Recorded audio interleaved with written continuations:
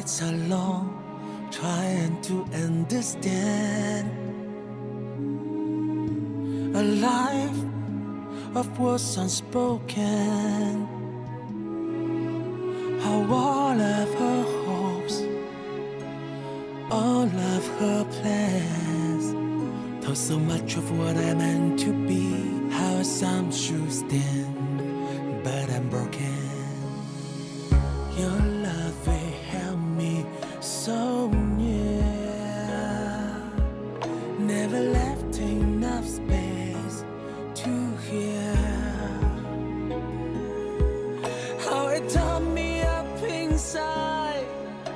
I've never been prepared to take the key to your kingdom's gate. The dreams wanted that I never shared.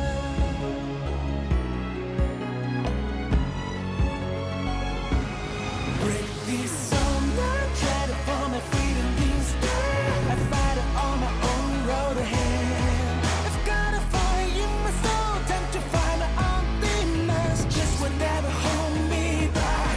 Break this road, I face the world with all that I have. Live forever, held within my hand. NARAKA calls to me with no turns back. The end of your king is back.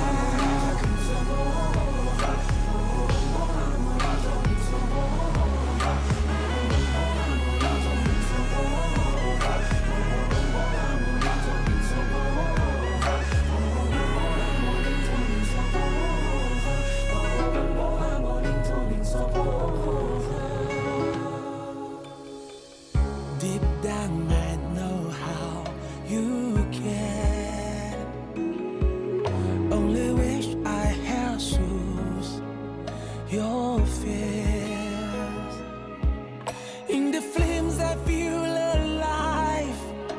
The burden in my hands are climbing up to the heavens gates. Defy the fates to show you who I am.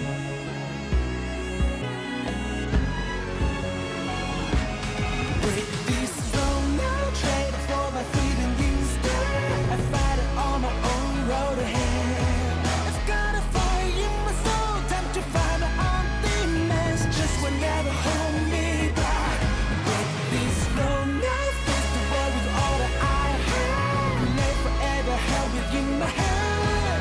NARAKA calls to me with no turns back. The I know your king is back.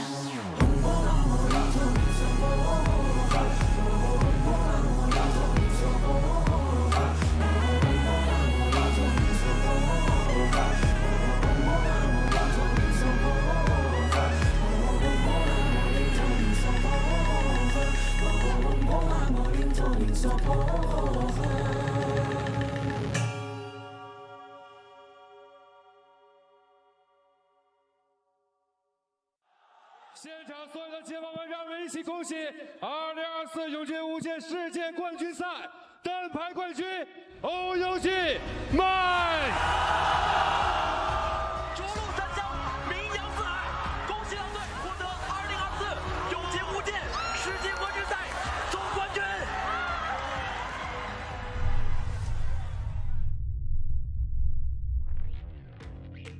麦克作为2届洁杯冠军，他对泳洁意义毋庸置疑。我们也因此为他设计了可升级冠军武器，以此来匹配他的冠军形象。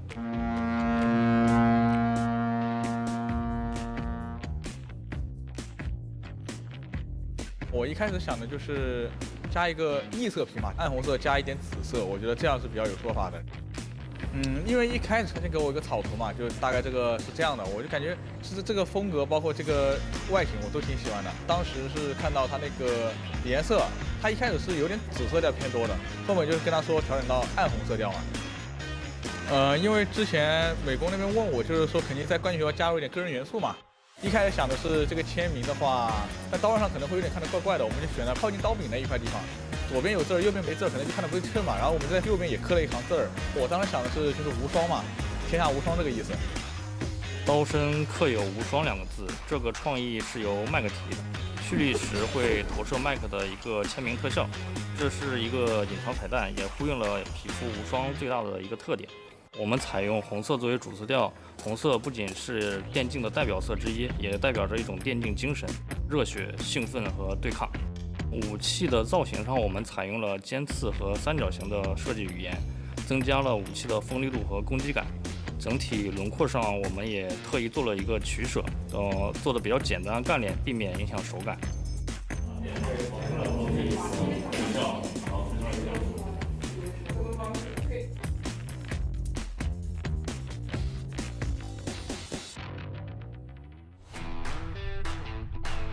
冠军时装呢是以奇遇作为关键词，这也是源于狼队的3位传奇选手的相遇，并且拿下了2024年永劫无间最高赛事的冠军。每个角色时装都有自己的特点，比如殷红叶的红皇后会随着裙子的长短的变化，有玫瑰花瓣缓缓飘落。玉玲珑干练的裙子上面呢会有小兔子转圈奔跑的动态特效。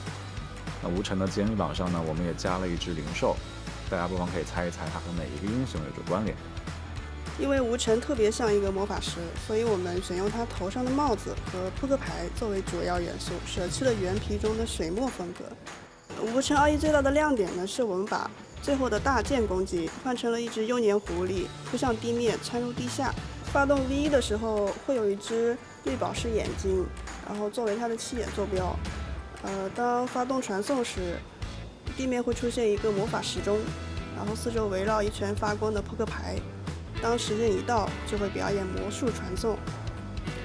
发动 V2 的时候呢，吴晨会手拿魔术帽丢向地方，空中会出现许多帽子传送口，飞下扑克卡牌攻击敌人，最后以狐狸扑地做大收尾。因为我们想要给玩家展示更优雅、更华丽的大招特效，呈现不一样的吴晨。选手和热爱永劫的玩家们审美本质上是一致的，都追求华丽和美感，但选手们呢会更追求极致的手感，因此我们设计华丽版和干练版的2个双版本，让玩家可以自由选择。手感和好看，我全都要。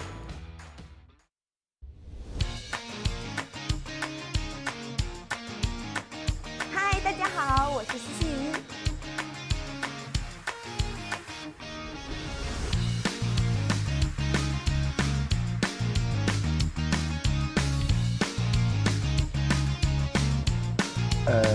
动作比较可爱吧，因为想到是个女角色的英雄嘛，就想给她弄得可爱一点，很尬，是不是？很尬。我那动作就有点像我之前那一年跟胡桃的，胡桃是女角色嘛，然后她是那个晚礼服谢幕的嘛，然后就给她做了一个男角色的，就是对照的嘛。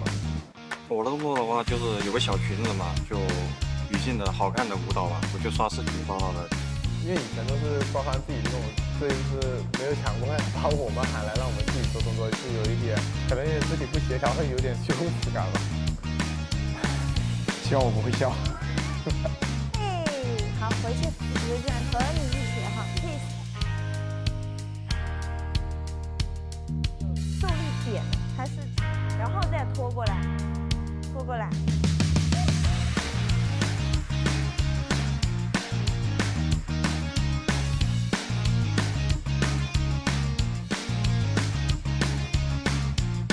首先呢，非常荣幸参加这次动捕，但是紧接而来的是非常大的压力，就是要带着3位选手来参加一场他们从未体验过的捕捉的流程和一些动作的教学。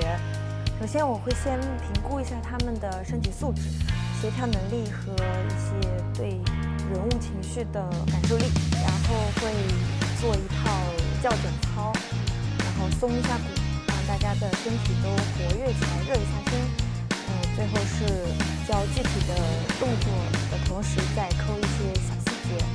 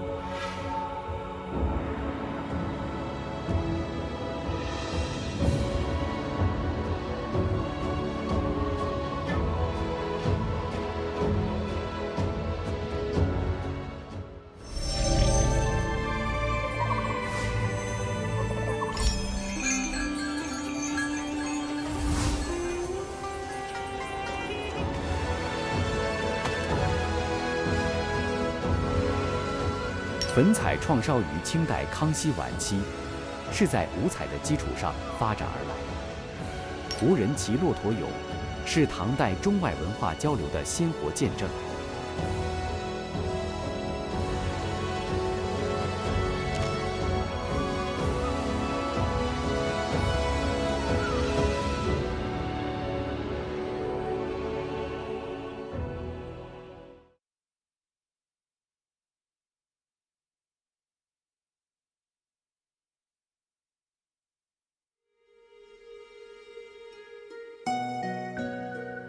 一声响彻云天，一腔诉千言。要我日行，有人牵。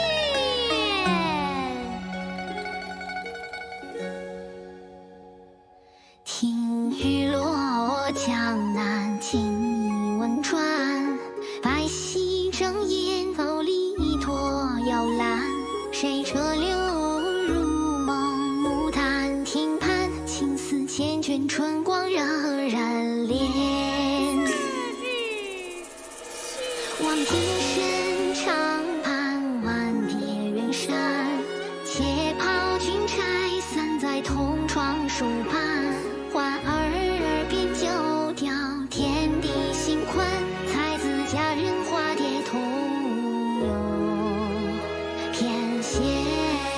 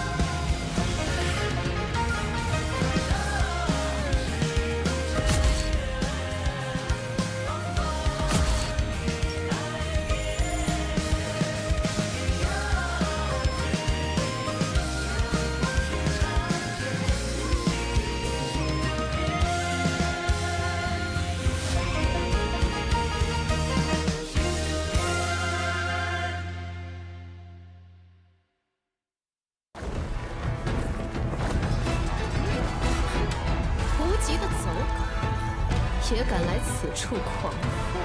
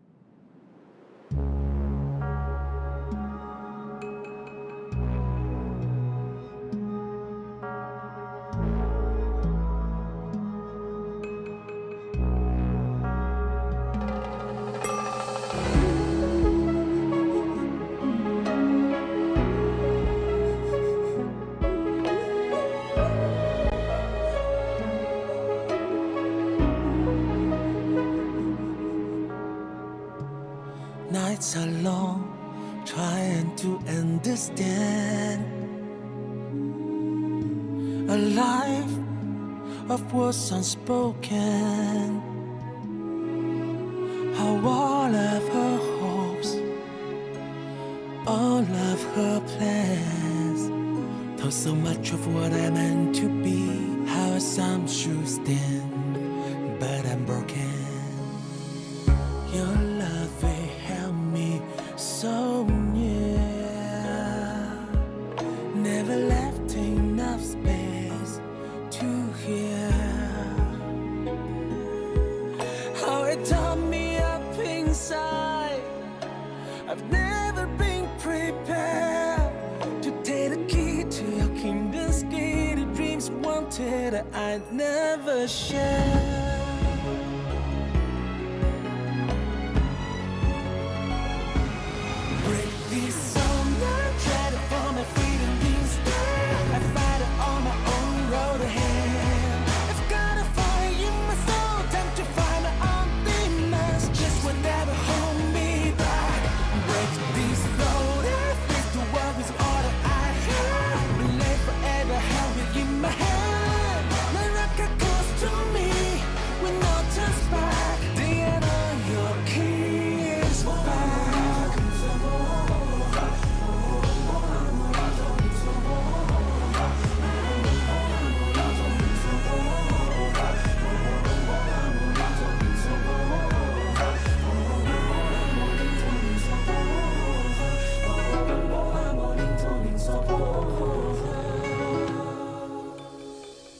Deep down I know how you care.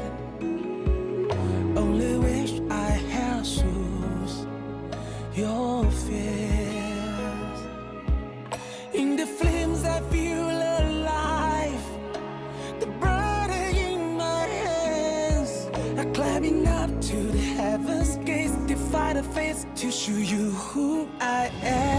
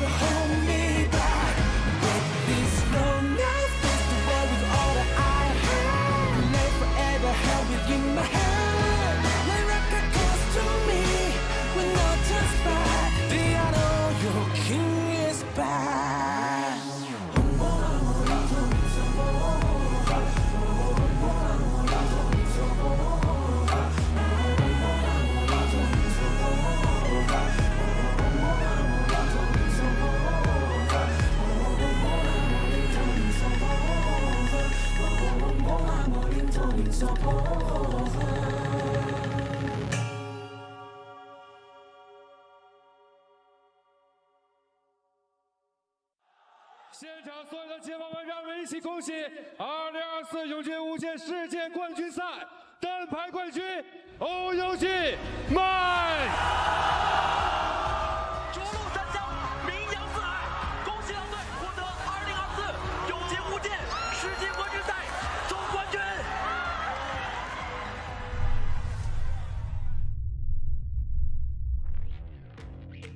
麦克作为2届杰杯冠军，他对永杰意义毋庸置疑。我们也因此为他设计了可升级冠军武器，以此来匹配他的冠军形象。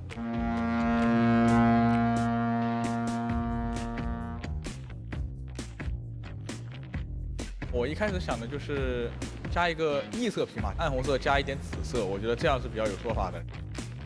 因为一开始呈现给我一个草图嘛，就大概这个是这样的，我就感觉是这个风格，包括这个外形，我都挺喜欢的。当时是看到它那个颜色，它一开始是有点紫色调偏多的，后面就是跟他说调整到暗红色调嘛。因为之前美工那边问我，就是说肯定在冠军要加入一点个人元素嘛。一开始想的是这个签名的话，在刀上可能会有点看得怪怪的，我们就选了靠近刀柄那一块地方。左边有字儿，右边没字儿，可能就看得不对称嘛。然后我们就在右边也刻了一行字儿。我当时想的是就是无双嘛，天下无双这个意思。刀身刻有无双2个字，这个创意是由麦克提的，蓄力时会投射麦克的一个签名特效，这是一个隐藏彩蛋，也呼应了皮肤无双最大的一个特点。我们采用红色作为主色调，红色不仅是电竞的代表色之一，也代表着一种电竞精神、热血、兴奋和对抗。武器的造型上，我们采用了尖刺和三角形的设计语言，增加了武器的锋利度和攻击感。整体轮廓上，我们也特意做了一个取舍，做的比较简单干练，避免影响手感。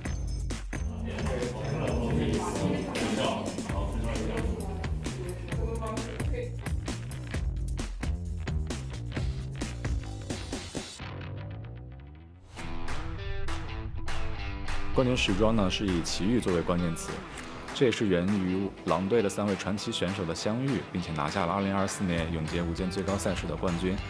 每个角色时装都有自己的特点，比如殷红叶的红皇后会随着裙子的长短的变化，有玫瑰花瓣或很飘落。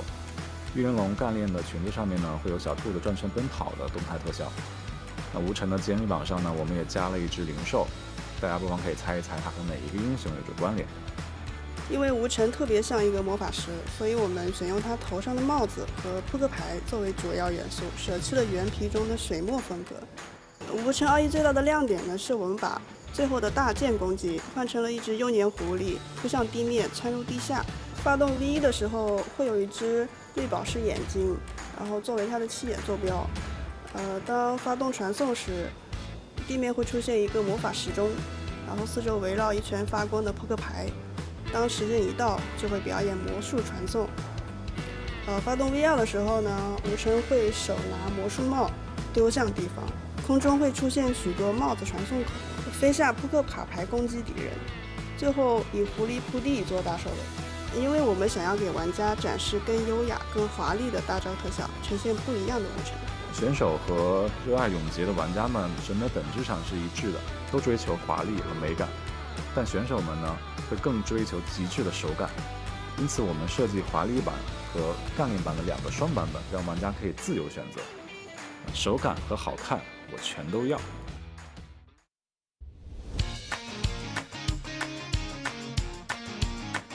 嗨，大家好，我是西西鱼。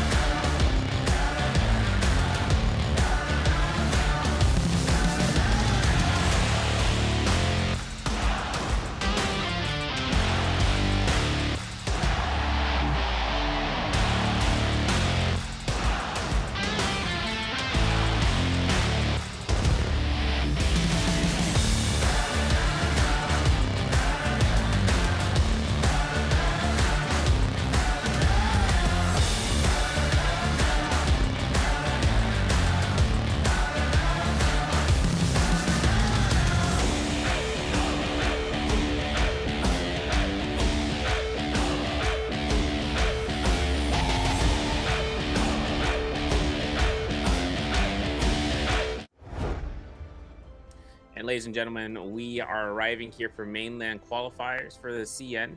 This is going to be with NARAKA BLADEPOINT's league. This is for Jacob. My name is Severio alongside with Nyarko.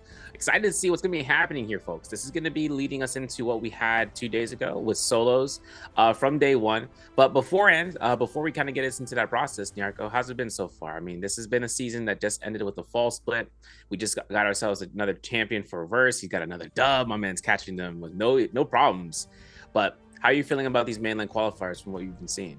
Well, so far, what we've been seeing, I think, is a lot of the momentum that has come from that fall split is really being transferred over into these qualifiers. It isn't like we've had a lot of downtime, only about a week between that last season concluding with Verse taking that dub and us now moving on into this. So, Verse, of course, getting that win at the very end of the season, as you talked about, SV is definitely something that's going to kind of lay out this landscape going into J-Cup as well. But, you know, the competitors, those other players who are also really beginning to stick towards the top of that leaderboard are the ones that you're also going to be expecting to see really shine and really demonstrate their stuff here today. Spider, T225, both of these players have already made a mark. I think it might actually be T225 there in second place. Spider currently taking that first place standing within the first 6 games of competition. Beyond that, we have Verano, Wufang, Edward, Exen, all these players incredibly strong showers coming through and really trying to make a mark. Yeah, no, and it's kind of a big surprise, and this is kind of a scary moment for a lot of players. I think one thing that we have to keep in mind about, right, to see is Mike's standpoint. His last 2 games, games 5 and 6, really left a dent in leaderboards, putting him in the bottom 6, in 7th place. Now, keep in mind, he was in 4th place after game 4 with 16 points. Then he only let out here for 0.5 points in game 5, and then no points at a Siren game in game 6. And this is kind of a big upset for me. I was like, whoa. A world without Mike at the Worlds is something in the past 2 years you never would say the following year. Like, nah, he's making it. He's guaranteed. He's won anyhow. Exton, on the other hand, for SS1, he is taking that placeholder spot, right? He is the gatekeeper. He is at 19 points. 19.1 for Edward, so not too far, but 21 for Wufang, 30.9 for Arano. That's the jump, right? Arano had such a great first day to kind of get play out, him, TT25, and Spider, that it is without question that these players are going to be ending up going through, unless they have a denominator of a day, something that puts them at the very bottom.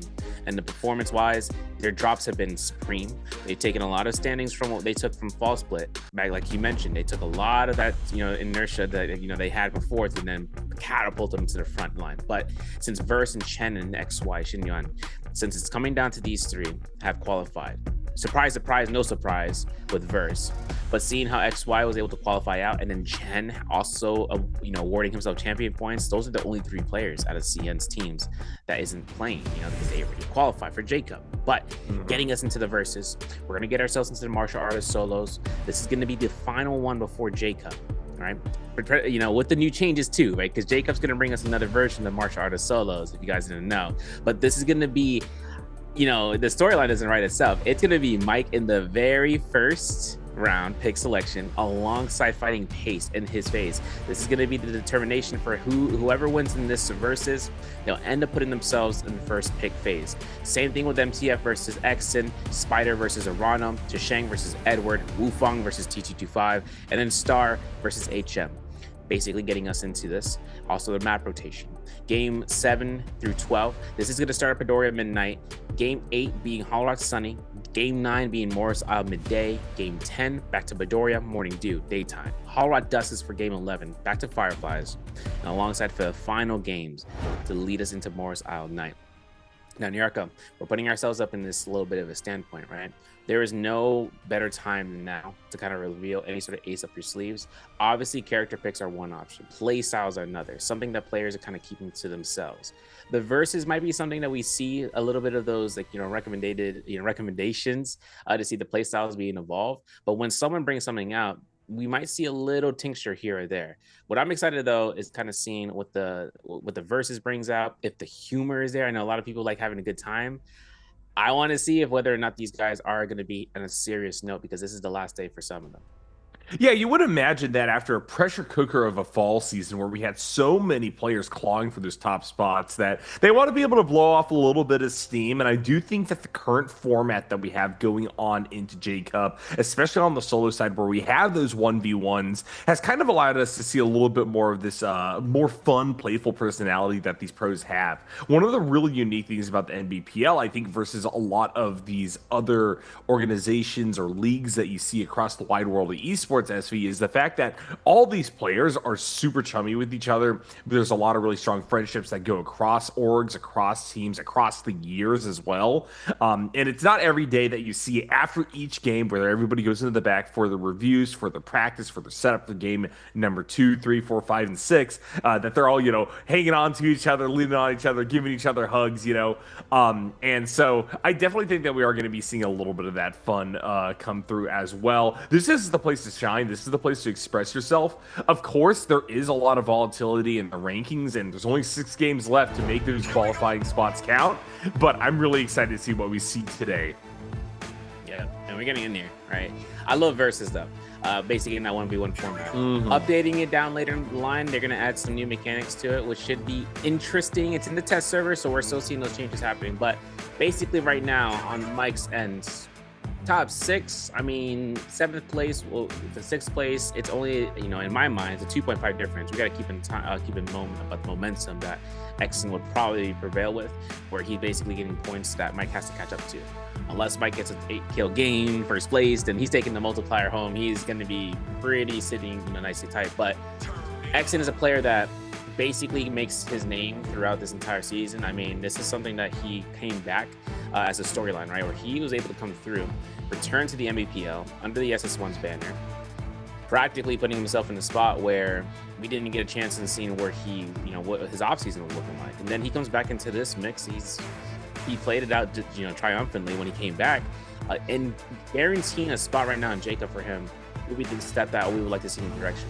Edward, on the other hand, he's had himself here a lot of struggles in this past year. I mean, looking at how he's kind of performing compared to the previous years, his struggle comes to the end if he can guarantee himself in the top 3 or top 4 in the rankings.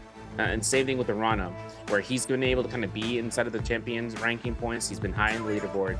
It's just a tough output right now for other players, such as with HM. Now, JL's member is here for solos. You know, he's been here for a year or 2. He's been able to kind of showcase out some tricks here or there, but definitely not to the marks of what we've seen from one of these new players, like how we've seen XY and just recently seen GG10. Yeah, for me right now, I don't think that anybody's scoreline is truly safe. Yes, we do have that big split up with Arano, T225, and Spider at the top of the standings, getting themselves propelled pretty darn high up in terms of the rankings, to the point where I would say that as long as Arano doesn't completely fall off the bottom of the earth, there's a good chance that he will be kind of rounding out the 3 that are already confirmed for those slots. So that's going to leave 3 left over, though. And Wufong, Edward, Exon, well, they all did quite well on that day number 1. Look at the people below them. Yeah, we're talking that about Mike having an off day, but Mike having an off day is something that he often bounces back from, SV. He is going to be on a tear today. I think that he is going to be on a mission to ensure that his name is enshrined as one of the qualified members here for the J-Cup. And so keep an eye out for how he plays and how the rest of the pack also feels that draw towards this tournament. You know, I'm thinking about this coming from the perspective, right? Because like you said, bouncing back, Mike is the best to ever do that. Like, put him on his name, put it on his plaque. He's on Hollywood Hall of Fame, right? It's coming down to where Mike has it in his system. It's just whether or not he bottlenecks, you know, performance, right? He's going to get a lot of characters here to be available for him early on. Basically, if he wins his fight against Paste, boom, he's first phase, which means he has an opportunity if he goes for Syra. Because the Syra game wasn't that hot when he had it in back in Morris Isle Night, but it's going to be the first round, first phase. He can decide it, right? Basically, if he gets in the first phase selection, then he can choose a route. If he chooses it in second selection, better. He can use Lonnie sometime if he needs to. We are going to start this off here. Now back to the scramble, or on the cardboard box. We are breakdancing here. Call it 1979, because it's going to be coming down to Mike. 1, 2, 3 pieces coming out. Maybe a little spotlight for Pace to kind of get out of this position, but he already uses combo breaker. He's already invested it. Kick turn going to be coming out, and a parry like that from Mike probably deletes out Pace. Yeah, and this is just the first round, but you can already see what I'm talking about here. Mike has not faded at all. He's strolling that day number 1, but he is on a warpath right now. Didn't even have to drop all of his armor. Will pick up that first fight versus Paste. And now we're going to shift on over. Moving towards Akos. We're going to see if Pace can try to bring this one back. It'll be a difficult situation to be in, though. Pace trying to push forward. Immediately has to use ability.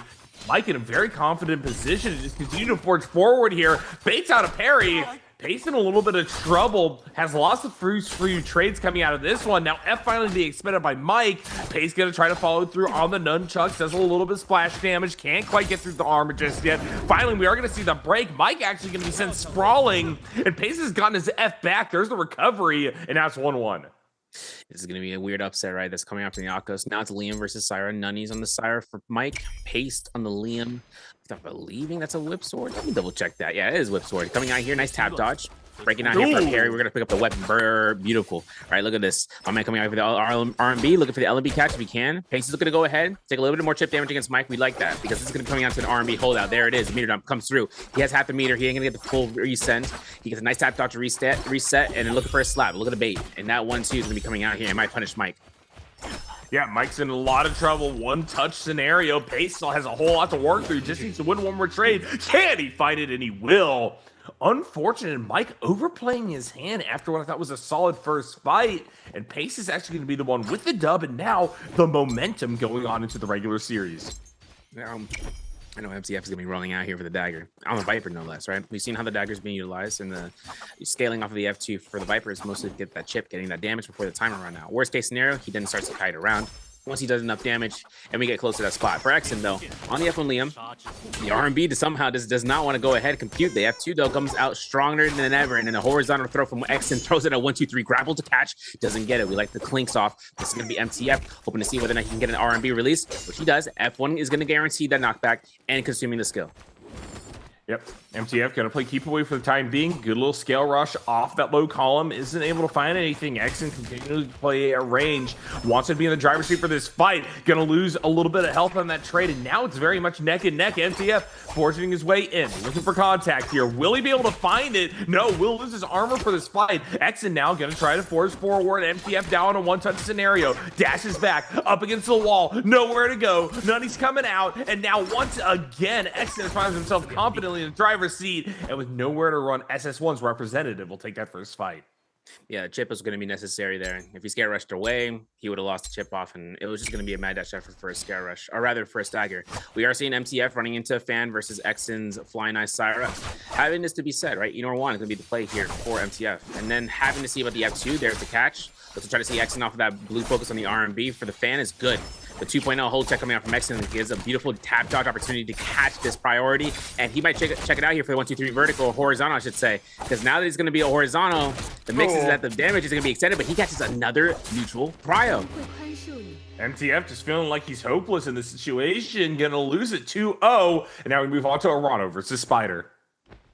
You know, I'm curious, man. I'm looking at Spider right now. Flying Eyes Liam, the most dangerous combination in the game. And then Arano coming out here. He's got Wu Chen, but he's got the whip sword. Right? And he's got F2 as well.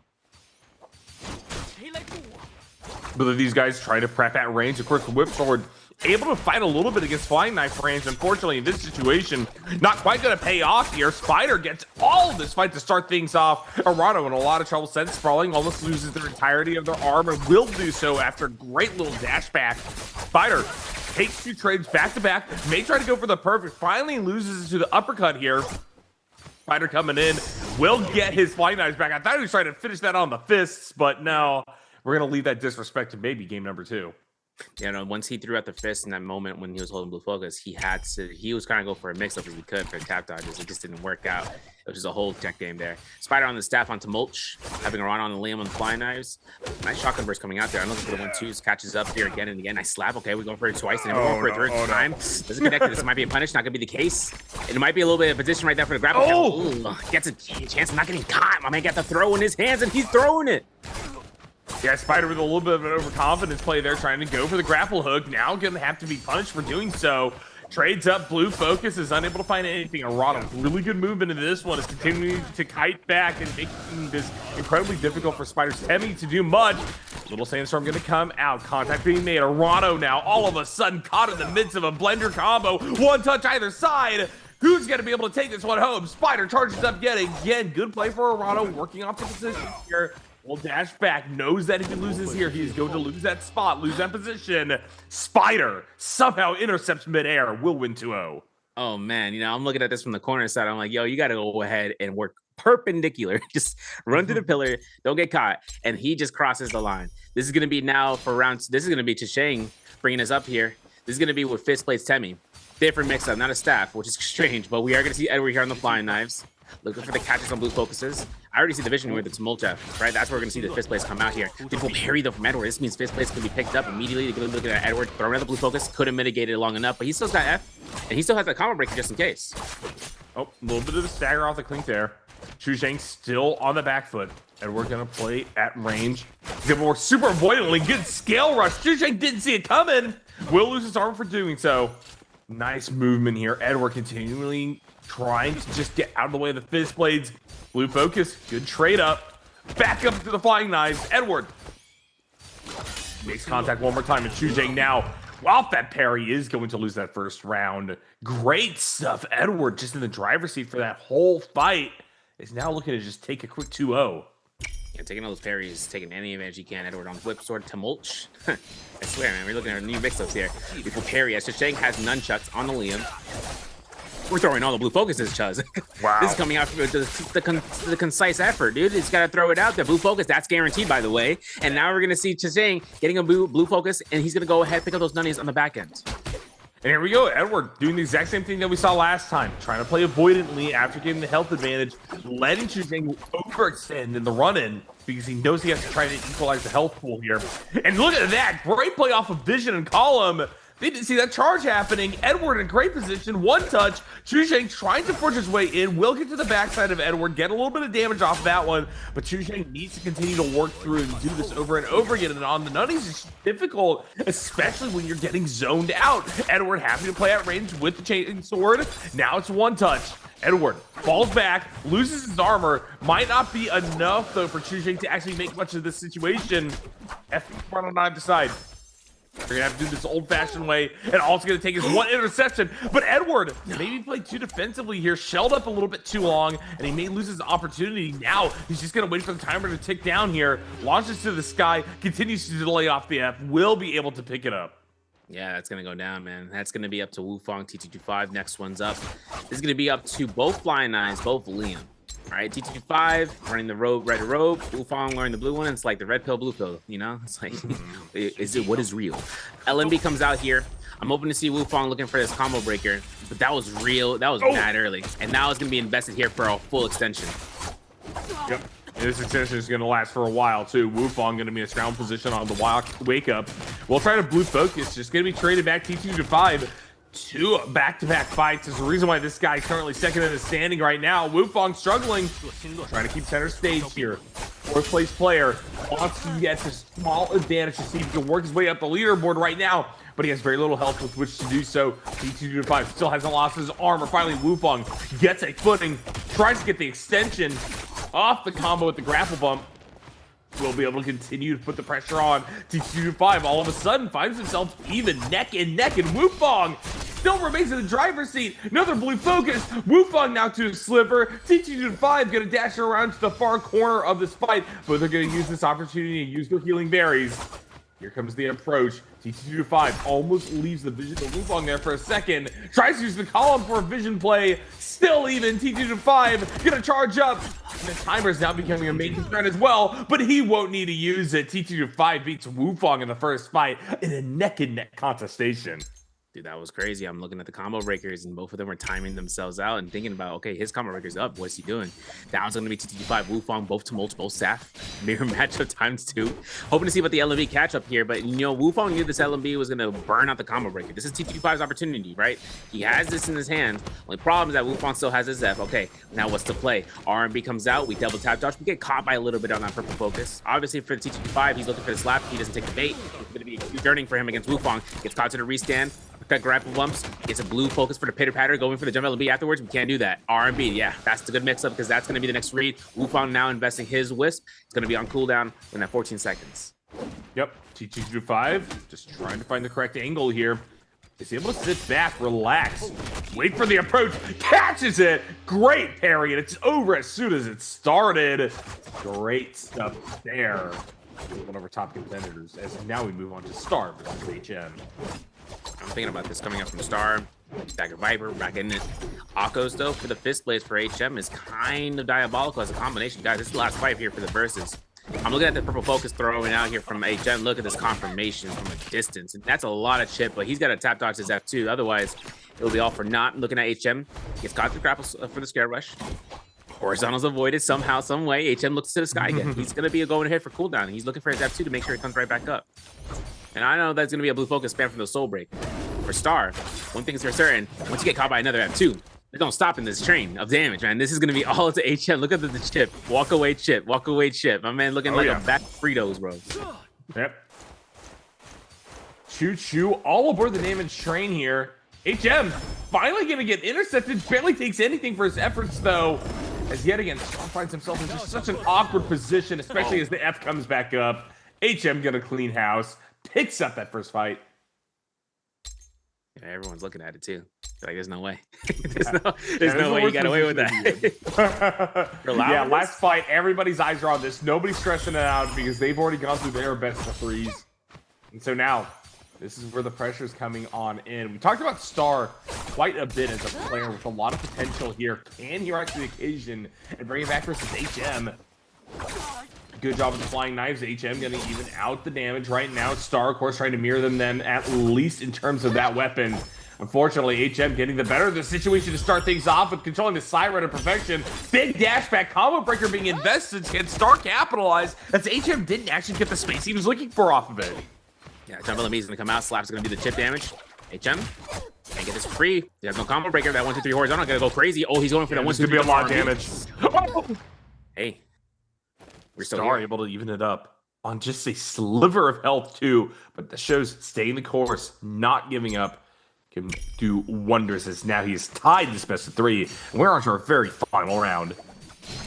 Peter Pattern Cummings out here, man. Nunchucks on the Liam. Ooh, Star on a good delay as a staff wielding tumult. My man looking at this with ambition. R&B, we hold those. That's gonna be good. This is actually starting to come up here. Hoping to see about the horizontal. We're not gonna sweat it. Not for now, right? Holding out the horizontal again. I'm looking to try to space up. Forces himself to get parried again. That's full confirmation. HM loses his armor early. Star in the driver's seat. Emmy, good usage of the F there. Trying to zone. Unfortunately, HM seems to have that number of that fight. Will be able to reconnect, goes in, and now does a combo breaker. Star finds himself in the exact same situation. He's able to put HM in that second round. Now trying to play at range. He does have that staff dash. Will use it to try to get back into the fray of the fight. HM wins another trade, and now Star's one touch. F1 comes up to this guy, though. Grunts are heavy. We're looking for the RBs, right? Look at the chip damage. All we need is that. Gold focus if we could get it. He's looking for the blue focuses as well.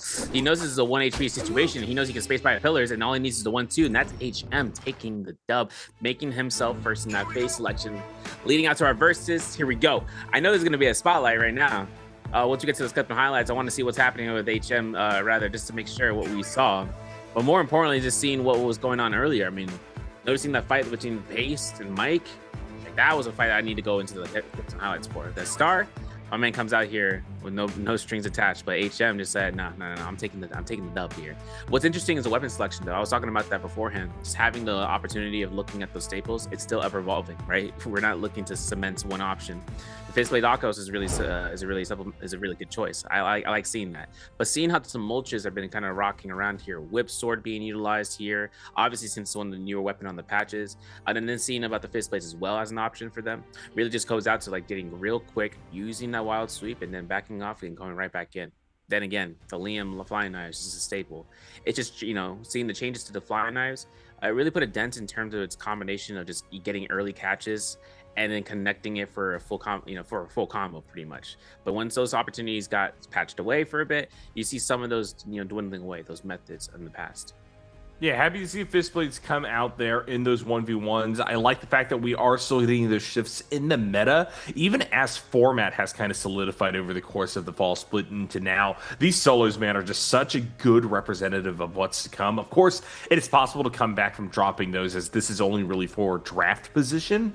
But at the same time, the fact that we get to see the tendency of these players and how they interface with one another in these very flat scenarios where we don't have to worry about getting third party leads to some really, really great innovation. And there we go, that first fight won by Mike. Unfortunately, he was unable to take the actual best of 3. Now, let's see what happens. Pace in the driver's seat here in this third duel. Mike Syra tried to make it happen. Escapes back, blue focus, but Pace just has so much damage. And he's like, what? Yeah, I won. Yeah, he was understanding. I'm like, what are you doing there, dog? I mean, this is something else that came through here later on. We'll have to see if that shows up in the highlights. But for Exon against MTF, this kind of catches, you can't get them. You know, this is blind nice. And once you get a catch in the R&B, he invested his F2 pretty early on, right? Something that he would really guarantee it off of for a stagger and then doing something else with it. This is what the detrimental forces that Blind Nice was able to provide, still is. Then going into a very niche opportunity here with a stab to mulch, just being able to connect these type of catches here. I know when Rhino was taking this pillar thing, it was going to be a salvation, and there was a slap opportunities too. Remember that from earlier, leading us into this final moment where the catch out that was there for Spider. Edward though takes this fight against the Chuz, and this kind of comes out to a timeout. It was only a matter of time between catching his opponent and his opponent catching him. And I know Edward is like, just go ahead, just keep his F available and time him out completely. Love to see that. I love the fact that, you know, you got the coaches right there. You got everybody laughing, having a good time, showing their stuff, showing their fighting style as well. Here we go, T2-5 mirroring Flying Knife Liam. We'll be able to pick up that first duel. Star gonna get slapped here. This is the final best of 3 that we saw on the day. Great bobble. Star trying to clutch this out, will be able to do so. Unfortunately, couldn't take the actual series as it is 2-1 in favor of HM. Yeah, I'm looking at that, man. My man was hugging him. He was like, you can't get away with that. You can't get away with that. I just got away with it. I've been waiting a long time for this. I know there's going to be kind of the situation for those first picks. I mean, there's a rundown of the pick bands, but basically giving out Pace the first choice in his selection, X and his, Spider, Edward, T2-5, and HM, right? They're going to be respectively first in their choices. The latter end is going to be the losers, right? Which goes into second choices. Obviously, we were talking about how that kind of comes out here. Seeing about the new system when it comes down to plays, we're going to have to see how that ends up going for the martial artist solos, because that thing looking kind of spooky. You know, it's going to get a lot more dangerous. Timeouts aren't going to be an option anymore, practically. But one thing that's coming down here, we got ourselves into the game 1, right? So we're going to start off here with Midoriya Morning for Fireflies. This is going to be with Midnight, basically getting all the off drops. I was kind of studying between the drop step players are doing, whether they were kind of following a process of you know, what they've done in the past versus choosing something anew. Basically, like, for instance, Imperial Camp. Spot in Midoriya, where we would see Mike and Spider usually take the drops. But I noticed yesterday when it came down to it, rather day 1 for mainland qualifiers for solos, when Spider didn't decide to drop there, he decided to drop in the Sword Tomb. A relatively, you know, not too far away, but northern by a bit. And for Mike to be only at Imperial Camp, that following round in the morning dew, right, in round 4 for Midoriya, he ended up putting himself out here to the bottom end of Sunrise Altar, completely diverting his tracks. Kind of putting himself in. Remember, this is round 4. He didn't do so hot in the last 2 following rounds, which kind of led him to like spots that was really closing in towards other players. That's the kind of aggression that we have to see. If Mike takes this in the early end, he is in the first phase of this first game, having to kind of work off those picks. But then if that changes because he decides not to, you know, dish away his old tactics, it might be just so that way he can be, you know, playing to his norms, right? So he doesn't have to play so outlandish, but sometimes that kind of changes it up, especially at this risk factor. Yeah, absolutely. I do think that here, what we're going to be seeing in solos a lot of the time is a solid amount of value to be coming from just any of these incremental ways by which to cut against the value accrual in the mid game, where if you're able to stop somebody's pathing, if you're able to disrupt somebody's ability to actually approach the map as they desire, that is going to do a whole lot for, come late game, you having a material advantage. And so I think that we are going to see a little bit of that interaction, a little bit of that harassing actually be a strategy that is put in place by a lot of these guys. And especially given the fact that so many of these players kind of have their routes, their drop spots that they prefer, being able to target pushback against those things and really make the most out of these sticky situations is something that I think will really benefit players who go into this qualifier series and these final 6 games of it with a really strategic mindset. Here we go, looking at the person at the top of the leaderboard right now, playing it out. We have a Spider already at number 1 or number 2 in almost every single set that we see. My man got the Wooding. He's on standby. I'm telling you. Basically putting Spider here at the top though, 41 points. It is Matt. I'll be transparent. I'm mad surprised my man came out here this past season and still wasn't able to get the dubber against Burst, but hey, sometimes it happens. All right, he had a consistent, value this entirety of the last season. After winning out EWC, still trying to go ahead and make his mark, but not making it enough to qualify. So seeing him here at the top of the bracket, it's a nifty surprise. I know that it comes down to this, though, right, with Spider. His performance in the past 2 years has been something that Mike has been overshadowing him for, right? Because it's all about what happens at the Grand Finals, right? To see where the best of the best compete at the final level, at the final stage. But to get there, you're gonna have to resolve that, right? This is gonna be coming towards other players, new players on the block that we saw from Wufang this last year. When he's able to kind of go to Jacob Finals, my man was in there, right? He was confident, he was ambitious, he put himself out to learn more things, and then during the offseason, taking more tracks and learning from here or there. We've been seeing a lot of these players when it comes into practice and taking 1v1 practice against their fellow peers, just to kind of practice against them, right? Maybe not in a full Immortal War scrim, for instance, to kind of get them to practice against one another because of the time and place. But it's more so just to kind of get into that 1v1 mentality, try to get themselves to strengthen that one sort of core method, which Wufang definitely took the time in learning this past couple of months, this past year. All right, game 7 out of 12, and here will be the draft order for it. Pace, of course, coming out in that winning duel, will be able to get that first pick slot. And then we'll go Mike, X1, MTF, Spider, Arano, Edward, Chuzheng, T225, Wufang, HM, and then start to round us out. Okay. I'm curious if we're going to get I wonder if we're going to get something to change up. I want to see a Kylan first pick. I don't know. But it's been pretty shaky.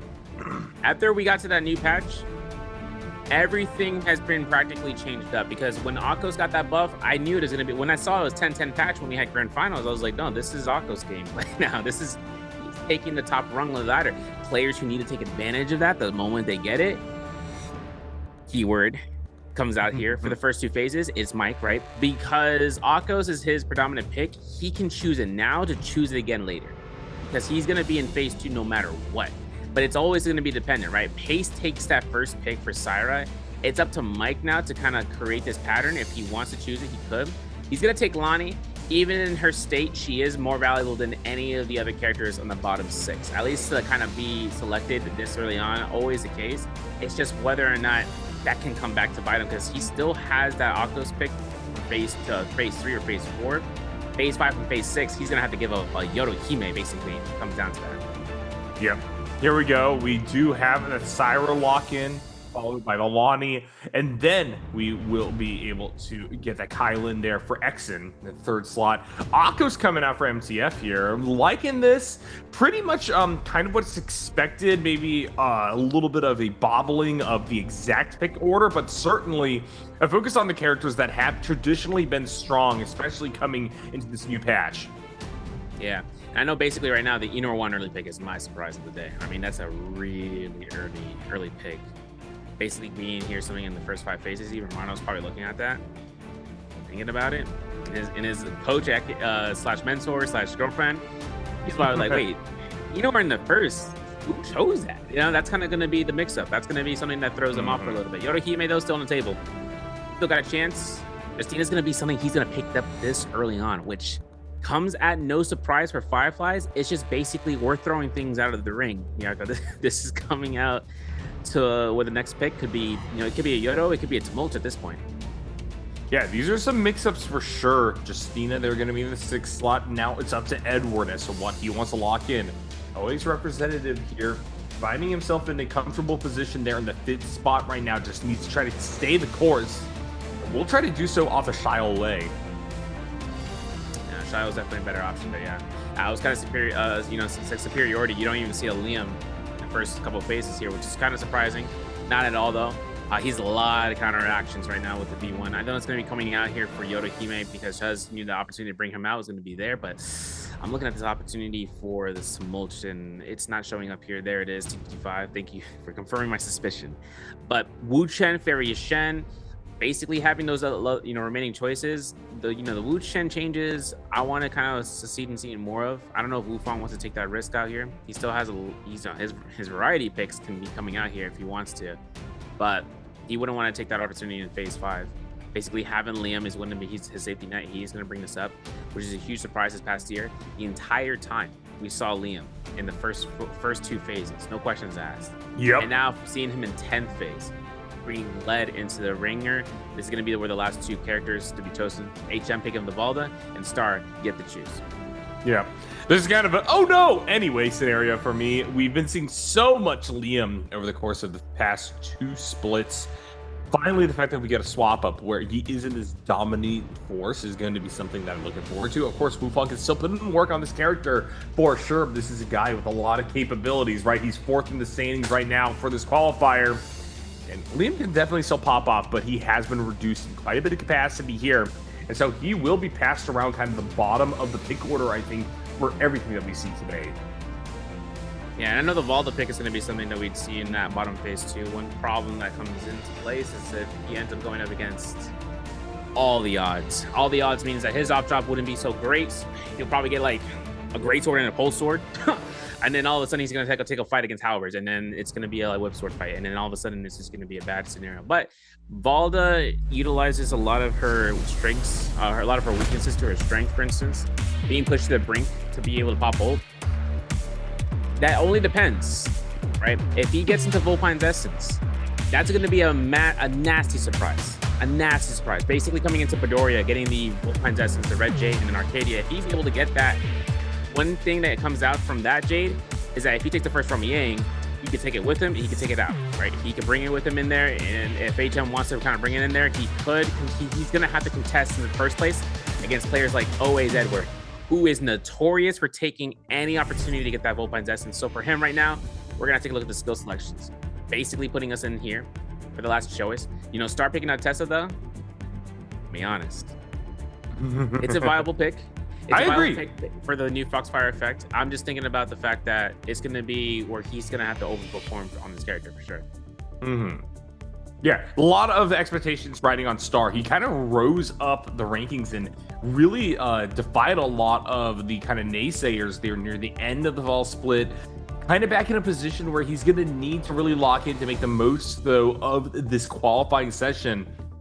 And we've talked a little bit about how this is, in a way, a pressure release valve for everything and all the expectations that came in from the fall split. People want to decompress, people want to grow, but simultaneously, for some of the players who are a little bit further down on the priority list, right, this is the time in which you want to see these guys put all that effort in to show that they're developing for the World Championships and beyond.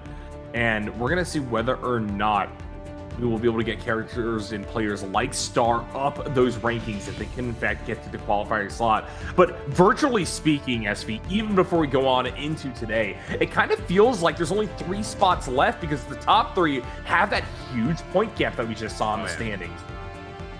Yeah, they definitely did. That's what I was talking about, and that gap is 10 points.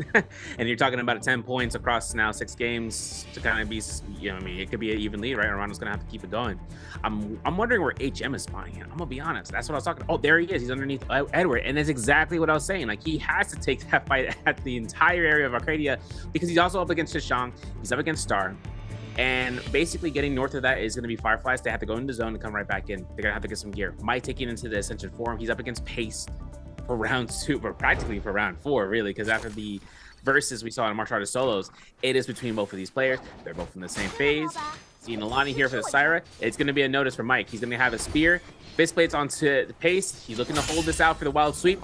And he gets Hey, we just saw this 1v1 to start us off on the day, and maybe that's a little bit in the way of nerves because Mike, unfortunately, massively overplayed that blue focus, will get parried, and now is sent on the run. We'll be able to get over to the halberds here. Does have Epic, but not that much armor to play with. He doesn't actually want to try to take what will be ultimately a pretty coin-flippy fight. Yeah, it is. And he's looking for supplies too. He's only got one common armor pattern. Looking at Mike having his katana on standby for a swap. I know I saw that blue armor too. I was noticing it in my peripheral. I was wondering about that. Now Pace has himself here to get a full blue armor, and there's double armor resets here. Mike's gonna pick up one of those. Doesn't get the confirmed tap dodge he's looking for. The combo breaker is still available. Mike still gets caught out here. Has to invest that time. Yeah, has to invest it. Isn't really anywhere near building up that ult charge either, and so he might have to do this old-fashioned way. Pace gonna trade right back. Mike gonna try to hop on top of the terracotta statue. In a lot of trouble. Good fallback. Trying to cross back towards the rest of the army. Pace gonna get caught out. A little bit of an overextension here, and all of a sudden, even with the combo breaker being invested, Mike will be able to turn it on a dime, and that'll be immense profit for the first part of this fight. Yeah, Pace actually moving forward. There was the death sentence. He ran right into that blue focus 1, 2, 3. Yeah. Arano finding an armor swap east side near to the sword tomb, right? This is where Spider was dropping in here. He's also towards getting a purple weapon, potentially. Arano on Justina on a purple spear. Best in slot right there. Arano puts himself in a beautiful chip damage opportunity. The horizontal gets thrown out here. Spider is not confident enough. He wasn't confident in the blue focus striking, and that gave Arano just enough frames to go ahead and initiate that R&B. That's a +1 on Arano on top of the gold earned. Still sticking back over here. Mike MTF on the vicinity. Akko's picked for MTF, by the way. Both of them having purple weapons, but Arcadia is still a place to contend for. Yep, Xu Zhang kind of getting stapled into this temple area, trying to get out. Edward as well, taking quite a bit of damage early, down onto only common armor, just hopes that he isn't going to get picked here. Looks like everybody's kind of handshake for the most part. As now we get X and T225 also in a fight of their own. Big grapple bump. T225 in a lot of trouble. Will try to just right the course here. Will actually be able to get significant damage back onto Exen, and all of a sudden finds himself in advantage. Exen, of course, has his ultimate available on this Kai Lin. This may not have the opportunity to use it, though, as really he needs to buy more space for himself before he can activate. And T225 is giving him absolutely zero breathing room. Look at the follow through. T225 gonna drop the F off this Temi. Here comes the Sandstorm. Exen able to armor swap. Will it be enough is not the question at hand here. Ultimate going to be activated back the other way, but Exen is just caught up in the blender. And with nowhere to go, he's gonna lose more health with the cannon shot. And is now at his one touch. Gets a last year, has 4 more in V1 state. As Exen burned the Shield Guard, he's going to be going ahead and finding another armor swap. Now, T225 was in his position, right? Thinking that he wouldn't invest his combo breaker for it, but he did. And then for Exen, it's only a matter of time, right? Having to worry about getting caught here. It's going to be losing his war. He's going to try to go for a heal temp. Throws at the 1.0 blue focus. Worried about the second one, looking for the 1-2s. No, T225 is getting a nice R&B release. Combo breaker's up. Exen's going to have to use it to knock him back. Doesn't get the chance there. The ledge was not high enough or low enough for him to knock T225. T225 +1 at Heaven's Watch. Gonna take the domain here for his fights. Our leaderboard has majority of the players here. 2 eliminations right now for Rana, just picking up the kill on Wufong as he engages against MTF. All right, here we go. MTF continues to drive forward. Here comes the Akko's ultimate. Arano wants to play at range. Dashes back in now as they do, in fact, have that hook shot. MTF gonna unfortunately spend a lot of time on this ult timer, just trying to heal himself back up and stay safe. Arano crosses back over to the other corner. And now, coming out of this Akko's ult, it's really going to be an interesting question as to who wants to initiate. Arano seems to want this fight, though.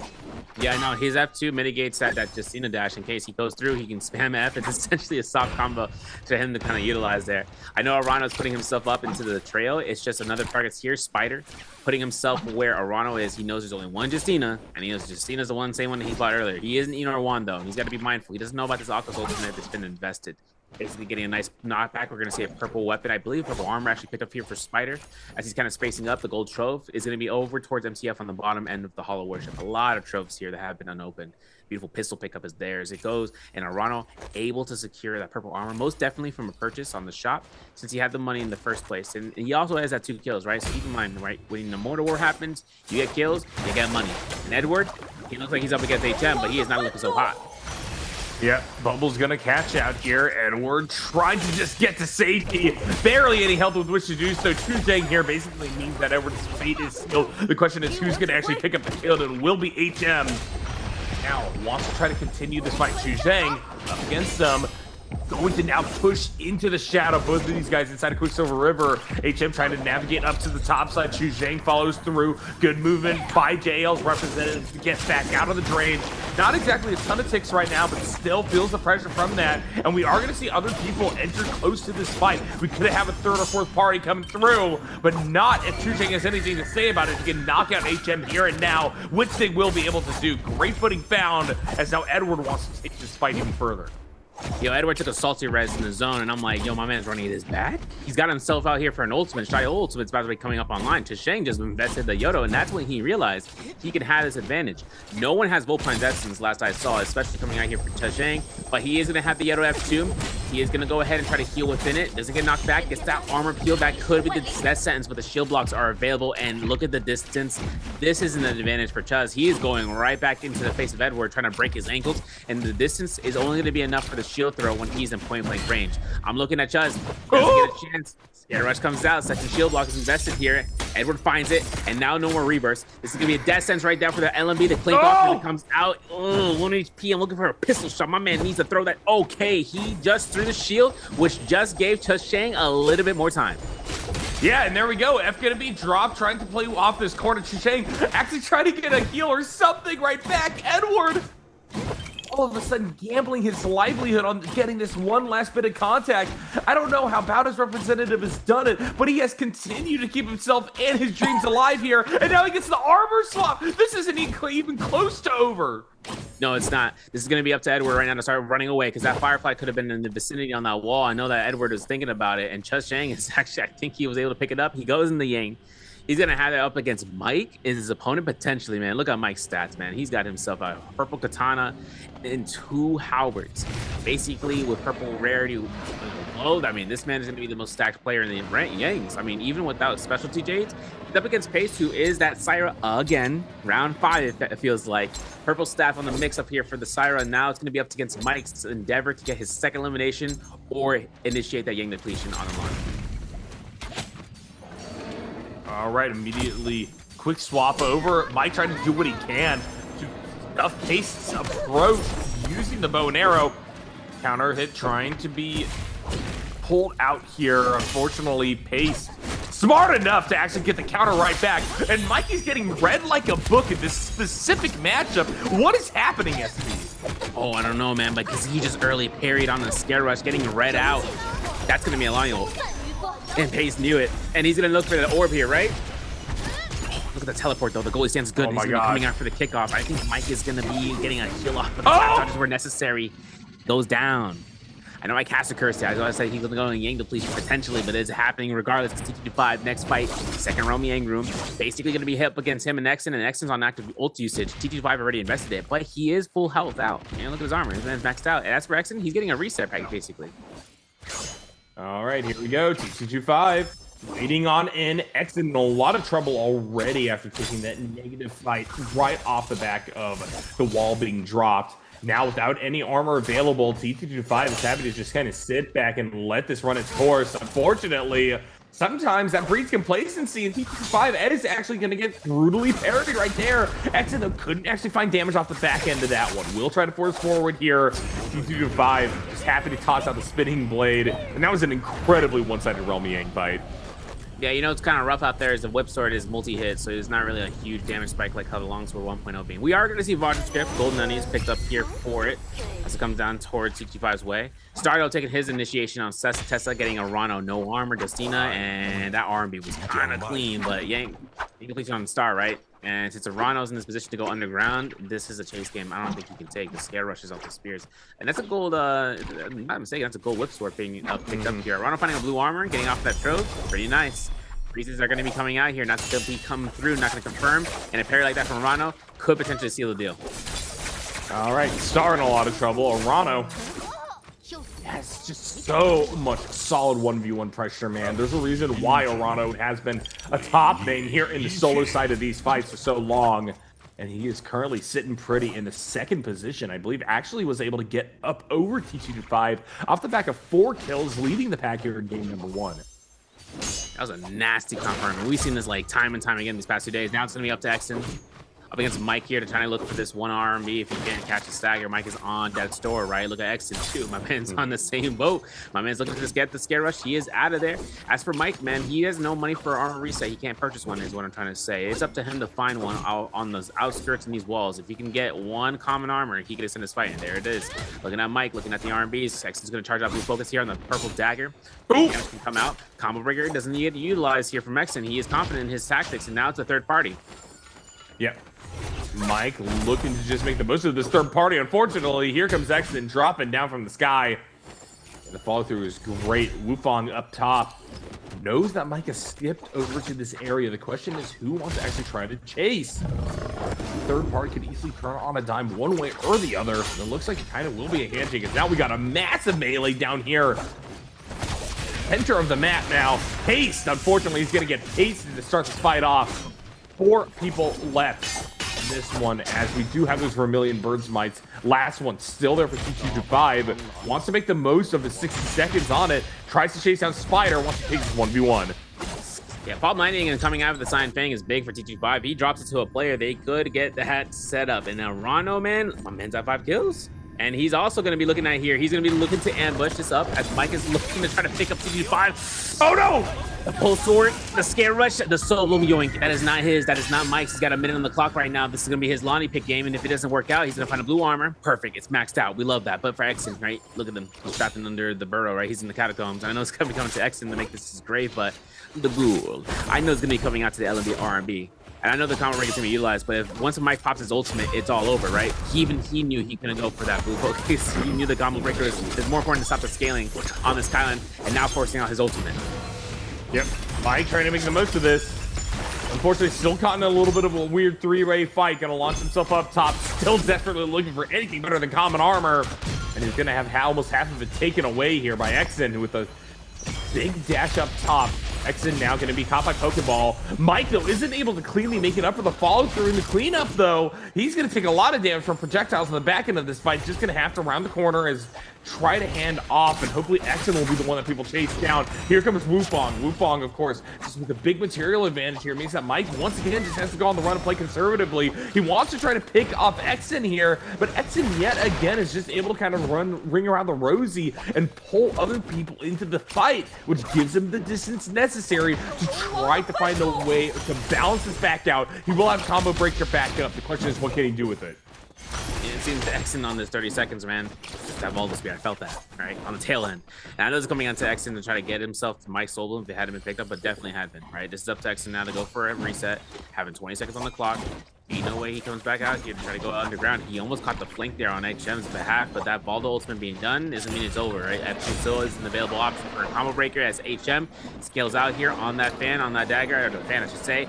As Exton's on the dagger, 5 seconds, don't give the elimination, walk away. Pace, fight against the Ramyang, and this is happening live, right? This is looking at Spider taking his aggression here with the Halberds, as we saw. 1-2, comes out for the 3s, and it's parried, and that's going to be that punish.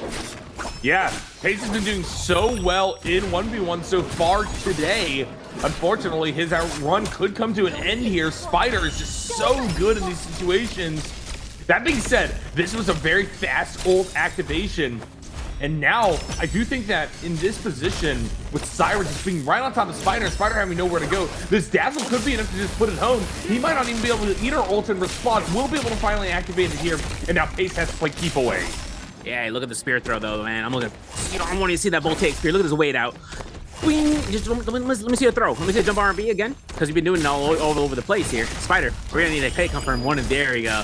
And that's gonna be the combo breaker. That means it's gonna be a guaranteed jump R&B. Doesn't even need to. I'm going to throw a spear as a BM tactic, man. I'm telling you, I'm stopped. Spider though gets his victory basically on the on a whim, going through with a heavy detach, and he earns a velocity untold as well.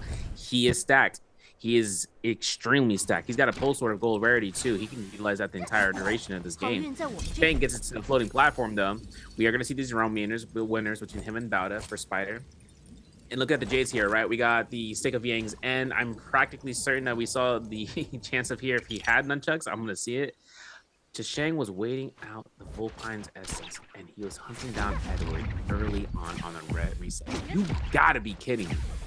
You have to absolutely be out of your mind to think that these are the times that players are going for Vulpine's essence. He gets a parry, he burns a combo breaker, and he eliminates Edward with ease. Insane set of fights here. 11 minutes, 40 seconds left on the clock right now. Arano in insane position right now, materially speaking. 5 kills on the clock. He's been at this rate for a while now, but it's just profiting so mightily. And I will say, SV, we were talking a little bit about the big gap that exists between the top 3 and everyone else. That's just widening this game. Lion's share of kills, outside of Chuzheng, all the way down there in the 8th position, is all top heavy. Spider, Arano, 5, basically doubling up everybody else in the lobby right now. Dude, yeah. You know, I was looking at 11 points, and I was thinking it was 11 kills for a millisecond. I was like, nah. Face is on the Yang depletion right now. He ain't got 11 kills. There ain't no way. Now, Arano, right?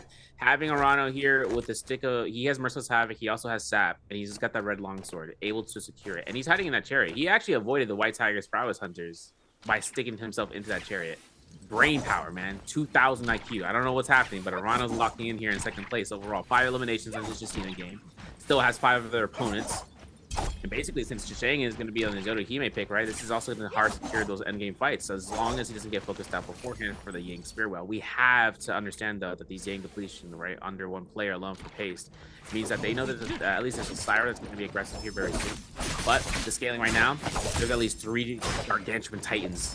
Spider being one of them, and he's going up against Wufang. F2 combo or skill is going to get invested. Probably going to scale out here, but Wufang wants to take this fight for sure.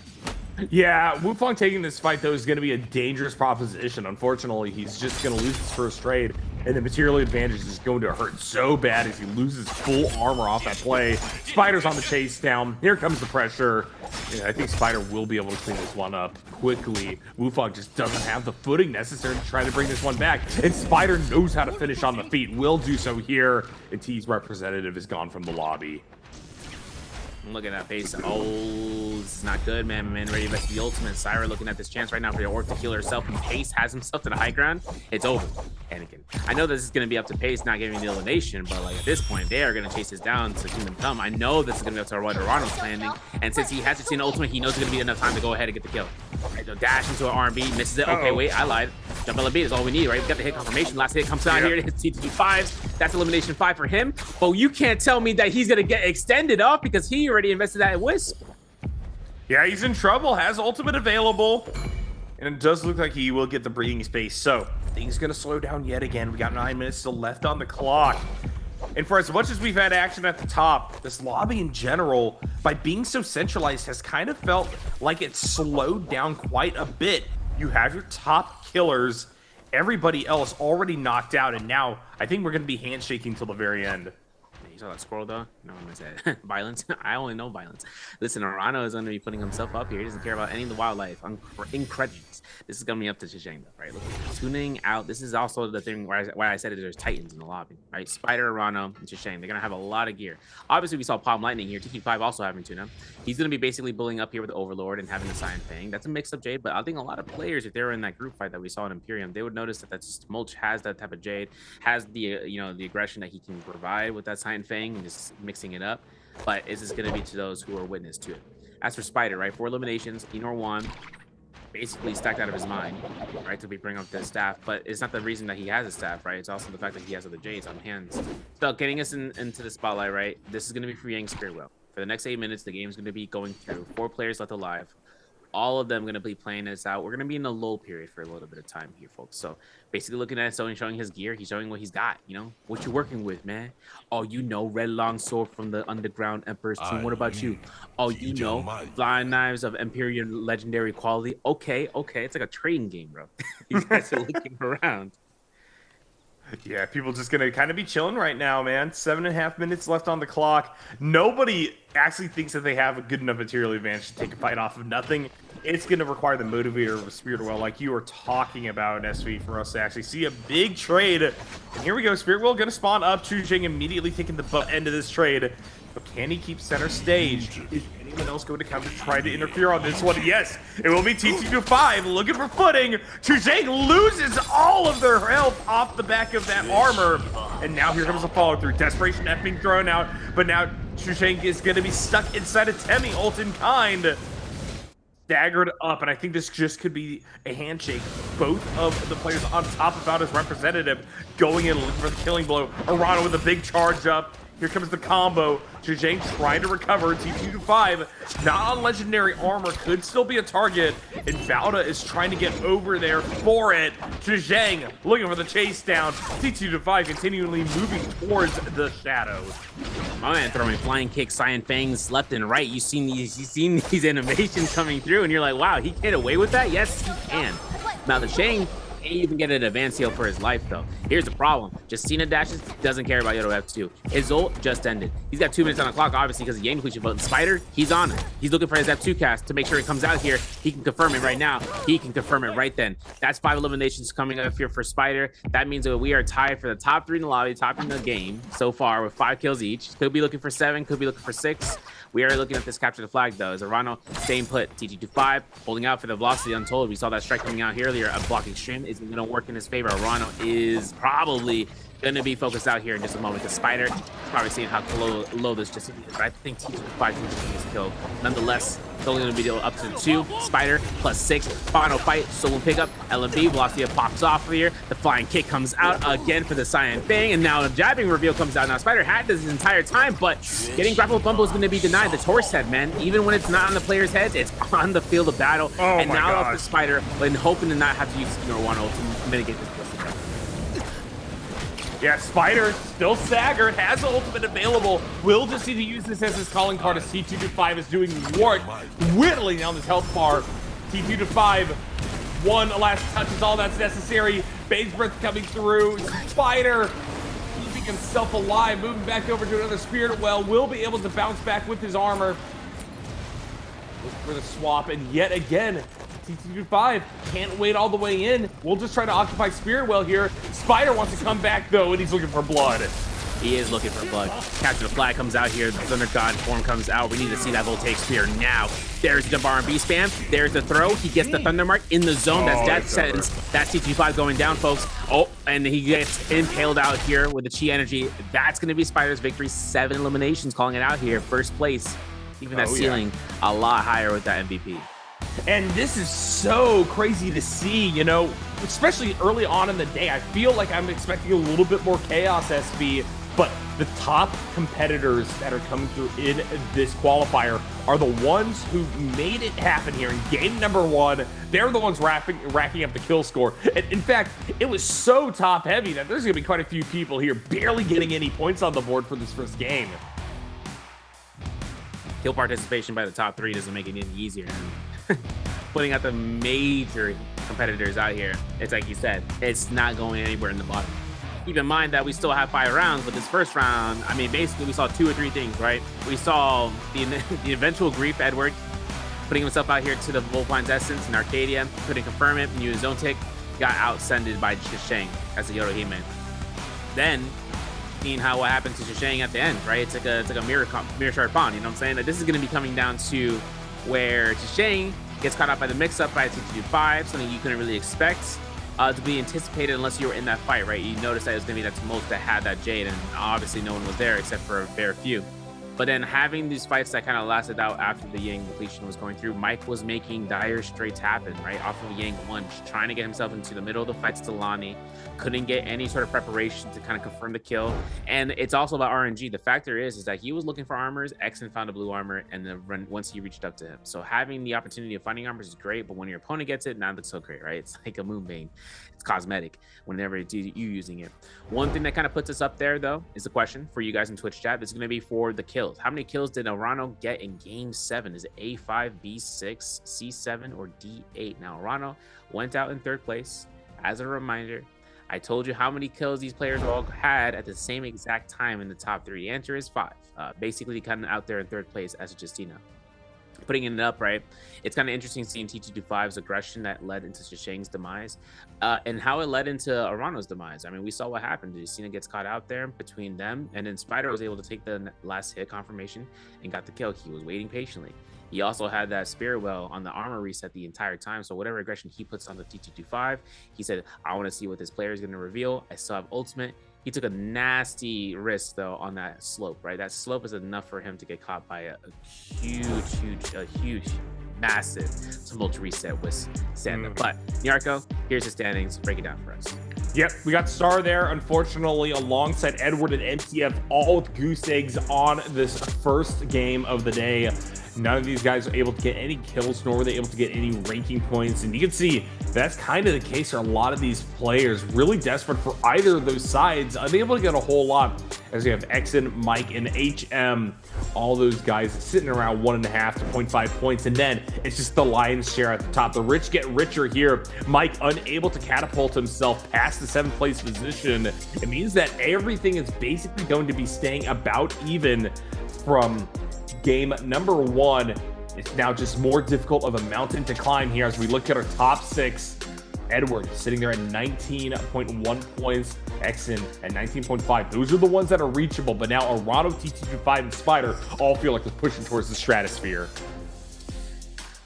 You guys in the atmosphere, bro. Not reignition, bro. They're not even re-entering. They're going to speed. They're at the Hubble telescope level. Because you got to peer into this, right? You understand that it comes down to those who are hard confirmed and those who are those that I still need to hard confirm, right? And that's Wufong, right? In that 4th place position at 23 points, but 37 points is the next upstanding lead. You're gonna have to hope they're, their mind, right? You're like your Brock looking down towards Spider-Man. But we have a chance right now. We're pulling up into these Clifton Highs brought to you by China Unicom. And this is that moment I saw from Spider when I was like, man, the confidence did not kick in there. But he was confident in this from Yang, especially coming up against Shishang. And Shishang wasn't, able to do anything here except go for a heal. Having Yoda Hime ultimate, though, would have been the send-off, right? This would have been something that he would set up. But looking at the confirmations here from Spider, was able to get a spear throw. And keep in mind on B2, he could teleport to it. Of course, he could reposition, or he could reposition to go ahead and re-throw the spear, thinking it's going to be mixed up. But Shishang was just getting caught into these elevated arm piece. All right. Yeah, Arano now just in a negative position for the fight, has to dig deep, finds himself a brilliant parry. And this is kind of where the struggles of Star come from, right?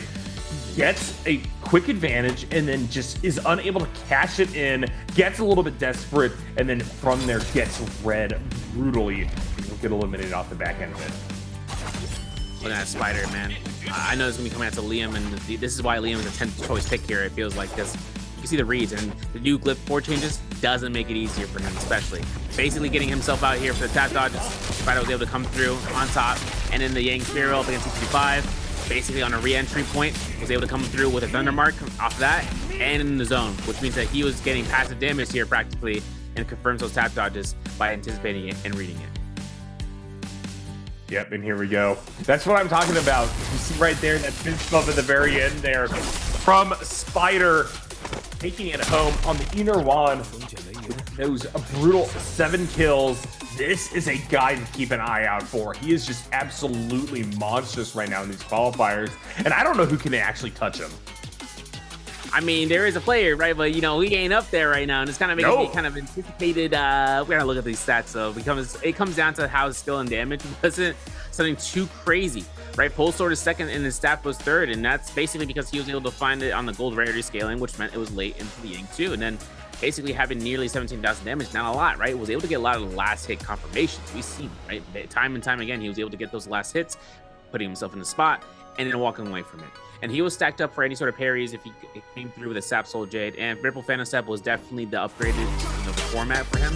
And then Advanced Seal was something that he took a long way. I think he actually had that from the first fight after he lost to Arano. Getting that stacked up for him was one way for him to keep that snowball effect, and then obviously putting him up on the board, still on the top, and bringing SR's name to the leaderboard. So getting us into round 2, we are no longer having Fireflies for a little bit of a while. We got 3 other rounds. No Fireflies, no aggression off rip.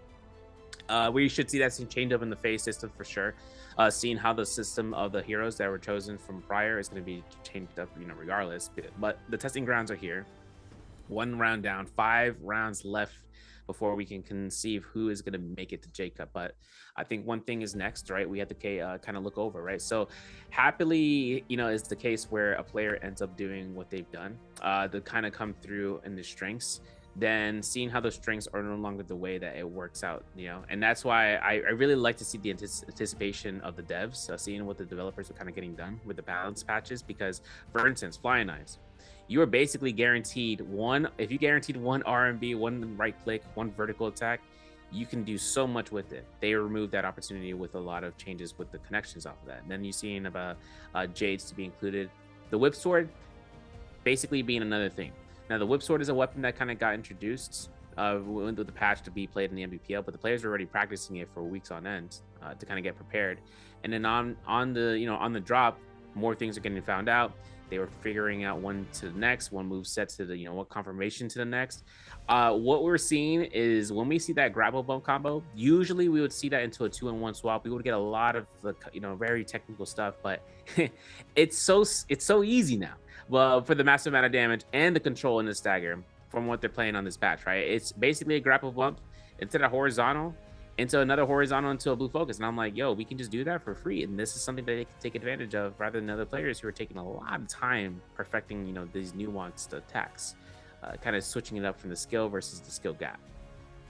Yeah, I would say that there's definitely a lot to still be done innovation-wise, as we are getting that constant trickle of new weapons and characters coming through.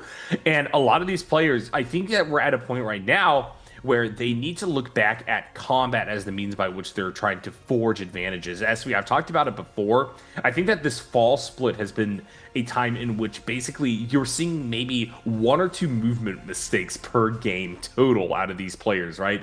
And it seems like right now we're going back to combat as the place where people kind of need to bone back up, especially because of the number of different little nuanced techs that are available to them right now. Things are getting very, very interesting, and I think that just being able to better accelerate the pace at which 1v1s occur, especially with the foreknowledge that if you can't end it on your feet, you're going to be brought into these really long chase downs, and there's therefore a potential for third partying and things like that, means that right now combat prowess is at an all-time high, and those players who are good in those 1v1s are the ones who should hopefully be the ones getting their heads above water. We got game number 8 on the horizon, though, out of our total of 12.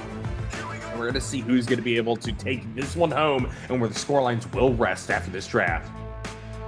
Yep, and now it's going to be coming down here. Pace with Mike are going to be in the bottom phase, so they're going to be in phase, the last phase is to choose, right? Usually phase 6 is the main. But Spider is going to be coming through here, right? My man got, what is that? A heated pet? Yeah, it is. Yeah, my man's cold, man. Over there, I don't even know the temperature on Shanghai at this time. Because it's about to hit the evening time. Right over here, it's, in the morning, but over there, they're in their evening. Pulling up here for the evening, though, they still have a lot of time here, 3 hours or so, just to kind of see the player, the play styles come through before it's over. And then for Exen, I believe Exen can make top 6 for this time period. I mean, it really is a high ceiling, right? But it is going to be whoever is in the 4th through 6th place. That's it. That's going to be the margin. That's going to be basically where we're eating up today's games. Whoever can make it into the 4th through 6th spot is going to be the ones to set themselves for J-Cup qualifiers. Obviously, bringing us to the point, right? Combat is always going to be something that we've seen, right? Like I was talking about Wufang, him earlier this past year, right? Looking to kind of ferment that. Because I know Mike is having, when we had that one interview, basically kind of breaking it down, how it's seemingly the game's more about skills rather than skill, right? Like the character skills rather than the ability of the player. For one thing, that's going to be something that the devs are also looking at towards building up. But I think, and it comes down to, at the end of the day, you just have to kind of evolve to what you see, to play up against, against the odds, I should say. Here you go, quick consultations before we move on into game number 8. Arano here, such a solid player for WZ, has been putting in work. Wasn't able to quite get the victory there in that last game, but now they're in that 4th position for the hero pick selection. Should have a good shot at getting the lion's share of advantage off the back of what abilities are available. Spider in 3rd as well, another top player, the winner of game number 7. Yet again, able to get himself a favored character, and we're going to see if he can continue to rack up points off the back of it. I'm going to see, man, because Exen, first phase with MTF, aka Kuma, aka Fong. It's kind of gonna be. It's funny seeing a Kuma Fong MTF on the first phase in Hollow Rock because basically it feels like it that he ends up being in the bottom phases and he could just use Matari or something. But he's in the early phase. He can't do that. Not allowed to legal. Syra comes out here for Exin though, standardized. This is going to be coming out to MTF though. Basically, we saw Lonnie. We've seen Lonnie's. This is his option to pick her up. He's going to go for it as well. That's going to hard lock that confirmation. Shail we've been seeing here in around phases 5, at least of phase 3 or pick 5 through 6. You know, Spider's up in here in his bracket. Akos is an opportunity right now afterwards for Arano since he had chosen Kylan. As it comes down, we saw Akos in phase 4 last game. But we don't have a confirmation now until Arano chooses his character. And if it ain't Justina for the double pick, I don't know what else to say. He did a really great game. But the thing is, it's a Firefly-based map. So he's going to take Akos into his stead. Yeah, Akos makes a lot of sense here. This is pretty much an exact mirror of what we saw from game number 1 on the day, game number 7 overall. Edward now sitting there for OA in the 5th position. Has a few different options that he could go for here. We're going to see how much of a run back we can get from that game number 1. Thinking about it, man, I swear. These guys are in the same phase, and it's crazy that my boy it wasn't even a betrayal. It just so happened that he went back for it, and he knew. Yeah, I honestly think he figured that Edward was going to go for that Volpine's essence and tried to attempt for it, and then he just read him out. One, though, not being a 5th round pick this time around, 6th round pick. Shail taking it up with Edward. So basically swapping from what we saw last game in terms of those phase pick selections between 5 and 6. Now, for T2-5, opportunity comes out for the Valda, Yorohime. He could Justina out. We don't have her picked up just yet. Having her to kind of be something to kind of sit hold. There it is. On the latter end. Now it's up to Wufang, right? If he picks up Valda, he has a Tumult as an option. He knows there's 2 right there on the board. The Wuchen, Fairy Shen, all that stuff. I mean, that's all extra, right? It really comes down to him picking up either Tumult or the Valda.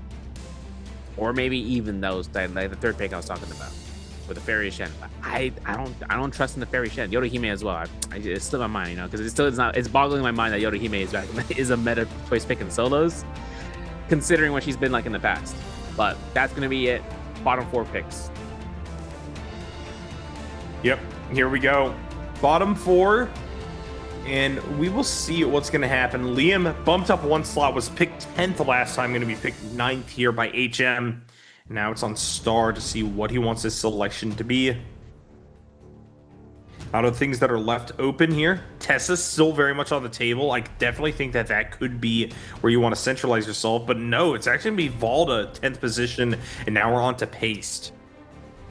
Yeah, since, Tessa might be an option here for Mike, but Pace is going to be having his Tumult pick still open, still available. Going to go for it. He's going to make sure ensuring that's the case. And this is the wild card pick. Mike's the last person to choose here. Basically giving him free reign for control for the next character choice. Could pick up Fairy Shen, but I wouldn't say it's going to be working in his favor, at least for right now. He has to go on the aggression, and Fairy Shen can get caught out very quickly. And plus her shield being nerfed out. Putting himself to Hottie, though, that's going to be one option that I would see. It's just that the Hottie is going to be a locked-in option. He's going for it. My man got that key on his necklace. My man SR Spider got the jacket with the logo. I'm just thinking about this Hottie pick because of the fact that we've seen players choose him as an off-12 choice pick, and some of them don't get so hot as a value. It's actually ironic, too, because Mike died to Hottie by last hit confirmation back into grand finals for the fall. So he ends up going ahead and choosing a Hottie in this choice in the Hollow Rock round 2. He's going to have to go either for the Salvation Podium, which he rarely does. He usually goes for those outlier choice fights, or he goes in all in. Yeah, a lot of options on the table here. Very interested to see where we go as the game is set here. Moving on into our 8th match of these qualifiers. Jacob is upon us, ladies and gentlemen. Here we go. Moving on into this one, we have some of our top players having to fight their way through with maybe not the preferred picks, while others already profiting off of an immensely solid game number 1 are now given the opportunity to shine even brighter. Looking at Spider as the main star for this one. Can he take home back-to-back games?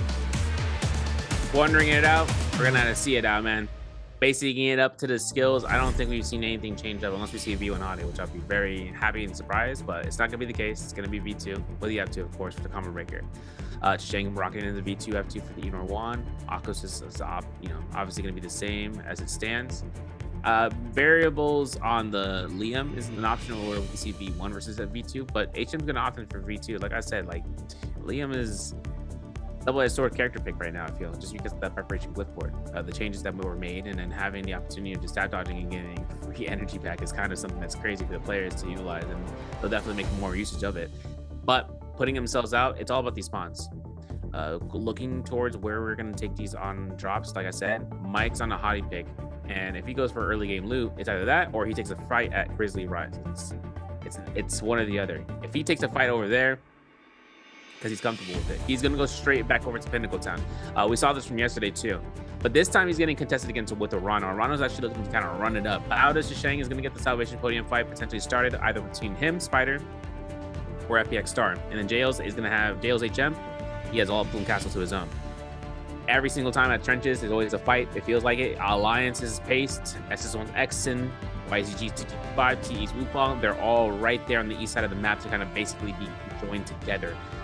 But putting out Wolves' MCF and always Edward at the Tank Courtyard on the south side, that's a fight that's going to be locked in here for Edward to try to make sure he can come out on top, because MTF is his opponent, but he needs to make sure he gets these points. He can't drop out of top 6. That first kill is going to be a make or break situation. He gets the money, he gets the loot. He loses the fight, his repositions are very nary. He's going to have to either choose out a reset at the end of the dunes, and if not, Fortress of Kaviani, he's got a limited distance and a limited amount of time, especially in this round. Yep.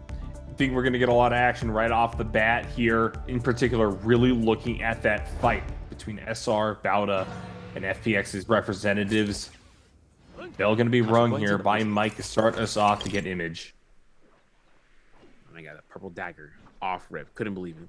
Couldn't believe it. RNG's in his favor all the time, man. MTF though puts it up. So look a little aggression here though, right? I know Edward's gonna be looking for the seal.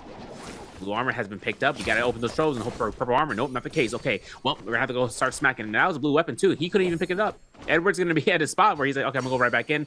I'm gonna take this fight. And he's gonna be baiting him up here. Trying to look for that longsword. There it is for the katana. And then for Wufang, it's up against him and XS1's exit. Exen looking for an entry point. We'll be able to find it. Wufang in a lot of trouble, and unfortunately doesn't really have much in the way of options besides just sitting in there, trying to make the mark happen. Exen gonna get a little bit of a ping damage off the back of that long-lasting Yodohime F. Wufang contact. All of a sudden, Exen not feeling quite as safe. Impressive how this works, and now off the armor swap delay that the Yodo F brought to the fight means that all of a sudden TE might be the team coming out in favor for this fight that I thought was basically a confirmed end to the start of this. But no, Wufang gets it somehow, someway. We'll open up with the dub as now Orano's in trouble. Mike gets the kill. That's a great start for him. And now he is 0.1 points away from getting back over Exen and Edward. Yeah, and looking at Mike right here, he has a purple weapon. He can convert it into a fan now since the fight's over if he decides to. Money is still being stacked up for him to get a purple armor. Otherwise, Salvation Podium has already been claimed. And now for Star, purple armor, man, chilling, right? For Sheng, though, he's trying to take cover. Doesn't get it. Caught by the blister shot. He takes 2 in the face. Wait a second. You got to be kidding me. My man took 3? No. Star, you better not be smiling right now behind that camera. You know he's going to be up. He's going to be running you up and the slap on the back of the head, because now he's going to look at Spider 2. He's looking for the common armor swap. He earns it. Cuts the ballista bolt in half. Now it's a fight. Now it's a big fight. HM to the distance there, but Spider is gonna try to see about stopping that loot on that chest, finding himself on the fist blade action, and hoping to see about this denial for the chest itself and just looting up the reaping up the rewards. All right, Star. He's trying to get away from this one. Spider is just such an immensely deadly player to try to deal with, and with T225 also just rain down hellfire from above. They're both going to try to find cover before they go back into this engage. Spider looking for damage, but it's actually going to be Star losing his armor off the back of T225, sniping with the flying knives, and now Spider's actually in trouble. We'll be able to common armor swap, but with Star sandwiching him on one side and now that repeating crossbow from the other, Spider could just be cooked here. Gets hit by the rolling blades and now is in immense trouble as T2-5 comes in fully healthy and ready to take this fight. Yeah, I'm looking at Spider right now. He's finding all the armor swaps. He's got a little bit more slashes than him, 3 at least. Switching on over towards this cave. I mean, this is Lulon Sash, if I'm not mistaken. Mike is putting himself up against HM. Holding out here for a blue focus here. He's not going to release it. HM just needs to get scaled up. Kind of find an armor over by the wall. If he can get there, at least. Because Mike he's getting this. Putting himself up for the 1-2s. And he's scaled up with a swap out to the purple rarity. And he's going to be on Hottie Ultimate. BT variation, by the way. Cancels F with an F. I like it. Has himself to still be in flight form. It's still available. It's not a cancellation on the whole ultimate. HM knows that. He still has to create this distance. You got to be kidding me. My man has Venom Tip on this as well. My man's kind of running through here with the little tick damage, and it works out. I mean, he confirms 1 hit. That's just poison tick damage here and there. HM gets indoors, though, finds him a blue armor, which means he's safe for now, as long as he doesn't take direct HP damage.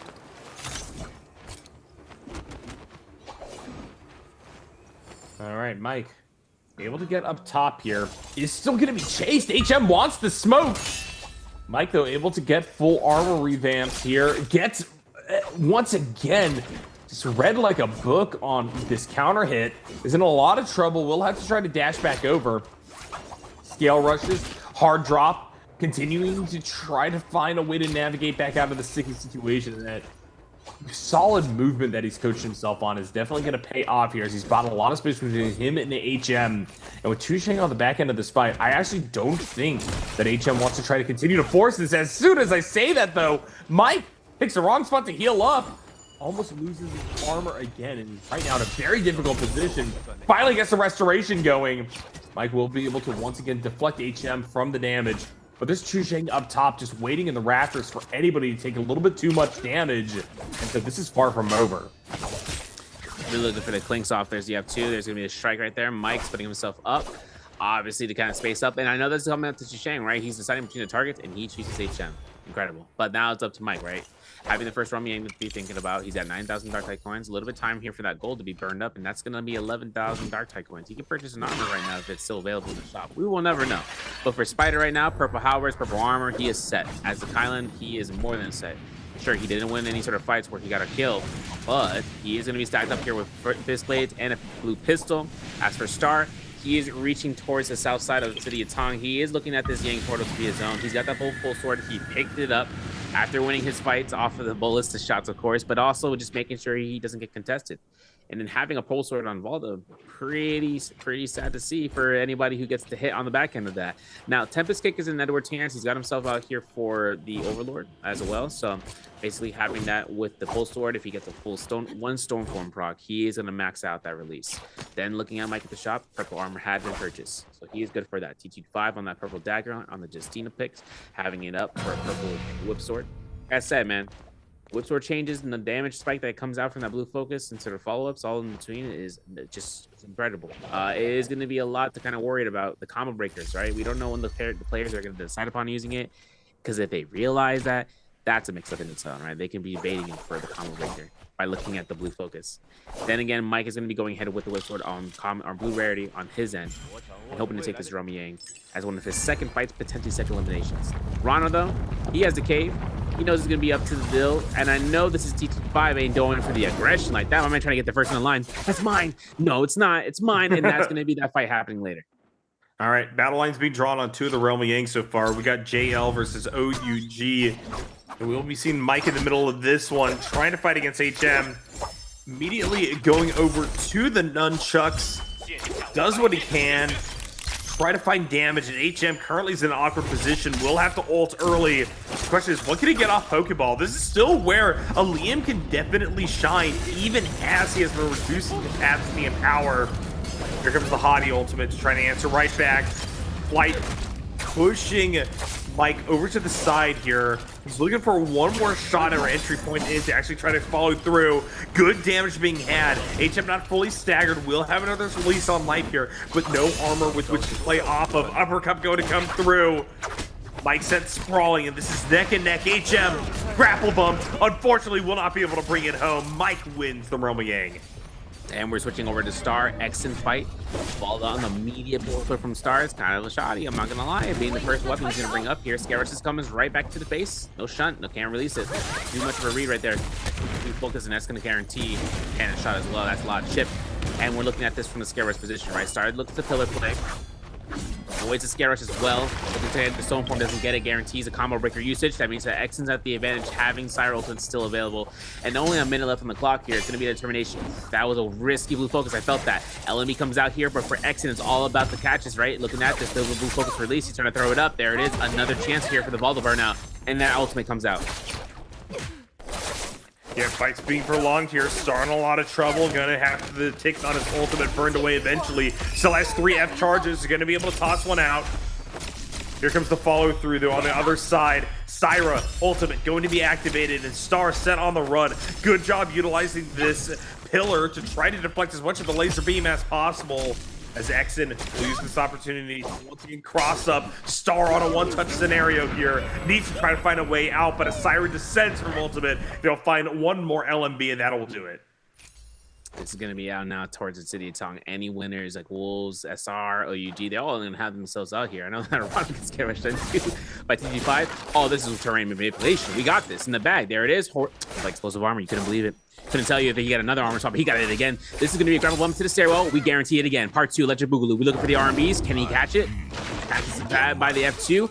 Just an ultimate. Gets a guaranteed freeze. That's a Rano's death. That's a parry on TTU5. He gets a soul boom as well. And he gets another toothpick in the corner. You can't give it to him. And apparently, Star just gave him the 3rd one in a row. All right. Here we go. T225, no armor, just gonna try to launch out of here. Gets immense spacing. Star still hungry for the fight, wants to try to force this. Will need to force this here, given the fact that he has that Realm of Gang debuff on him. Let's see what's happening now that the dust settled. This is a lot more well distributed of a game in terms of kills, by the way. SV, Spider, T225 have 2 at the top, but Arano's already been knocked out of the lobby. In fact, is the first to go and will be suffering the indignity of a game where he will be getting 0 points on the board. Yeah, it's kind of rough outing, right? But then again, he's such an extreme lead that he wouldn't really have necessarily an issue coming through here yet. MCF here has his gold staff. Gets caught by RMB like that, and the combo breaker has to be invested at that point, my friend. I know this is coming out to Exon, though. He is looking to be very temperamental with these RMBs, but he's doing work on the Syra. I'll be honest, this is something that he did in the Yang against what we saw for FPS and Star. But the LMB doesn't catch there for the scare rush. MCF couldn't get the trap that he was hoping for. Ooh, RMB doesn't come through with this. And now it's coming into HM for a blue focus release. He just goes ahead and throws every single blue. It looks like it. And he's going to go uphill, making sure he can kind of space up here as a Liam. Like I said, Liam right now, way fights, not the best option, right? He has no real disengagement in using his ultimate. He's going to be going ahead and being forced to kind of utilize it in an offensive pressure. The defensive, very rare the case he comes out alive. MCF, though, gets caught by a stray 2.0 from Edward. Tries to attempt out here the combo breaker to mitigate that whip sword. Still has a chance right now. He's looking at this.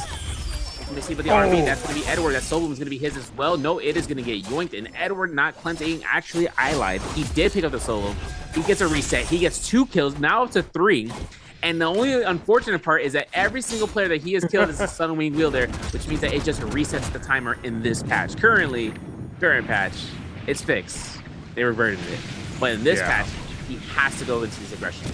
Yeah, and this is the reason why. This is just a major feels bad, right? Like, Edward should not be feeling this continued pressure to fight, but he will in fact have to. That durability on his flying knife is also looking a little bit suspect here, but he will continue to just try to find a soul bloom essence necessary to cleanse him of this Realm of Gang debuff. Chu Zhang, Star, HM, all also feeling that same exact pressure. Yeah, big time. I'm looking at the timer right now, man. Edward, blue focus, okay. Problem here. HM finally found an upgrade, but NCF finds him out. Looking for a stacker on the back end on the 10th side. LMB comes out for the 1-2. RMBs are getting caught up here, and HM goes ahead, goes down. And MCF got 2 positions with the solo. You wouldn't believe it. My man, the Griefer. He's going up on Alani too. He's got himself that first orb to be casted for free, so he can just dash out. And now it's up to Edward to get a loot and start fighting next, because on everyone else's end, for instance, for Bao Sheng, he's at 45 seconds. He's going to take it a fight against Star, and Star is Evalda, and he's at 30% right now. RMB is getting released And Pace is on the vicinity here with the blind eyes, looking to try to go ahead for this. And this is close down terrain. He gets a parry, burns a combo breaker, and I'm still worried about this mulch ultimate. Be a threat. We gotta get out of here. Yeah, Shang's gonna be moving on towards the main temple hall, and Pace is gonna be closing in here in just a couple of seconds. It's up to Shang to get this kill right now because 20 seconds is gonna go in by in the blink of an eye. F2 comes out for the recast. Kill potential here for Star to go down. Scarus is up. He could get away for this. Shang gets a little bit of miss up on the terrain, thinking about the flank, and it is not gonna be his. He can't find his target any longer. He is already a kilometer away by margin. And Pace gets the elimination. Yeah, Thunder God ultimate going to be activated here. Shang needs to get as much damage as possible off of this one. And there's nothing to be had. Pace will be able to pick it up. But now here comes Spider in, looking to get a second kill on the docket for today. Launches back away. Pace will just handshake this. Things I think are going to slow down here for a little bit, SV, as, you know, we will have this Realm of Yang, and then from there, a few debuffs on the map, but for the most part, people have been regulating themselves coming out of this second iteration. Yeah, big time. I know. I'm looking at Mike right now. I want to see how this. I want to see how things have been turning out because with 2 eliminations right now, Little Fist Blades is what he's got. He's got Venom Tipped Bar Bolts. We saw this from earlier. This is going to be up to him to kind of not throw out his blind eyes just yet, just for scaling, of course, for his ultimate, but at least see what his nunchuck game is looking like here, because X is throwing out these whip swords, and he's got to be careful about that. There is Mike for a scare rush. Oh! Him. There he goes. Has to burn the Cyro. That's a necessary step. That's going to be X and go into the Skybound. LMB comes out here, 1 LMB if he can for scare rush, and then gets blocking stream. Another LMB attempt, and he confirms it. Yep, Mike continuing to work forward. Exon in trouble. They say that, but as soon as we get a little bit of a trade back, Mike will just have to burn F to try to get out of dodge. Here comes the ultimate as well. Exon just needs to hold through this. Fire space necessary to use Cyro ultimate. This is going to be a tough tracking challenge, though, given the movement that the Hottie is capable of. Exon continuing to play out range. Mike actually, unfortunately, showing himself a little bit too much in between columns, I think, for his own good. And so because of that, Exon's doing a whole lot of work here to get into a health advantage. Mike will be able to, as he descends that ultimate, get himself at least 1 tick healing on his armor. And Exon all of a sudden loses the trade, his 1 touch, and Mike wins a fight that, in my opinion, he really shouldn't have. And outside of the realm, Star goes down to Spider, Edward goes down to Spider. Spider's at 3. 55,000 Dark Tycoons. I wish I could look at the shop right now and see what could be purchased, because I want to see what Jades we could be looking at. Spider, Mortal Defiance. We could be getting a standardized gold Jade for a weapon that we don't use, that we got to find out. Wufang gets TT25 in his Realm of Yang victory. So that's going to be up to him. MCF getting 2. But man, Mike, you saw those pillar plays. My man looked around the corners and knew exactly the time and place. He also gets armor pierce. This is going to be with the Sun Ring shot he has in his hands. He's got fire target lock. He basically has very range Jade. And Erudition is something that he has. So Erudition being purple focus, he settled in here to kind of clink off, right? He doesn't get parried off of that purple focus. He's able to throw it out there, and he's gonna, you know, I call it the teleportation jutsu, because it comes out to where he closes that distance. Now switching on over here, Aurora versus, if I'm mistaken, for Wufang. I'm gonna have to triple check on that end. Basically, though, he is gonna have to still keep kind of stacking that up, seeing about his gear. Otherwise, for TT5, up to him. You know, Spider's on the outskirts right now to kind of look around, but I don't know. It's kind of looking kind of sketchy around this corner. Yep. Scale Russian on the far side. May have saw the movement there from Spider across that windowsill. Doesn't look like it's going to turn into much of anything, though. T2 to 5, XN, of course, being the 2 that need to try to do something about the Realm of Yang debuff. And XN currently is getting pressured by Mike, who's hungry to continue to launch himself up the leaderboards right now. Currently has moved to the 6th place here. XN was the person that he piggybacked over. He's now half a point up. And can he make it more off of Exon's corpse is the question. Wufang is up top. This is a scary position to be in now. Both of these fighters could get third party. Ooh, this is a lot of damage. Oh, that's a lot of damage. Mike's gonna have to mess the ultimate here. This is gonna have to go up. He's gonna take the fight. He's gonna try to fight out the Syra inside of the pillars. He can't do that. 50-meter dazzle orb, by the way. So he's gonna get max range here. Potentially, he gets caught. Even Exon couldn't believe it. He's like, whoa, I got that? Oh, that's T5. Hitting me. My man just ran right past him. He's like, yo, I'm a war photographer. I'm taking photos. What's happening here? Armor swap picks it up here. I know Mike is ready to go right back in. He's looking at Exon like he's a medium rare steak, man. He is hungry. Ignorance is bliss. And Exon gets carried. Oh, that's so sad for Exon. being eliminated after losing that 6th place position. He is in a tough spot. We'll try to have to claw this back. We'll have to try to claw this back, excuse me, going forward. But everybody above him still has the opportunity to continue to rank up and create what will now be a big rift between 6th and 7th place. As long as Mike can stay alive, and it looks like he is out of the wilderness on this hottie right now. Real looking at this combo breaker for T225, that Justina combo breaker, that's a sign of life that is now going to be soon to be extinguished. He has to work himself to the zone. Even though he has Yang depletion, he knows that he can't stay around there. He's gonna have to utilize these 2 vitalities. He's at HP Jades though, so he'll just kind of keep those down here. Everyone's gonna be lurking around the corner side. I'm looking at you, Wufang. I'm looking at you, Spider. But for Mike right now with no ultimate online, he's got only a combo breaker to his name. The players around are gonna be looking at his direction. 3 eliminations. He's still putting himself above the line as Exon had been eliminated early on, or earlier, just a minute for us, and then obviously putting us into a spot where Mike has Edward out as well, so any eliminations at this point could also put him past that. And then still towards Wufang's way, right? Wufang is not too far away.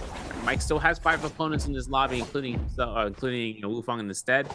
But basically putting us now to the final circle in 8 minutes. Yang Spearwell with the Spearwell buff with being White Tiger's prowess. This is going to be high tier aggression. Oh yeah. T225. Good movement here, kind of breaking ankles. Trying to get out of dodge. MTF, though, has the hook shots to continue to follow through. This is so tight. T225 needs to try to find a way to debuff. Or remove the debuff, excuse me. De-debuff, as it were. But now, I don't think he can take this fight any longer. But eventually, if he gets pummeled enough, he's going to have to dig his heels in and try to reverse this fortune. Has no ultimate available, and so this is really dire straits. Can't build charge. And now there are multiple people enclosing upon his position. He's been making a scene, making some noise. And you know what that means? There are sharks smelling blood in the water. MTF continuing to give down on the chase. T225 with good movement is able to get across the far side of this building. We'll use this opportunity to heal back up. Gets 1 tick of healing. Hiding inside hut. Here comes MTF. Here's contact. Good job with the blades to try to respond. T225 could try to even this up, but while that is happening, while we do get T225 struggling over there, his competitor, his closest opponent, Spider, there in the #1 position, is trying to contest a spirit well of his own. This is crazy.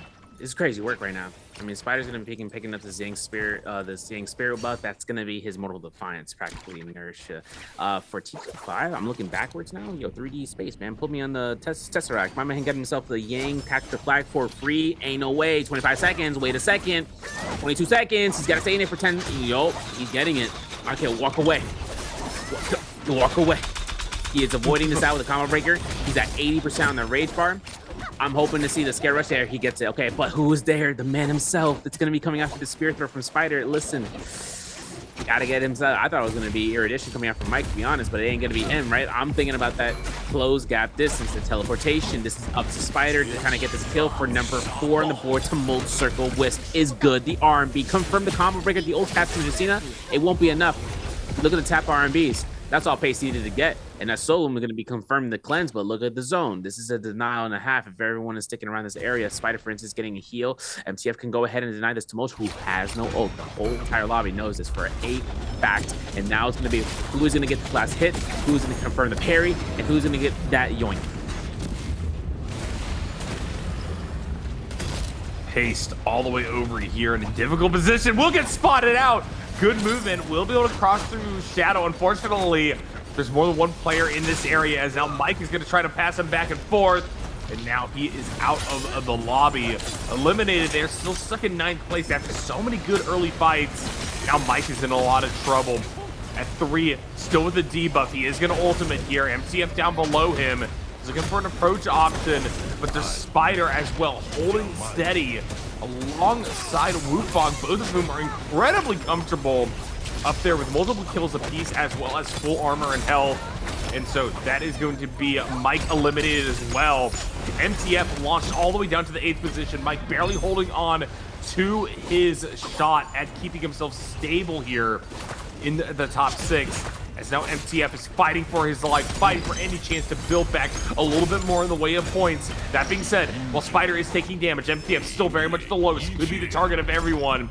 As Spider now is feeling pressure, Wufang actually wants to chase on top of them. MTF, one more charge off ultimate, splash damage coming through. Spider back up to full armor though, means that things once again like they're going to go in favor of the top contenders in the lobby. My man finds the Keelan guards to take full advantage, and he does so. Look at the zone tick damage comes out here. My man got the JBLs. He's good to play it up. He's looking at this dive dodge as a way of destiny. That recast on the Yodohime ultimate works against the favor of Wufang, but he finds the last hit. MTF gets it. That's going to be his elimination. Wufang on a +1 and Spider at the same time. Wait, Mortal Defiance is still in effect, I believe so. From the Sunwing Essence, the erudition picked up from Mike's body, working phenomenally right now for Spider's favor. But that Yang Spirit Well no longer in place. My man looking for pot shot. I agree, that was the best option, but he was just behind just enough cover. The Soul Fire Blades comes out. Blade Tome down to 2 damage. Don't tick damage. LMB doesn't come out here. We're looking for the RMBs. My man tap dodging everything. RMBs. Oh my goodness, the double boot focus. My man looking at it. Nasty with no way. Pistol shot. It ain't for BM. It's for the win. MVP Part 2, Round 2. Spider in the back-to-back, and look at that smile. The exact same smile we saw from game number 1 as well. He is happy with that performance, and we talked about it before. That gap at the top of the leaderboards only gets a wider SV. This is a man who knew he should have been one of those top 3 qualified for a position in this cup anyway. Now he's just doing the quick ritual of ensuring that these 12 games go his way. What a showing. Really is. It's gonna come down to him just having a strict consistency basis, right? Like, this man is known for, like, now let's take a step back real quick, especially on his level for what he's able to perform at. So putting him out here, right, even though he's not the top 3 to have gone through for both seasons of spring and fall, putting himself in the mainland qualifier in this position just kind of conceals what he's capable of without it in mind, right? Obviously, Chen versus XY, they ain't here to contest for him, to kind of look at the leaderboard a different way, but this leaderboard against some monstrous players that we've been seeing in the past to keep it going and still staying on top. This is also where these players in a normal format, they wouldn't dare go against Spider 2 times in a row if they weren't in the same group in the first place. All right, well, with back-to-back dubs, Spider is kind of ruling this lobby SV in a way that I think really is indicative of a player who is in top form right now. And what really worries me is that I'm just not seeing a whole lot of bump and shine from those who are below that 7th place position. Now, we did have a swap up here. This is the game in which Mike has been able to get his head above water and now is in top 6.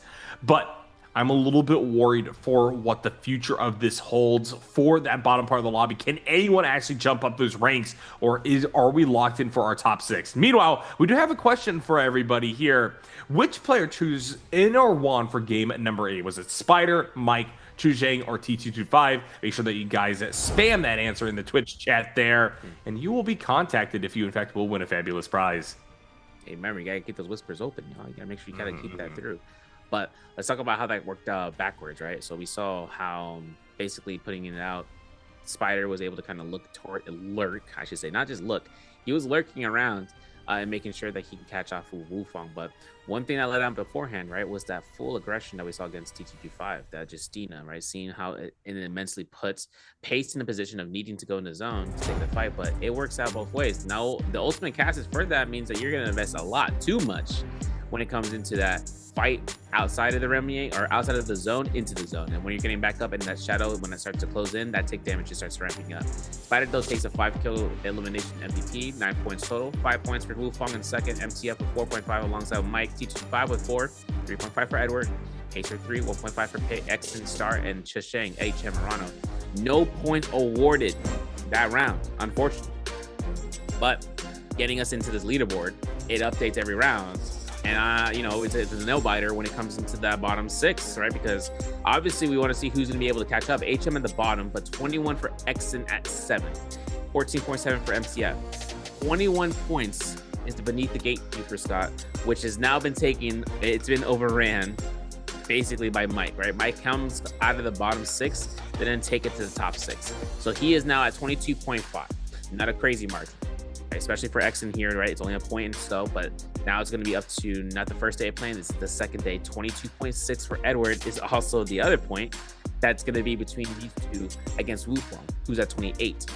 The ceiling for Arano, he got eliminated pretty early on. We saw that. 37.4 though. And it's only one game so far that he's kind of had a bad one on. We're still looking at CG5 at 42. The Spiders have 61.8. I mean, Mike could just chill out. He could be playing. He could play Takeda for all I know, and I'll be okay with it. If it comes down to that stage, I'm ready for it. But basically now it's just going to be him practicing anything out. We're going to have to look at these clips and highlights brought to you by China Unicom from these previous round, as round 8 concludes out where Wufang took the aggression against Exit. Yeah, and Wufang, credit to him, did a really, really good job of bringing this game back to one where he had a very, very solid play and one where he was able to get good scoring opportunities. Now, did he fully extend the lead? No, absolutely not. But this was off the back of a reversal of fortune, right? And that shows just how strong of a player he is. You can't even take a fight against him when he feels behind at the very start of the game. It is a big gamble to be aggressive early, and while I do love that everybody's being very incentivized to play for these really quick early fights, sometimes it happens that fortunes get reversed and you aren't able to rely upon what at first looked like reliable kills. Man, and then looking at the yoinks, right, that Edward was able to kind of get there. That was the first of 2 piece. But for Spider right here, right, getting Sara in the corner, this was that kill I was talking about outside the Yang fight when we saw from Mike. Getting the first elimination on towards Star, and then full focusing towards Edward here. And the kill confirmed came down towards his ultimate being utilized here. So finding him out in that corner on this building, this is where he found it. And as Edward goes down, this final play. Very, very scary moment, right? Taking the utilization of that knockback to push back Wufang, burning his counter breaker, having his spacing. Wufang made a dash effort for that pistol shot, and look at the range of it. It was that close. Didn't line of sight, though. It wasn't the case for Wufang. It's all about capturing him up and looking for the staggers. LMBs are so impeccable here with the staff and with the spear. Combo breaker having to be invested here gave him all the priority he needed, and the pistol shot just to confirm it out. You know, it was BM. It was tactical choice. And for Spider, upgrade, first place, MVP, part 2 for today. Yep, on that Kylan as well, doing great things on this character that is firmly sitting in that top 3 of the patch right now. His dueling potential is great. His ability to escape is fantastic. But I think that also, if you are able to bring him to Final Circle, well, you're able to do things like what Spider did here. His 4th MVP right now as we set ourselves up for game number 3 on the day. Let's take a quick look at his build. Fire arrows and target lock damage reduction, Sky Punch, Overlord, Rival Step and Phantom Step, and then Erudition and Spear Storm to round us out. 24k damage on the Kylan, and a deserved first place. I mean, looking at the Kylan, the damage here versus his Eno 1, crazy. But then again, Kylan has that, you know, with the slashes. We're going to go ahead. We're going to level 2 rendering slash ourselves out of here. We're going to go into a break. We're going to have a moment. We'll be back for round 3, and we'll see you guys then.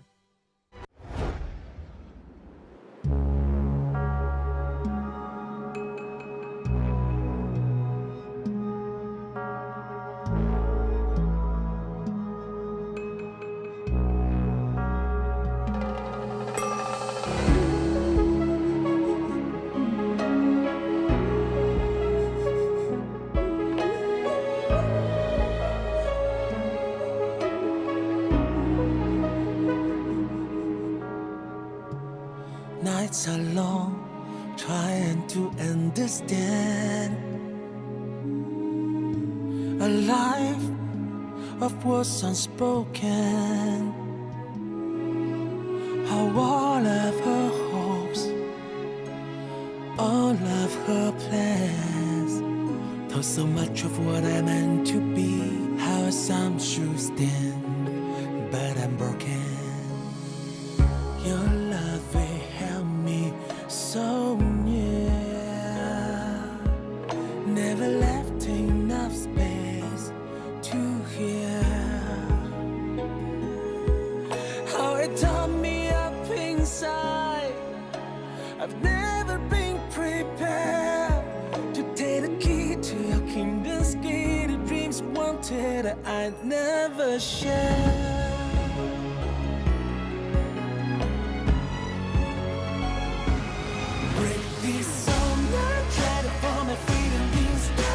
I fight it on my own road ahead. I've got a fire in my soul.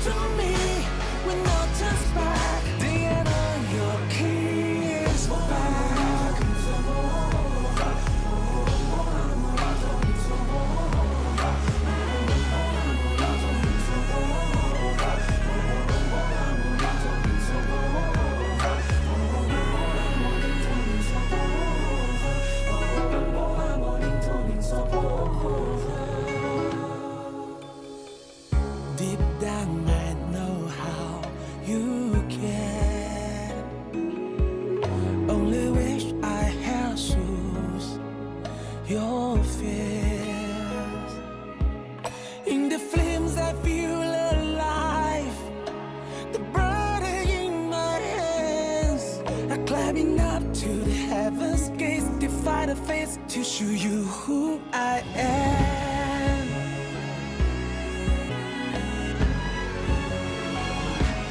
Break this throne, now trade for my freedom instead. I fight it on my own road ahead. I've got a fire in my soul, time to find my own demons. Just will never hold me back. Break this throne, now face the world with all that I have. Live forever held within my hand. NARAKA calls to me when no turns back. They all know your king is back.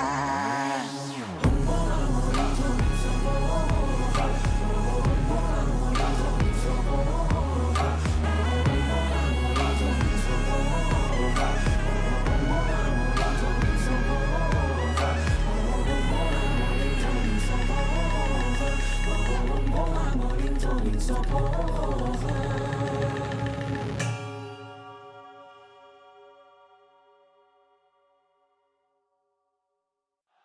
现场所有的解放们，让我们一起恭喜2024永劫无间世界冠军赛单排冠军欧游记麦。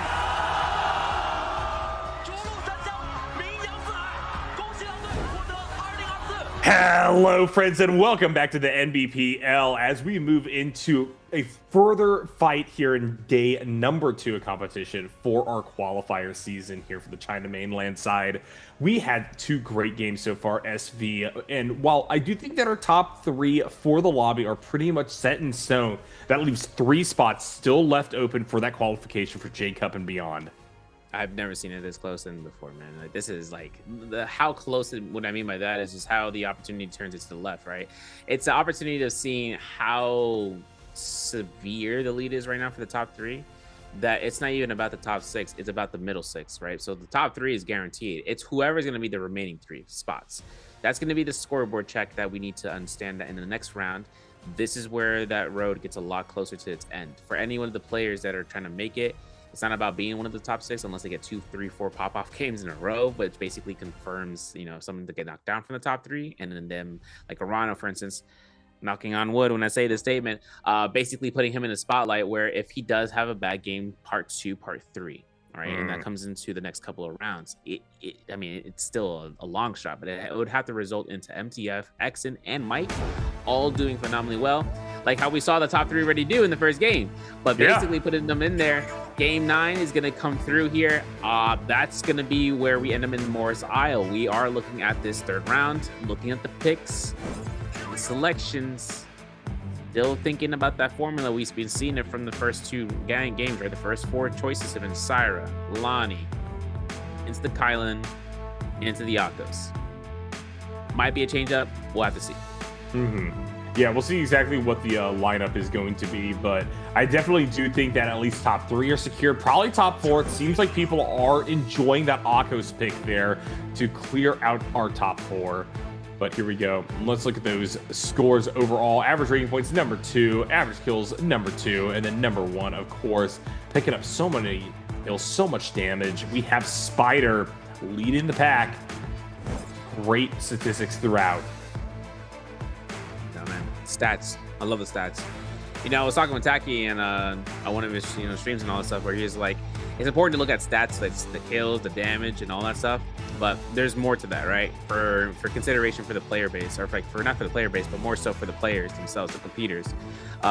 What's like the percentage rate for victory when it comes to people who win Rumble Yanks? Things that kind of lead you out to seeing about what that causation could result, right? What's going to be the chance of victory based on victory on top of it. So seeing about what that comes out to, it's always a point to be made. Like, sure, we can it's basically saying, oh, because they win Rumble Yang, they should have engaged into the next realm or the Spirit Well. How much of the chances of them victory, how much of the chance of success that leads, that's a stat line the players are also keeping in mind about taking that risk themselves, right? We've seen Mike, we saw from the first round, we saw between Shang, we saw T225 both competing it out for that Spirit Well. And yet T225 took the picture as his own, as a tumult, knowing that he has a tumult or a Yodo counter. He's going to take the advantage there, right? Because that's a composition pick that if he burns out the Yodo F2, guess what? If he had to utilize his F2 beforehand, he could just deny her heal outright in total. seeing how these first picks are going to come through here, this is going to be bringing us up to Siren. It's going to be the case. We've never seen anything else. Let me get a Kylan now instead of the second phase. That gives Lonnie available options here for Edward too. Seeing he's with Shazang, I mean, this is a Lonnie pick that he can go for now, and then he can double pick her later. I mean, I do actually think I agree with Kylan being the second choice instead of the Lonnie that we've been traditionally seeing. This character is just so darn good. We saw it in the hands of Spider or Rano, another player that plays, I think, kind of similarly in terms of his philosophy, in terms of his skills. So he will be able to pick that up. Chuzhang going to round us out with a Shile in now the 4th spot. This is the most different we've seen out of a draft so far today. Really is. I mean, Akos is probably not going to be want to be utilized here so soon, at least to kind of bring us up because of, I mean, basically terrain, right? It's a lot of it. I'm surprised not seeing a Liam sooner here, though. We might get a chance of seeing that, but Akos is going to pick up from Mufong here. Thinking about Liam choice picks, I mean, there's a lot of plaques, you know? There's a lot of plaques out into the Celestial fight. Those type of fights that lead into the center of the map gives us a chance of showing Liam at his strength at his highest peak. Yoda Himeda picked up here for JL's 8 gem in the 7th choice pick in the 4th phase. Speaking about Star, he is going to be the remainder for that Liam. He is going to be going ahead and picking it up. This leaves us up here to Justina, to Mulch, not Yoda Himeda. Looking at the Justina to Mulch, as well as if we do see it again, the test is an option to be brought out. To kind of come out here as a filler pick into the 5th phase. He's going to be picked up here for Paste. Basically putting us out here for Balda. And then we're going to have to see what the reciprocating choices here, Mike. Mike, you better not bring out the Tarka G. I need you to lock in. I need you to lock in. Balda it is. And now, Exit. I need you not to lock in the Tarka G. Lock in the Takeda. Don't lock in the Takeda. I'm putting out Exit here because he is going to be one of those premier options in years past to choose a Takeda, but it's not those days anymore. He needs to get himself to a locked-in pick, which results into Mulch, as it should be, and he's going to do so. Yeah, we'll see what this consideration is going to be here for the 12th position. Most prime picks already taken off. Still thinking we could be seeing a return to the Tessa here. MTF, not sure if that is his style, as he is weighing options right now. This is a pretty core, I think, game for him, Mike, and a few others that are existing around this area. No way, what? Yeah, I mean, the Farius Shen option, I'm not a fan of it anymore. Like in this post patch, I'm not a fan of it, man. I want to be, but after she got nerfed out, I'm like, man, this is rougher. It is rough outings. Because it's not only to the face of being able to out-sustain your target. Sure, you're a transformer now, but it's about how soon you can start resetting yourself. And her ultimate got nerfed in the reset, right? So her mech heal speed, the heal amount, both of those got hammered down. Yeah. And putting her out here for a 12 face pick, I don't know. I think there's better options, but we'll have to see. It's all about how well he can corner off somebody without having to utilize ultimate on a defensive way, where he's not getting focused by the lobby by 2 or 3 blue focuses, and then he's outside of the mech. All right, well, lineup is now going to be set up for game number 9. We're almost halfway through the day of competition here, and there's a very few scoring opportunities left on the map. We've seen some towers be built. Our top 3 competitors so far in the lobby today have been dominating, and the question is, will fortunes change for anybody who sits under them, and who will be able to make it to the top 6 and therefore qualify, locking themselves in here for the Chinese mainland qualifier for the solo division. I'm excited to see this because the off drop spawns, man, I'm telling you, from day one, these Morris auto drops were kind of hot. I feel like 8 players spawned on each other. It really happened. So looking at how this turns out for this round, are we going to play a little bit more conservative, I should say? Because not all the players will take fights that were, with gold throws in that last day that we had played.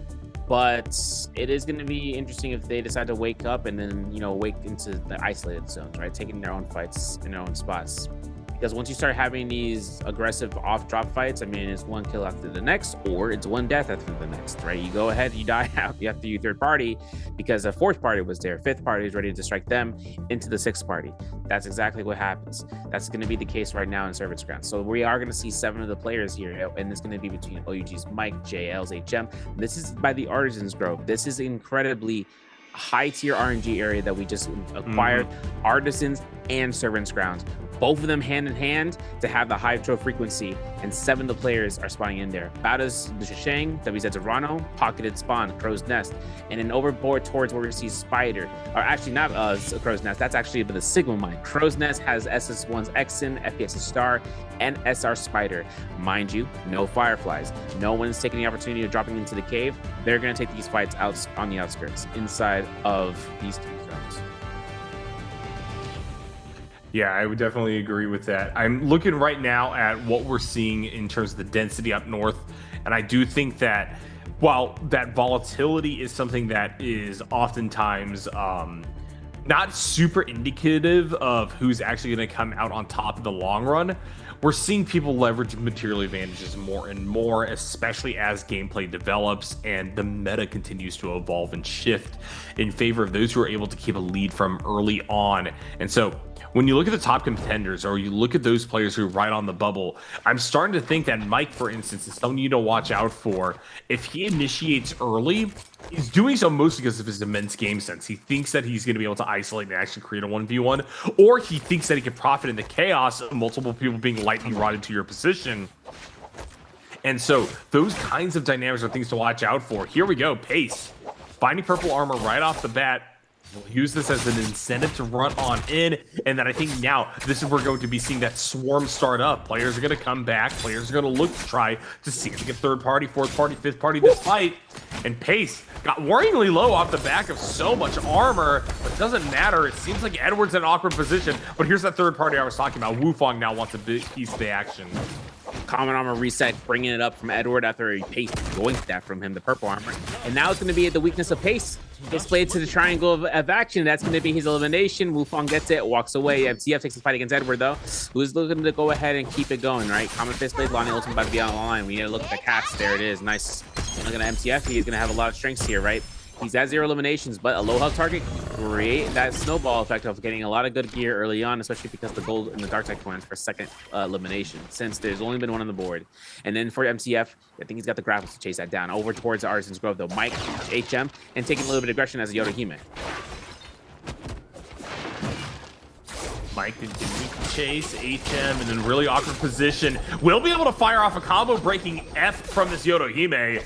Just stands straight in it, tries to heal back up. And now, with the fact that TT25 is able to come into this delayed fight, while Mike is able to get the killing blow, it's a risky call to dive in. TT25 loses his armor, and it actually looks like Mike might be able to go for the double-double. Yeah, I think he's actually going to go through it. He is going to go ahead and start going aggressive, right? TT5 putting himself out here for the Fist Blade. Ooh, looking for the RMBs. My man's going crazy with this, the RMBs. I'm looking at the LMBs potentially coming out here for Mike, getting himself out here for an ultimate cast. I'm thinking right there is it going to be the Spirit Throw. He's throwing it to the wall, basically putting himself up here. Mike puts himself up to the LMBs. Hoping to see about the delay on making sure he doesn't get caught by the stagger, but it's going to happen regardless, right? Looking at how well he's going to be looking to try to position for a shot purchase on the armor reset. He can't even get it. He couldn't get the armor he was hoping to purchase, and that's TT5 eliminating him, taking the Dark Tide coins in his hand, and then getting that weapon to then get upgraded. Now, he's going to get the armor instead, of course, but here's the thing. TT25 is on this Enor 1 game. He's going to be starting scaling up, and having that armor early on puts him in that position. SS1's Exin, though, still at Sigma Mine, putting himself onto the purple pole sword with 1 elimination. And Arano here. I'm looking at Arano, man. Looking at common rarity and blue weapons. Kind of shoddy right now, especially considering that this pole sword is purple rarity. Exin prepping for the further fight, and Arano just gets caught lacking. Oh, it's a brutal. Exin going to be able to use that to catapult back over Edward and into the top 6 as well. A great start for the Temulch.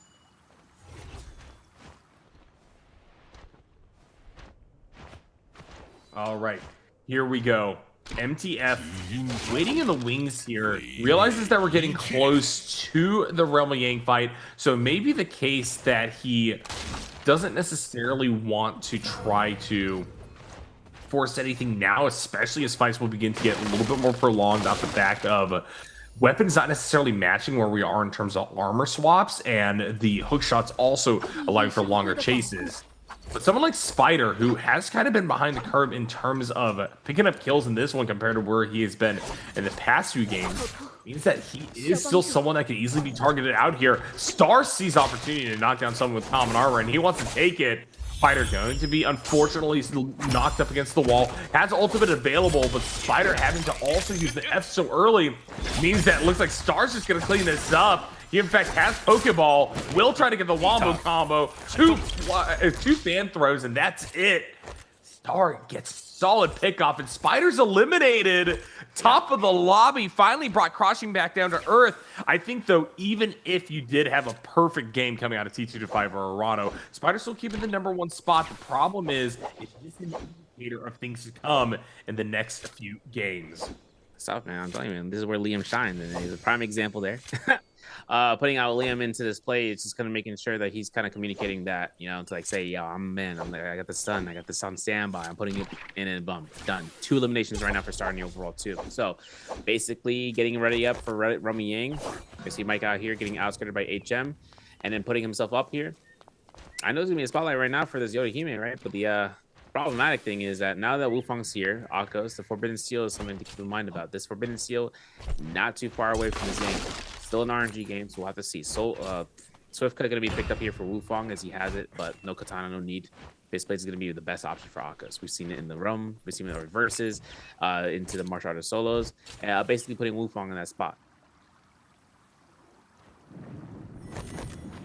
Things looking relatively calm for the time being. Of course, Rolling in going to be a focus for multiple players. Edward and Norano closing in on each other here, most likely just to contest over the Realm Yang spot. We should be getting some interesting fights coming out the back end of this one. Nobody too far ahead of anybody else. Of course, Spider being the first one eliminated from the lobby means we've got a very different texture to this game where if you remove Spider from that very top spot, there is closeness there. Wufang Arano is still a huge gap, but between T2-5 and Arano, that's not a huge thing for these two to contest one another over. And of course, you want as many points as you possibly get, even here in the qualifier side.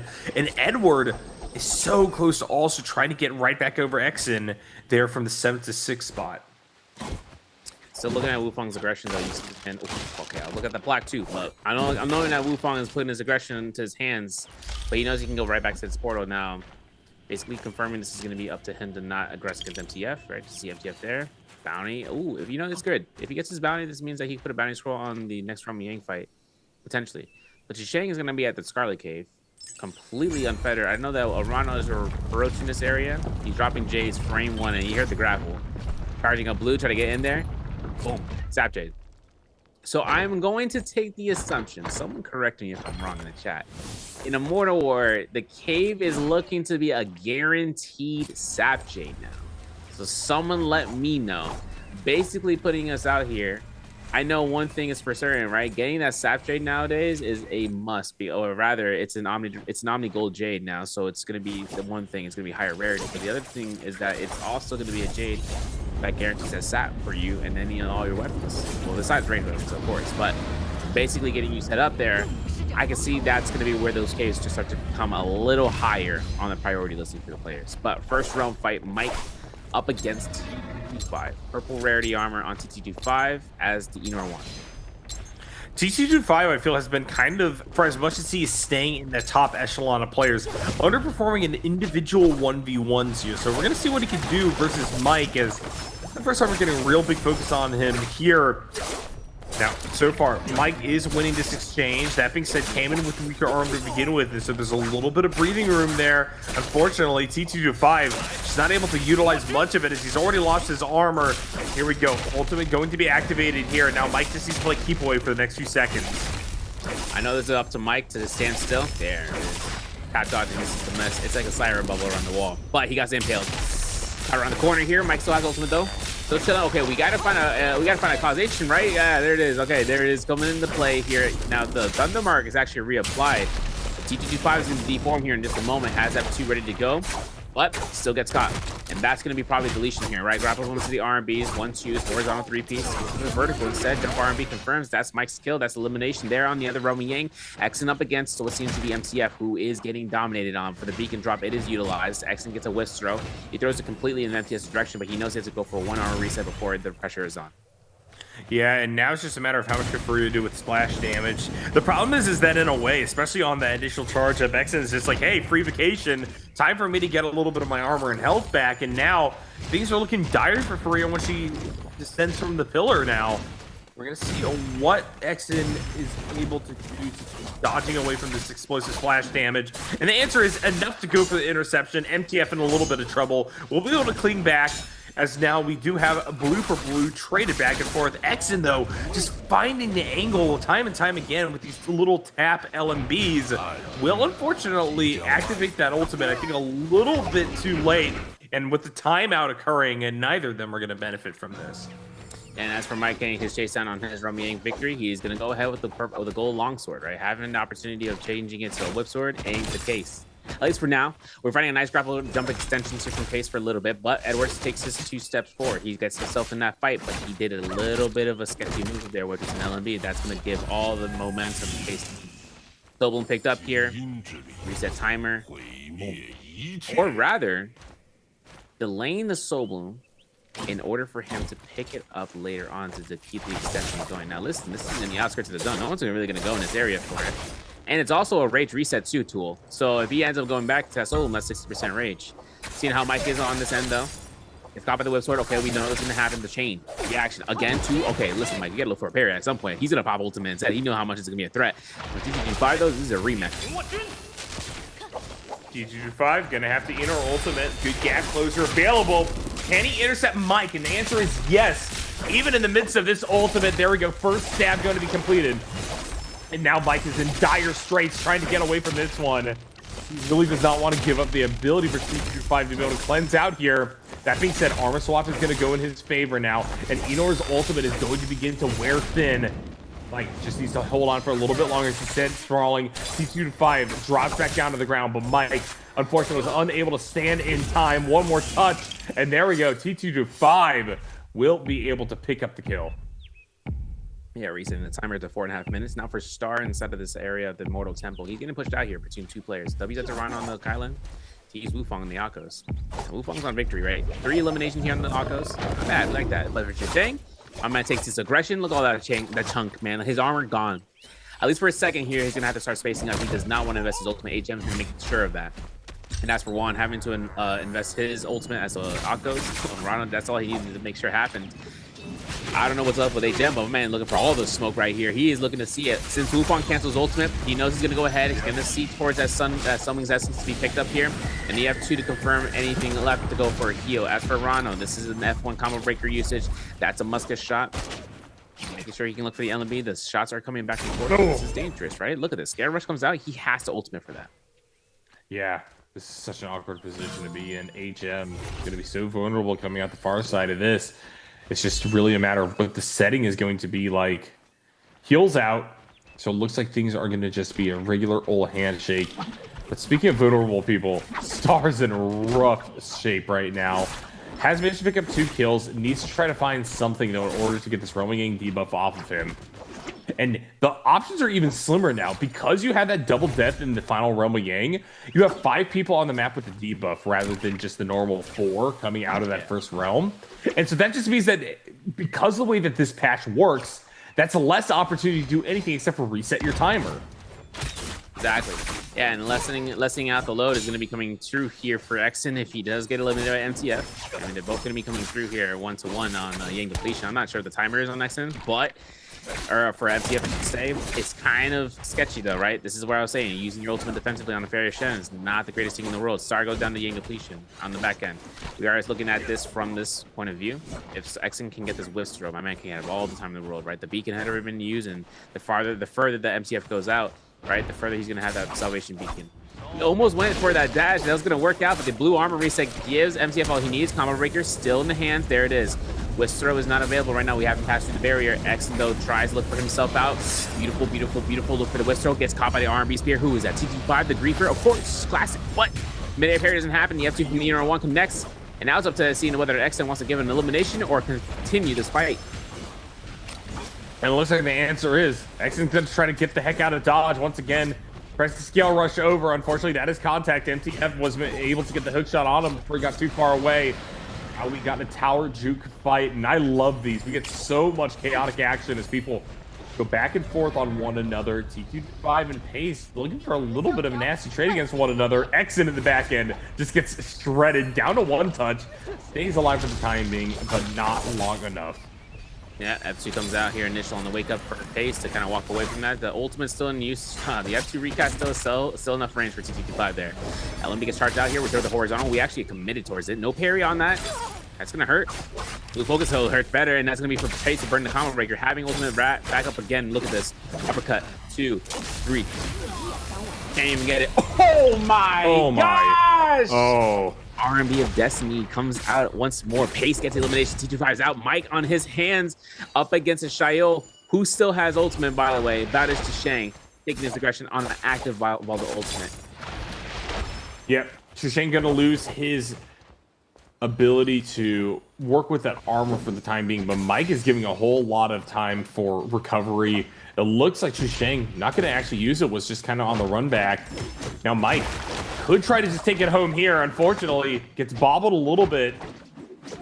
Baldo will use that F in kind. Mike gets intercepted midair. Bauda needs to try to get back in there, or Chusheng needs to get back in there. Or the honor of Bauda, as it were. Here comes the spear. Mike in trouble. All of a sudden, things are even. No, throw it. Oh my gosh, he did it. He did it. No way. Yo, dude, one more time. Let me know. Oh! Okay, there we go. Get back. Outstanding, sensational.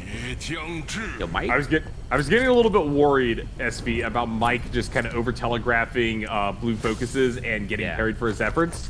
It looks like he's still able to punish people for doing exactly the same on the other side, so no worries there.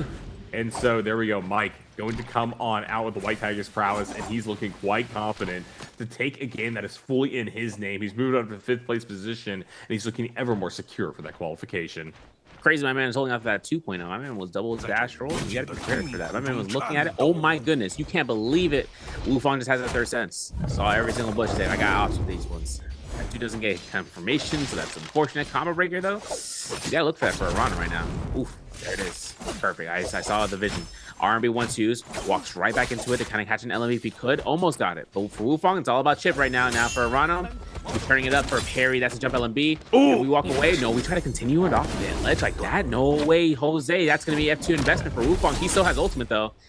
It's a little bit of time, though. Lobby is around this. They can hurt the ultimates. I'm looking at you, Edward. But looking at Wu Fang and how it turns up, he's got another pounce in his hand. So once Arana comes up, it's either him gliding ahead, looking for a level 2 slash. That's going to be the marker right there. Ooh, Wu Fang intercepted. And this is the problem that I have with the Akos. It just feels like he's struggling immensely on this terrain. And it's mostly just using that ultimate to delay the inevitable. That being said, F charged up, and I may have spoke too soon. Oh, Orado just got cooked. Unbelievable stuff. Wu Fang just able to turn things around and doing so in beautiful fashion to push himself further up the leaderboard. You know, it's like, I want to see a replay. Yeah, I want to talk about it, but I want to look what happened here. All right, Edward went up against Wu Fang here, and we know that Wu Fang took his chance to kind of throw these blue focuses. But Lonnie picks against the Lakos. It's kind of it's a mismatch, right? It's a mid-air catch that can happen. I know that's coming out to Wu Fang pop ultimate first, but Edward's now at this advantage, bro. This is a huge advantage. Because when it comes down to it, combo breaker is available, and if Akos pushes up again, we can ultimate it, and then that's going to break time for him. He finds an F2 roar, but he didn't commit. And for Wu Fang, apparently for Edward, and he got scared into his britches. He's gonna go ahead and get launched out by the V2, and then hope for hit this last orb. It's just all about the scare comes up and then catching him. Does he get it though? He doesn't. Launches back down. F2 orb comes out again. Connects to blue focus. A lot of damage, and he has another Lonnie orb. But now it's up to him to utilize his combo breaker at 1.0. Gets thrown out to release 3P. If he wants to throw the 3Ps, he could. But the uppercut's guaranteed off of that. I'm telling you, man, Flying Eye is a menace to society. This is the weapon of all, despair. But then the Whisper came out, and it's so free. Certainly is one of the weapons of all time. I don't know, man. It has been predominant since its release, and I think that is not going to change anytime soon. Mike on the chase down. Wu Fang in a lot of trouble. Oh, hey, Edward trying to get into intercept, but either way, that is an elimination. Now we're gonna see if the fight continues here. We got Chusheng versus HM, and I love that. That little foresight to be able to swap over to range during the Yodo F to interrupt the heal means that HM is still on the back foot, and Chusheng wants more. Oh, yeah. No, that's that aggressive, man. That's using your combo breaker to push him off. Like, okay. Now for Chusheng, this is up to 2 minutes. The tower is the worst possible place to be. It's the best and worst place, right? If you're the aggressor, worst place. If you're the defensive player, man, this is a buy one, get one. I know that Chusheng is putting himself down to try to catch a Sager, but he can't, right? This Yodohime has F2 back up again. Notice that because he utilizes his own cooldown to concede that. Army comes out. There it is. Combo Breaker is utilized. Will he use it offensively to deny the heal? Can't, man. That's a lot of terrain against it. The plateau, not the plateau, but the wall, right? The corner of the wall. That's going to give him so much more room to work with. Tap dodge boy. And then for Chicheng, 90 seconds. Like 30 seconds ago happened. For Chicheng, having not used his ultimate yet is a really big point into consideration, considering that he just has to be at point blank value in front of this Yodohime, up in front of HM.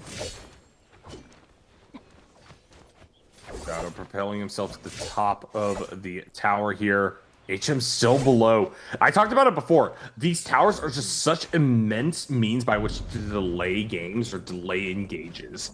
But while that is happening, we do have the Spirit Wells being spawned up here. 7 minutes left on the clock. Edward and Pace trying to trade with one another. Pace notably having a sneaky good game, starting from almost the very bottom of the leaderboard here. He's accumulated solid points over the course of today. Now in 8th spot, he's actually not that far away from getting within striking distance and making it over to that 6th position. You know, he has Razor Swift, which I doubt we're ever going to see, but then he's going to go ahead and contest this out. Bang is going to be here. We can't, yeah, I was going to say we got to use a 1.0 focus wire. I wanted to mention that from round 1, but I never got a chance to. So getting a parry or basically catching someone in a one situation where they're CC'd out, a multi-hit weapon will do a little bit of damage, but the moment the combo breaker is thrown out, that's all denied. Having a single 1.0 weapon, that's where the longsword kind of gives the supreme value versus the whip sword. But there's so many more advantages with the whip sword in general, right? Basically those easy catches and then allowing for you to kind of go through with that. For Mike right now, he is treasuring this moment. This corner side jump LMB spam really just pushes out the pressure. He could have connected that off with Chicheng, but it's not enough range. And Chicheng probably goes down here to JTM, which he does. Scaros is good. Sobel was picked up, and it is Mike's. Yep. Mike in good position right now. Legendary armor, of course. Edward, the only person that can really materially contest him alongside Paste here in this final lobby. But Paste, I feel, is just going to struggle by virtue of the loadouts that these other players have. Edward, though, gonna get counter hit. That could cause a major issue if Paste gets back to his own weapon. That spoke too soon. Edward in a whole lot of trouble here. Will be targeted from both sides. Knocked out. And there were 3. I'm sketched. This is boom main territory, man. I'm looking at this from an angle of boom. There it goes. Mike goes ahead, and he almost rolls into another one. I was scared for Pace. My man went for a mid swap, and that could have killed him because he stood still and he swapped that weapon on the ground off of that parry. I was kind of sketched. I was super sketched out for him, but he's on the outskirts. He knows better. Now for Mike, he has banned. Dagger, I should say, he is scale rushing in and out. It's a little sketch right now for these moonbane tricks. I'm telling you, this is 15 seconds. Look at the light time right now if you get caught out. He's gonna have vision for a little bit though. Gonna loot off the bodies off of this and hopefully get some resources. This is gonna be a line of sight for him. HM gets struck. Mike heard it. I heard it. All right, I couldn't even hear it, but I heard it. And that's coming out to HM, right? He's like a Class A actor. He's like Denzel Washington in a lead role. He is looking at this, trying to go for the 1-2s, maybe a 3-piece. HM gets an armor swap though. Miraculously, though, gets caught out by the gold focus. Not the case. The combo breaker is invested. Things are going to slow down here. We got 4 minutes left on the clock. I guess Paste is kind of the person that needs to find an initiation. He's still stuck on debuffs. Yeah. That being said, he's going to last pretty much close to the end here. I believe he got a reset last time. HM, less than half health now after losing that armor. Has a common armor swap. He's trying to wade his way in. Mike also going low. This could be the opportunity of a lifetime for a massive third party coming through for ALL's representation. Yeah, sold him though. Yoink. Oh no. That's tough. Yep, never mind. Didn't realize the timer was that pressing. But yeah, Pace, no opportunity here. Now we're down to 2. HM doing what he can. Forcing himself into shadow here. Mike trying to play guard on the edge. Feeling like a Smash Brothers game right now. Here comes the Yodohime forging forward. Mike trying to trade right back. Held relatively even between these two characters, but Mike has the ultimate available. Use the F, but it might be too little too late. Desperation pushes the ult out. HM still healthy. Demon Blade being activated. Mike trying to get to safety, trying to get to cover, trying to find the heals necessary to bring this fight to a decisive end. 3 minutes left on the clock. And the problem is there's no Crystal Powder on that Yang Spear. That is not in Mike's favor right now. Full reset part 2. HM runs this down. Cannon shots comes out. Rupture Gale comes through. Guaranteed uppercut. Not the case. Combo breaker though. Having to invest in gold focus and he'll throw the blue focus, right? He almost ran into that parry too. He almost had it. That's a blue focus though. Spam coming out. Mike is going to space up to the window. So nice. Hard to see about the denial of chase down. That's going to be 1 to the toilet sit. Let's take a look and see. No parry. Unfortunate. Remember, Universal Slash still in the hands. It's a really fast blue armor. That ain't going to be full. He knows it now. Throws him out of blue focus. Beautiful. Hoping not to see the jump LMBs. Hoping to see the jump RMB. That could have cost him his life, but he then had the combo break right back up, and he almost got right out here like a book. The uppercut's good. LMB to the 1-2 scare rush and gets caught. Mike goes down. HM takes him out. 3 eliminations and gets MVP. Yeah, Mike being denied there at the very end. But it's going to be HM coming through with the victory. And now we're beginning to see a little bit of a bubble up there from the very bottom of the leaderboards. And it shows that for as much as we believe it to be an inevitability as to who's getting locked in here, things are not set in stone. We're only halfway through the day, and already we've been seeing the upsets and the mix-ups. And let's see if HM can continue that momentum. Yeah, Mike's kind of like shaking his leg down there. I know it. But he's contemplating out here like, okay, I got second place in that game. That's going to be good for points. It should be out here in the top 6. I just got to look at the next 3 games, right? That's what I'm looking at, Mike. How do you know? Because the next 3 games comes out. We got one more day, Firefly or non-Firefly day. That's going to be Midoriya Morning Doom. Just like how we started. This time, though, without any sort of aggression in the outskirts based on Firefly locations. Then again, having this to be the case, phenomenal game coming out here on a Valda play.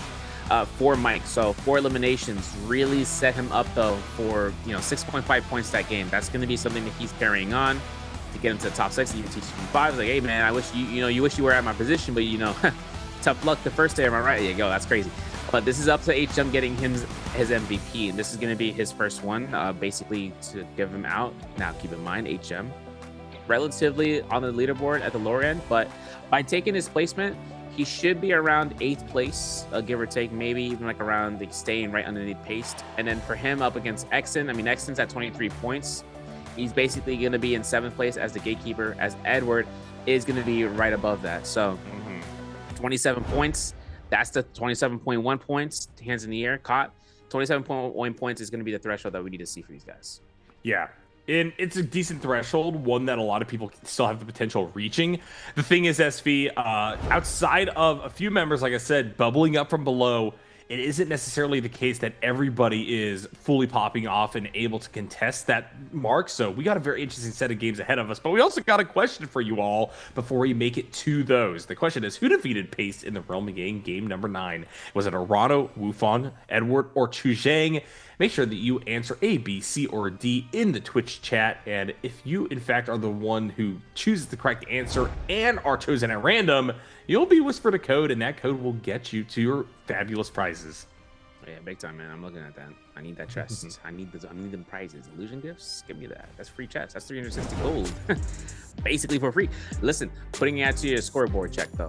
Make sure you're keeping track. 6.6 for HM. Mike got 6.5 for Wufang that game. Pacer was able to take 4.5 alongside Edward. T225 with 2.5. 2 for Excellent Star.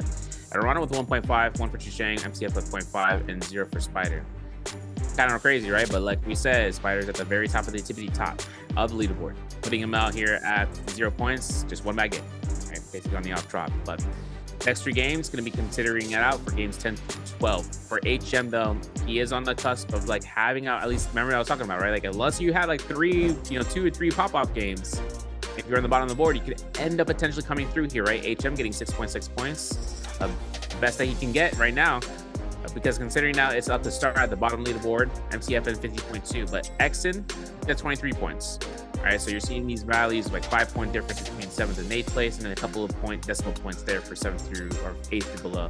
And as for Edward at 27.1, Mike is able to surpass him with that 6-point game at 28.5 points. 33 for Wufang and 38.9 for Arano. TT25 with 44.5, 61.8 for Spider.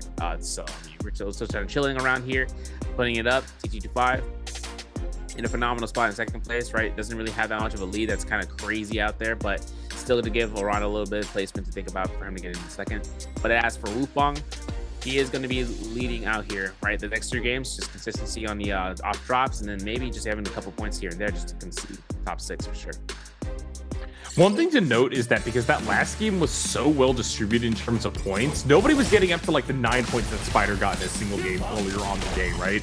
And because of that, SB, I am a little bit interested to see whether or not that kind of dynamic holds if we're going to go back to the real big juggernauts with multiple kills by like the 15-minute mark, kind of defining these games going forward, as that could really be the marker as to who actually has the opportunity to make that jump up the points enough to actually get onto the scoreboard and make the top 6. In the meantime, though, before we get to answering that question, let's take a quick look over here at some of the highlights from game number 3. Haste kind of having a breakout performance, unfortunately was unable to bring it home off the back of a brutal Yang depletion timer. But before that, let's see how we got there. Good trade versus Edward, excuse me. And Haste, off the juggle, off the grapple bump, able to pick up that kill early on. You know, it's crazy coming out here for FaZe. I saw what he did there. I seen him played it out to do that once in the past. I haven't seen him in a long time, practically. But Edward puts himself out against Wufong. Seeing how HM was able to get this yoink, right? Scare Rush just kind of waited out. The Scare Rush was a make or break, right? He confirmed Shang on a stagger spread, and then got him on a Scare Rush. He couldn't get that solo. He knew he couldn't get it, so he walked away from it, which is going to work out in his favor because later on, takes this fight against Mike. Mike finds that common armor swap. We saw that. Getting a whip sword to the back, but having F2 still available, HM still holding on for blue focuses, burns out the combo breaker for the Evalda. Exactly what he needed to do, right? Uppercut was guaranteed here, and he's on full out pressure effort, right? That's it. That's his deal, and that's his MVP. Yeah, there we go. Good job from JL and from HM, our winner of that game number 3, as well as the person getting that MVP. On the Yodo Hime, I feel like it's been a while since I've seen a Yodo pop up in the way that he did here, with that space control, that ability to play those desperate fights at the end. Comes down to that kit and the ability of the pilot. HM deservedly going to pick this one up. Yeah, and that universal slash really came in the clutch there in the end game circle. Something that he kind of had in the back pocket that he was throwing out. Speed in which it comes out, though, is a lot faster. The other thing, too, was being able to kind of get the skill, like, you know, utilizing his skill in the right moments. Something that we saw out when he took a fight over against Shang at the tower. Something that kind of locked him in a spot where he wasn't going to be disturbed by the Shayod breakout. Now, obviously, Shang was able to utilize it the first time, but the second time, that terrain really set him up. He wasn't going to get aggressed on, as Shang was hoping to do. He was able to walk around the corner, get the heal off.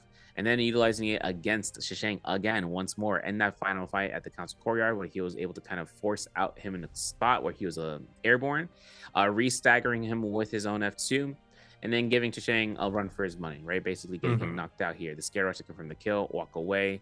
They'll have to take the initiation. He can't get too aggressive, because some players you would see go into that Scare Rush, get the kill, so they'll pop ultimate and then pick up the solo and they go crazy. And I'm like, okay, understandable.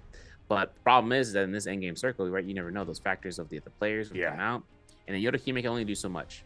If she's a fully healthy Yodo Hime is one thing, right? But at the same time, it's a lot more of that percentage risk that he comes into play, that he took into his advantage. He's not a very aggressive player to kind of keep you in mind, right? But we're going to have to take a look and see. Because game 3 comes out here, game 9 practically. That's going to be coming at our end. We're going to get to game 10 after the short break, guys. We'll be back to see how this day, another half, concludes.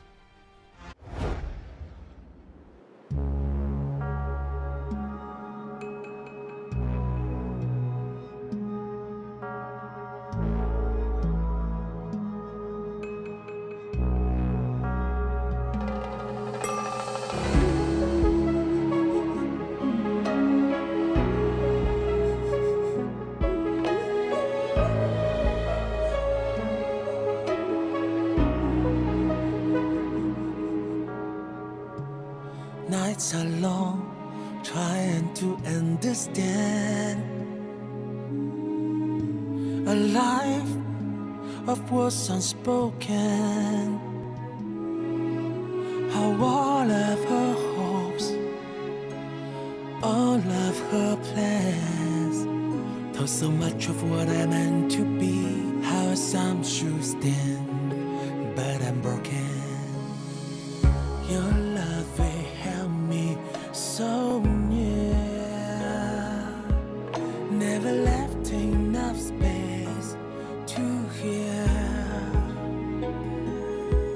how it tore me up inside. I've never been prepared to take the key to your kingdom's gate. The dreams wanted I'd never share.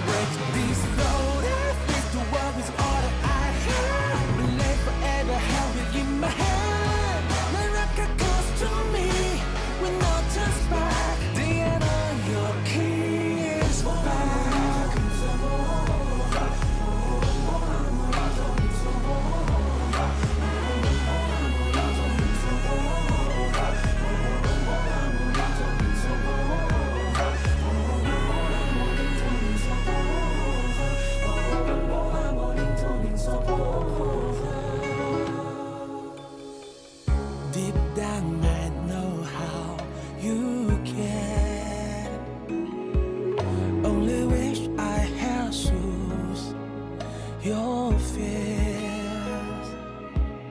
In the flames I feel alive, the burden in my hands. I'm climbing up to the heavens gates, defy the fates to show you who I am.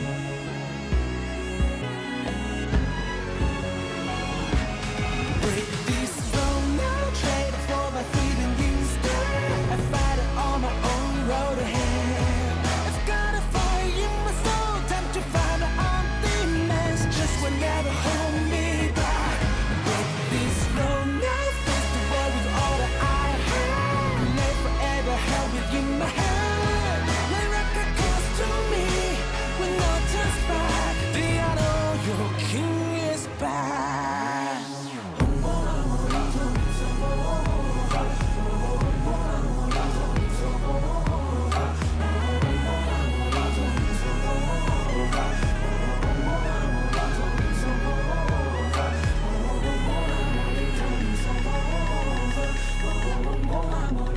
So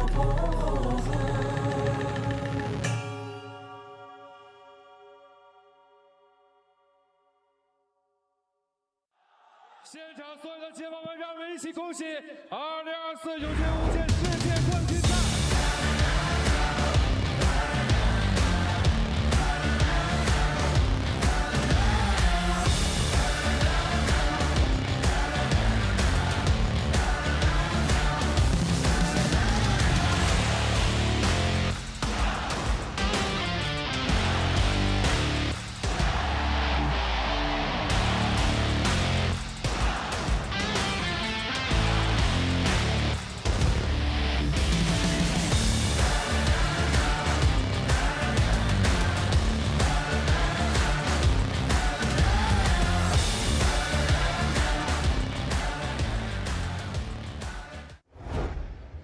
Ladies and gentlemen, we are coming back through here for the Mainland qualifier, for the Mainland for CN. My name is Severio, alongside Nyarko, bringing us up here.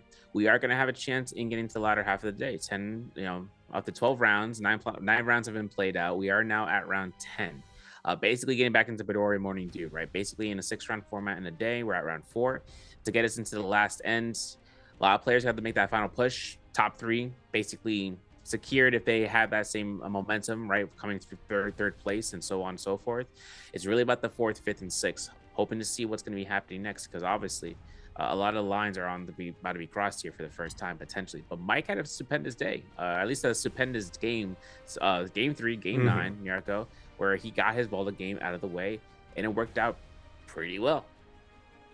Yeah, I would tend to agree, SV. I think that Mike finally has found his footing. The question is, what can he do to continue to push forward? We are not out of the woods just yet. There is the chance for upsets. There is a chance for people who are behind that 6th ranked position to still make the climb up. But I will say at this point, things are starting to get left up to chance just a little bit more, and that's what I'm watching out for. As we saw with that last game, there's a chance at a very even distribution of points to occur if everybody kind of gets in and gets their kills. And what this means and what can come out of this is just nobody actually gets the points necessary to really move the needle one way or the other. You need to therefore take matters in your hands, get advantages early, and become the unkillable monster that you know every single one of these players has the potential to be here in the NBPL. Yeah, and I'm worried, right? Because we saw what happened into day 1 of gameplay, right? His last 2 rather end of his rounds. That could happen to anybody too, right? Someone who's trying to get to the qualified position. Games 5 and 6 could be a make or break for everything, right? As some players like to say, like as Raven would want to mention, it is a championship round, something that kind of comes into whether or not you can make it to the past to pressure point, to have round 6 be just, a culmination of that effort from that previous round. Because once it gets to game 6, right, there's no opportunity left to move. I mean, if you made all your efforts there at game 5, or in this case game 11, and then you get to game 12, you're basically putting yourself in the spotlight of just putting out as much opportunity as you can to just get those points. Placement wise, if you get a couple kills here and you need a couple of placement points, and you hiding in the bush is your next best effort, guess what you're doing, bro?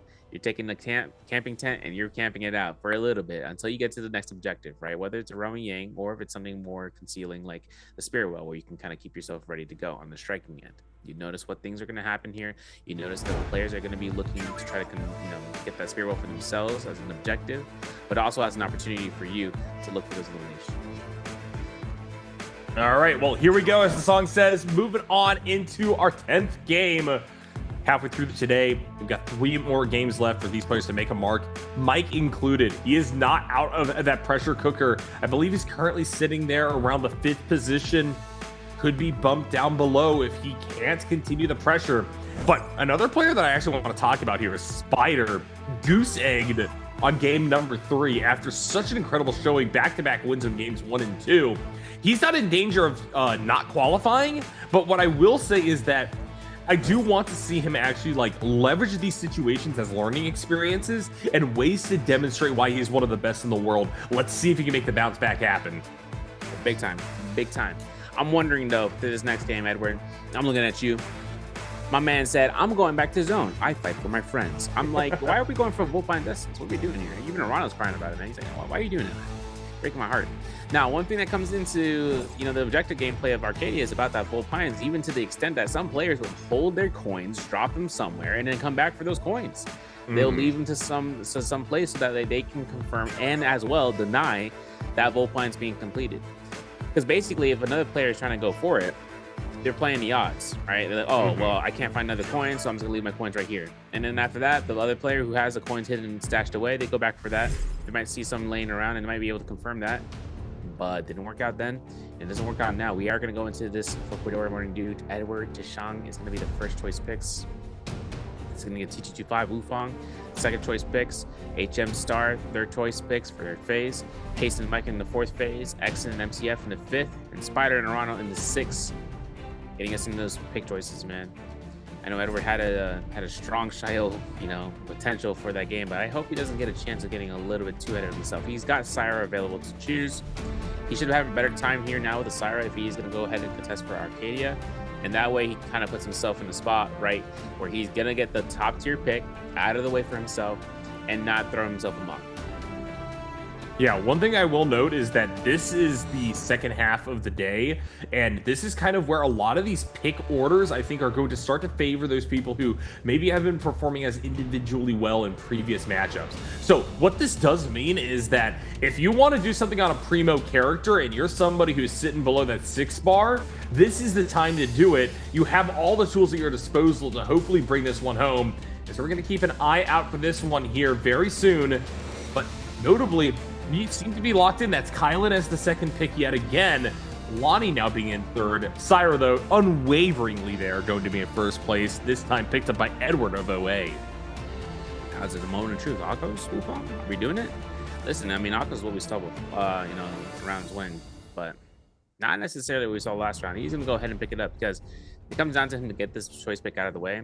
Next would be Enor 1 if we've been seeing that time and time again. If not Enor, I like to see Yodohime here. Basically for HM, he had a great Yodohime game. He's gonna go Shail though. Putting himself out to Shail, I respect it. But one thing is now up to Star, where if he gets his double pick opportunity right now, I mean, if he wants to, you could try to potentially pick it up, but he's got Valda options on the table right now too, if he wants to kind of bring her out. Decimating that choice is going to be Liam in the 6th choice pick pool. So in this map as well, besides Morsile, there are plaques around inside of Imperium, same deal as like Celestia, for instance, and a lot of other areas included. So it depends on where we end up going to the inner circle. But when it comes down to Liam here, if he takes a full on, like if he goes full aggression inside of the Hall of Worship or the Hall of Military, he's got 2 plaques on each side for those buildings. He'd basically be able to put somebody into an invulnerable status, and then all of a sudden he has full value there, right? Full stun for 5 seconds to kind of stop him in the tracks. Yodo going to be picked up by Pace here. This is a player that I'm really interested to see what happens. He had a rough day number 1 of competition here. His first 6 games, not too good, but here he's really kind of shown that he's able to duel with the best of them. And the question is, what can he do to leverage that now as we are moving into our final 4 picks of this game number 4? I'm looking at this. Where's the mulch? Dang, Justina double. Yo, Exton has the opportunity to double pick Justina then. This is good. I mean, no, he needs to, right? That's what I mean, because Justina is his best option. This is like his premier option. It's like looking at it from Mike Zakos's option, right? Like that's him for Justina for Exton. You know what's going to be getting up here for MTF. That's a guarantee. To mulch for Spider would be kind of great to see. He's in the right phase for it. He's in the right mindset for it. To kind of allow himself not to get a goose egg last round was kind of rough, but not really to full like mention. It's just something to keep in mind. This is going to be a last choice. Arano, Tessa on the table. I don't think it's going to be the case, but Hadi's going to be picked up here for his chance. And this is going to be where Hadi is now in the second time today being chosen in the 12th phase, or 12th pick, I should say, giving him the same recommendation that we saw from Mike on his Hadi game. Basically, having Hadi game for Mike was great. In Padoria, I'm curious because he can go in and out of buildings. You know, I ain't against it. It's just a matter of what is going to happen off the drop, because he needs to get good gear before that first round meeting to start fighting those. All right, well, game 4 about to get underway now. Got a lot of players that are very much tightly packed near the bottom, but like I said, we're in an interesting position here, SV. I feel like this is the first time in a while where solos is so defined by that early game in terms of not necessarily like the overall chances of you getting a dub one way or the other, right? Like you can easily come back and you can get to a position where you're the MVP. But now, because the demands are different, it's about being the MVP with a ton of kills under your belt. That's what matters here for these Chinese mainland qualifiers. Yeah. There's another thing too, isn't it about what RNG you get, right? It's about where you're utilizing that gold. Because basically, when you start getting these kills, you either buy the purchase for the armor, or you go for a weapon, right? Depending on what you need at that point in time. If you have severely good RNG, you end up getting fully stacked, and then you start saving that game later for the mid shop, for the mid game shop. So then you wait for that, and then you end up stacking that gold nice and tidy. That only depends if you get eliminations, right? To start going, going snowball heavy. But one thing that's going to come down is how your off drop and how your resets are. We talked about it before, where how your opportunity allows for the other players to then seek towards where you're going to reset, and then for them to hunt you down, or rather to pick up a reset that they may not anticipate. And it's only going to be what's available to you in the map. Now, spawn rates are going to be different than what the circle is going to be coming through. So let's take a look and see about what those map off drop spawns are looking like in just a moment. All right, well, got a lot of concentration once again, and it's kind of the usual suspect. This time, south side of the map going to be the focus here on Padoria. Notably, we are going to be getting a drop where we have both Spider as well as Mike right up next to one another. Bringing up the rear now, we do have Star, who's going to be dropping next to Arano there on the top northeast side of the map. But otherwise, you got this kind of unbroken line of carnage all the way from that bottom side up to the center of Padoria. Because I'm looking at the fact that Mike is going to be spawning at the Statue Workshop. MTF is in the heart of it. SR Spider is going to be right next to the Mandate Yard. But then looking at SS1's Exon as well as Alliance's Pace, they're over by Cinderfell. Now, Skygate's Cove is being contested by Star and Arano, but neither one of them are on the opposite side. They're both on the eastern end, basically putting themselves in the one spot wonder. Dale's HM and always Edward, Heart of Imperium, basically, to kind of get themselves looted up here. But an essential form between TT25, Bada's Chuz, and T's Wukong, they're all right there, right? They're all in that one central location now. This is going to give a little bit of vibes that, what we noticed in the first game, where we didn't see Mike spawn this game, but he is going to be next to somebody, and he's going to be up in arms against MTF and Spider. This is the gear of the lifetime, man. That's a blue spear. We need to go ahead and try to pick that up, and we guarantee.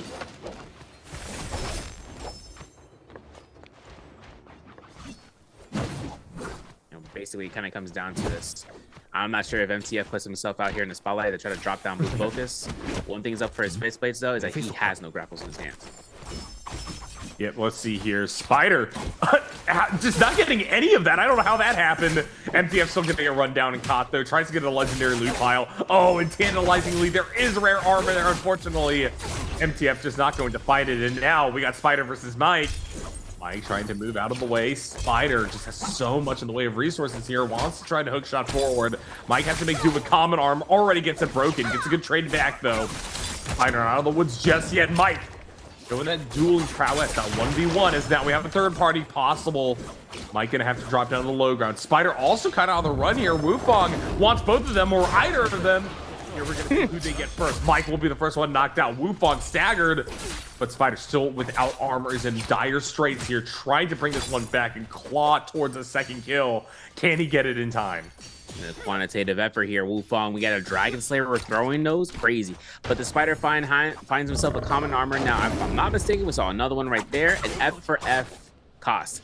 If only we had a terrain for a stagger there. Wufong tries to raise it into the Dragon Slayer, I should say. He's looking for another LMB. He finds it. That's a kill confirmed, right? Shift swap comes out. He's guaranteed that kill. That's 2 on the board for Wufong, killing out Spider and Mike in one fell swoop. Now, switching to Ascension Forum. Jail's HM here, skilled with purple weapon, but he is getting hunted down, hounded, really, between 65 and Dallas Chang, who is healthy right now, and now not having ultimate right in the nick of time.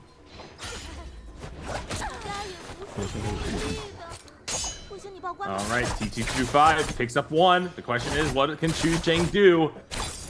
So far, T225 just digs his heels and goes, I got flying knives, so literally nothing else in this video game matters. Dodges across, past chest. Chu Cheng still trying to make marks. 2-5 now on the chase down. Chu Cheng charges. Good play off the longsword, but is it enough is the question here. As once again, T2-5 gets back up to ult charge now. And Lonnie Ball could just be enough to put this one home. Chu Cheng doing what they can to keep that ult about them. Unfortunately, they're just going to use this as a deterrent to try to get to safety. Two swipes out here. Can he catch it? He ain't gonna catch it. But he still is putting the work in here, right? He's got a couple of slashes he could have burned it out for. He ain't gonna do nothing for it. Wufong's gonna be the one that's gonna be temporarily an ally for trying to make sure that T2-5, lower health target, gets eliminated. It's all about the +1s. We need those. Shane's gonna kill noise though for a moment here. T2-5 getting a little bit of a heal off, but Wufong earned it. Fencing him out, F2 Roar. Doesn't get caught by the terror effect. We know that T2-5 has a 2.0 energy in him, but needs a 1.0. Nice 2 done because he knows the combo breaker is still up for T2-5 as a line. But looking at Chuz, he is right there on the cusp. He can come up here for a hit and run, but it looks like he's at the shop right now. Otherwise, Pace taking fights against Spider, who is on the reset value and still is able to manage to find another purple armor. Can't believe it. All right, well, Pace, I think, is just done for here. Spider actually might not be as safe as I thought. Demon Blade's still available. Spider has his Desperation ult, trying to catch out the Yodo, and unfortunately, Pace will not be able to make it outside of the Sandstorm. And so Spider, first kill of the game for him. We'll pick up 1 as now we have Star playing that Liam, getting Pokeball versus Edward, who now is stuck, continually staggered, manages to get 1 less counter hit. Star has the second charge. Here's the toss. Edward in a lot of trouble still. We'll be able to Syra ultimate. And Star may have just fumbled the bag, actually, as now the third party is here in the form of MTF. Yeah, MTF is going to have free blue focus to get the 2 hitter. Now, the crazy part about this is that the Volpine Destiny was utilized here. Star finding a common or blue armor swap off the building wall. That's crazy. And Edward actually, though, getting burnt out. What was crazy is that he was able to time the orb again after the Volpines was popped, but the problem was the combo breaker wasn't used yet from Edward. That Syra, the Syra combo breaker, just gets him out of that sticky situation. Since he also had a katana, but he wouldn't have been able to find something like that. But for Edward right now, it's going to be a dicey game. Finds a nice stagger there, beautiful. Has only 2 grapples to his name. He has to find a building with an armor swap with it. And for him, he's going to hit himself straight towards the Black Order support his gate, moving past this area. And it's probably just going to consign towards moving in and out. MTF already placed out that beacon for the Thunderblade, but switching back to the Ascension Forum, we're seeing Spider up against Wufong. Wufong having purple rarity weapon. He's a little bit of sneaky roar. Still having a little bit of pressure though. Spider will get a little bit chipped. Yeah, there's a lot of damage. Wufong's in trouble now. There is the third party potential. I didn't see who it was just yet, but it looks like Spider will be able to pick up the kill before having to go face-to-face with T225. There goes the Soul Bloom as well, so T225, even after getting that initial burst of damage, isn't necessarily secure in this one. In fact, Spider will run through 2 back-to-back. That's his 3rd kill. Whoa. Wait. My man saw him in midair and said slap is the optimal option and just extended that. Crazy. Diabolical. That's going to be his way. You know, some players are going to have to look at that VOD review. Kabloom on Mike, though. Into the sky here. He has Kabbalum. I didn't see if he had dual blades. I had to double check that, but he's gonna get himself towards the Hall of Imperium, of course. Now, depends right now. You know, we saw in round 1 that Arano was able to get the red longsword. Now, specifically, the Emperor's longsword is going to be based on getting at least 3 eliminations inside of Imperium. Then you can go at any point to pick it up. But thing is, do you want to bring it up for the first round Yang if you get the ability to, or just wait it out for the second round Yang? Otherwise, Cave, this is going to be a hard confirmation if we can watch this point of view for Edward. Because if the Cave has Sapjade all the way through, I didn't get confirmation. I wanted to see, but this is going to be where we see another line of sight. Spider on an infinite wisp spree against Arano's Hottie, and look at this. Exactly this is why. so sad. It's awesome. The mulch. You give him this opportunity before you realize you're done, and that's exactly what happened to Arano. Eliminated out. I cast a curse to. I said if he doesn't get a second bad performance today, he should be good for third, and it's looking like that one case for Wufong to take the spot. But Spider stacked out, purple weapons across the board, longsword, beautiful staff, great, and the musket that we just saw, which is up against Exon's just not on the Howards. Well, this is the worry that I had for the series. I talked a little bit about how we want a top-heavy series if anybody wants a shot at making it into top 6 that isn't currently there. And while we are getting a top-heavy game again, it's Spider who yet again is in the driver's seat, and now he's looking to Realm of Yang it up as well. 2 solid trades, Exit in trouble. Musket shots to try to follow through. Spider trades back on that aim. Look at that cross. I'm attempting to go for the interception mid-air. Exon on the chainsaw, doing what they can to try to keep things about even, but there's still ultimate and F available. Spider, a lot of ability to keep this fight going in his favor. Exon, meanwhile, has lost all of his armor and is now down to half health. This is a potential one-touch scenario, especially up against the CC that is possible to be pushed out of the temple. And Spider just lost track of him. I lost track of him for a second. Where'd he go? Around the corner here. Dash is going to come out here for the stagger. Oh my goodness, this is it. TOD. Territory is on the floor.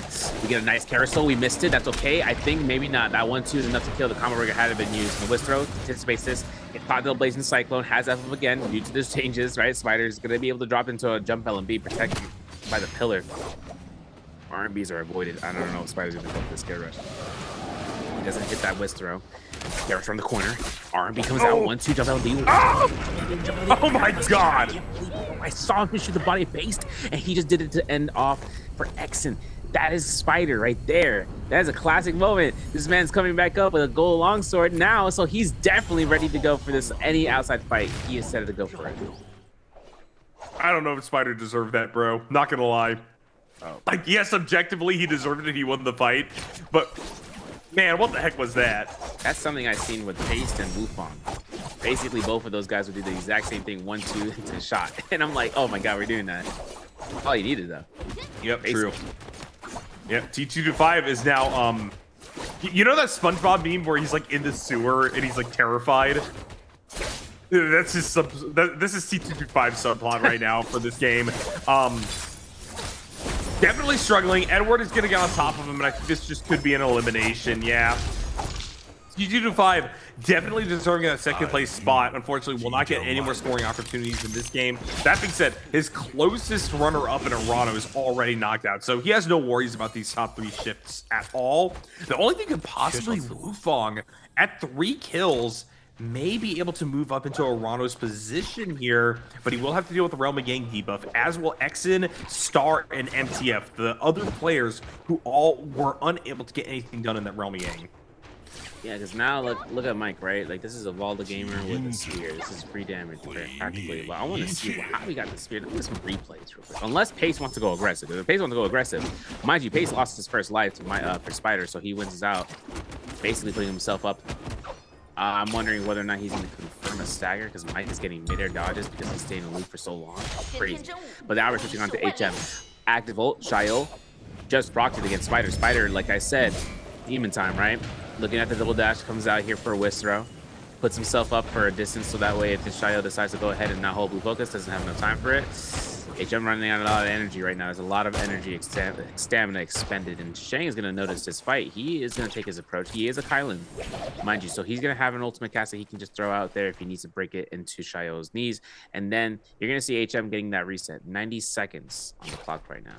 This is going to come down towards the next, for the game completion. So, hoping to see about FTF get out of that, binding light. He still has Inner Wand. He still got that Thunderblade. He's going to have to recast it to space out and having to force the ultimate because of all that pressure from everybody. And this is what C8 was talking about. Once you're a Transformer, in most cases, if you're at a low enough point, the lobby will focus you out. All right, MTF doing the best he can to lightning rod this literally. So many people upon his position. He's feeling the pressure. Wufong on the far side of this one could work as an interceptor, but the fact that he has also lost a lot of armor means that he just try to get out of dodge. HM now on top of him. Wufong has enough space to heal back up. MTF is now the target of everyone, swarming this Wolves member. He will be able to armor swap over. The question is that enough of a stabilizing factor as everybody else is on at least purple? Big time. 35 seconds left on the clock. MTF is getting a full reset. A lot of players just waiting him out. Doesn't even know where he's at. Just know that he's going to expire soon. And that's going to be a solo for someone to be picked up, right? So for MTF, it's also up to whether or not, Wufong, wherever he is, right, to be in the vicinity where he should be. But he's going to be going ahead right there.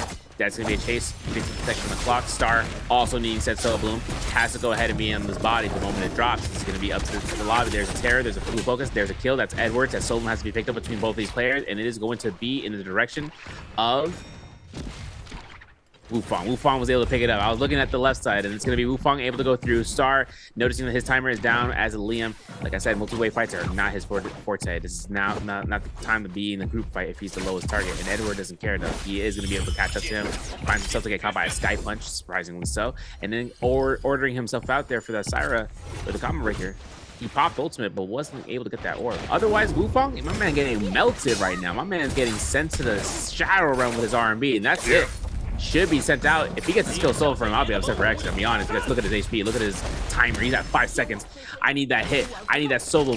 Gets a dash, walks up. Oh my goodness, he's tripping on his ankles. I am so upset for Xen right now. Insanity. Yeah, and he needs this, right? 7th place position within striking distance of Edward. Wanted to try to bring it back, no opportunity to do so, eliminated in this game, and that could have been his last shot at a true ability to push through to qualification. Actually, just tough luck. I don't know. That's all I'm gonna say, man. We tripped over the ledge. I want to see his point of view on that camp. Oh my goodness, it's terrible. This is going to be their continuing point. Mike has actually been able to pick up that. We saw the cat wound from earlier, but he's also got Juggernaut, so Pace is going to be his first opponent. And this is funny because now it's up to Pace to kind of win this out. This is for the time that we saw them fight outside of Skygaze Cove. It's going to be the second time we're going to see them fight now. His shots are out, full armors are acquired, full weapons are going to be spammed up. LMB combo breakers out. But Mike doesn't have no need. He's just a Sky Punch. He just got revealed. And Pace also got revealed. Another Sky Punch this time in Mike's hands. All right. Pace trying to do what he can off Demon Blade. Isn't able to get all the way through Mike's health bar. Now it's up to Valda to try to make it work here. On Spear, trying to use the superior reach within this trade. Pace answering right back. F being fired off. Here comes the Demon Blade once again. Big knockdown. Mike continues to forge forward here. Titans clash. Mike in a lot of trouble now, dropping out of the ultimate. Less than half health available. Pace also, though, going to have his timer run out a little bit healthier. The question is, what can he do in this situation? He will drop F and just use this opportunity to heal back up. Mike feeling pressure from cannon shots, only able to get one tick of healing as well. Gets counter hit.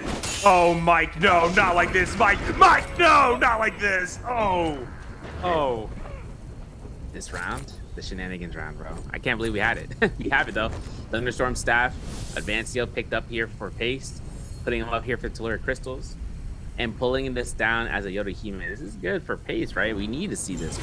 So I'm not looking for anyone's downfall. I'm looking for everyone's come up. But this is going to be where Mike just lost that Romy Yang, and we lost that predominantly, right, to kind of get ourselves caught out for that, for fly knives and all that instead, right? That we lost behind the fist plates, action upon action. I feel like half the lobby has Sky Punch at this point. R&B comes out from the spider, though. He takes his Romy. He is going ahead on his aggression, and look at the kills. My man's at 7 kills. I'm looking at 7 kills versus 6. With opponents for him to go up. He finds a beautiful chance here to burn the combo breaker here for Star. Another Sky Punch. TOD, we have this plaque here. Yeah, we do. Oh my, oh, he still gets caught. A little bit of time here. Wait a second, R&B comes out here, double R&B, and the triple one should kill him. That's gonna be the second orb. That Star eliminates Spider with ease. And the solo is yoinked out by HM. Wow. HM picking this up. And this is a player who, of course, won that last game, but is in need of a little bit more in order to truly bring himself into contention. 29.1 currently the mark. Edward's still in scoring opportunity here in 6th place. HM does have a lot of materials by which to try to catch up, though. Meanwhile, we got Mike on the other side. Also, within qualification reach right now, feeling the pressure here with the roaming Yang debuff still on him. Chuzheng as well, dealing with Yang depletion for the time being. Still having this onto like 5 players, and 2 of those are in Yang deletion. It's kind of rough to see that the Yang leader himself just got eliminated within a microsecond afterwards. Look, Chuzheng is going to be pulling up here as a Kylan. He's getting knocked those shots off against HM in the zone. That's Shail. This is not an ultimate that he'd want to expend here. He is going to go back for that body though. He's going to go ahead for some supplies. Kind of breaking off of here. Mike knows this. And obviously right then, on the R&B, armor swap is there. Combo breaker is good. Now for Mike, what's the problem? There are aggressors here. Chuzheng is one of those, right? He needs to go into the zone too. He notices that Valda was putting herself out of the positions for a reason, chasing down that Shail. And then now up to Chuzheng, he's going to go ahead and space up. He wanted to see how far did the aggression go, right? How low were the targets? As for Edward, he's over by Heaven's Watch. He's taking fights against Pace, and Pace is on that Yorihime. Not a care in the world here. That Cyrus still has ultimate though, so we have to be a little bit cautious about it. Since it's going to be a heal off, he heard it. He's going to go ahead and back off while she goes ahead and reset back into the zone. Then seeing about Mike finding out the turn.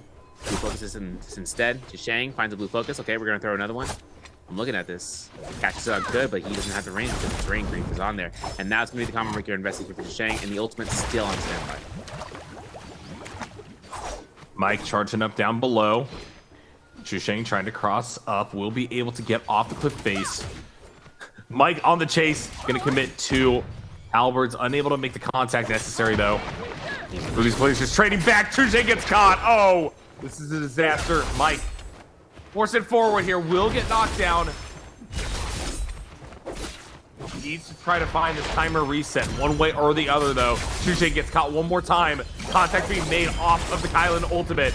Mike now actually feeling pressure and could start losing health to the Shadow Tick if he gets forced back into it. Will be able to launch himself up at the cliff face. Chuzheng also using this opportunity to stalemate things out and try to restore a little bit of health.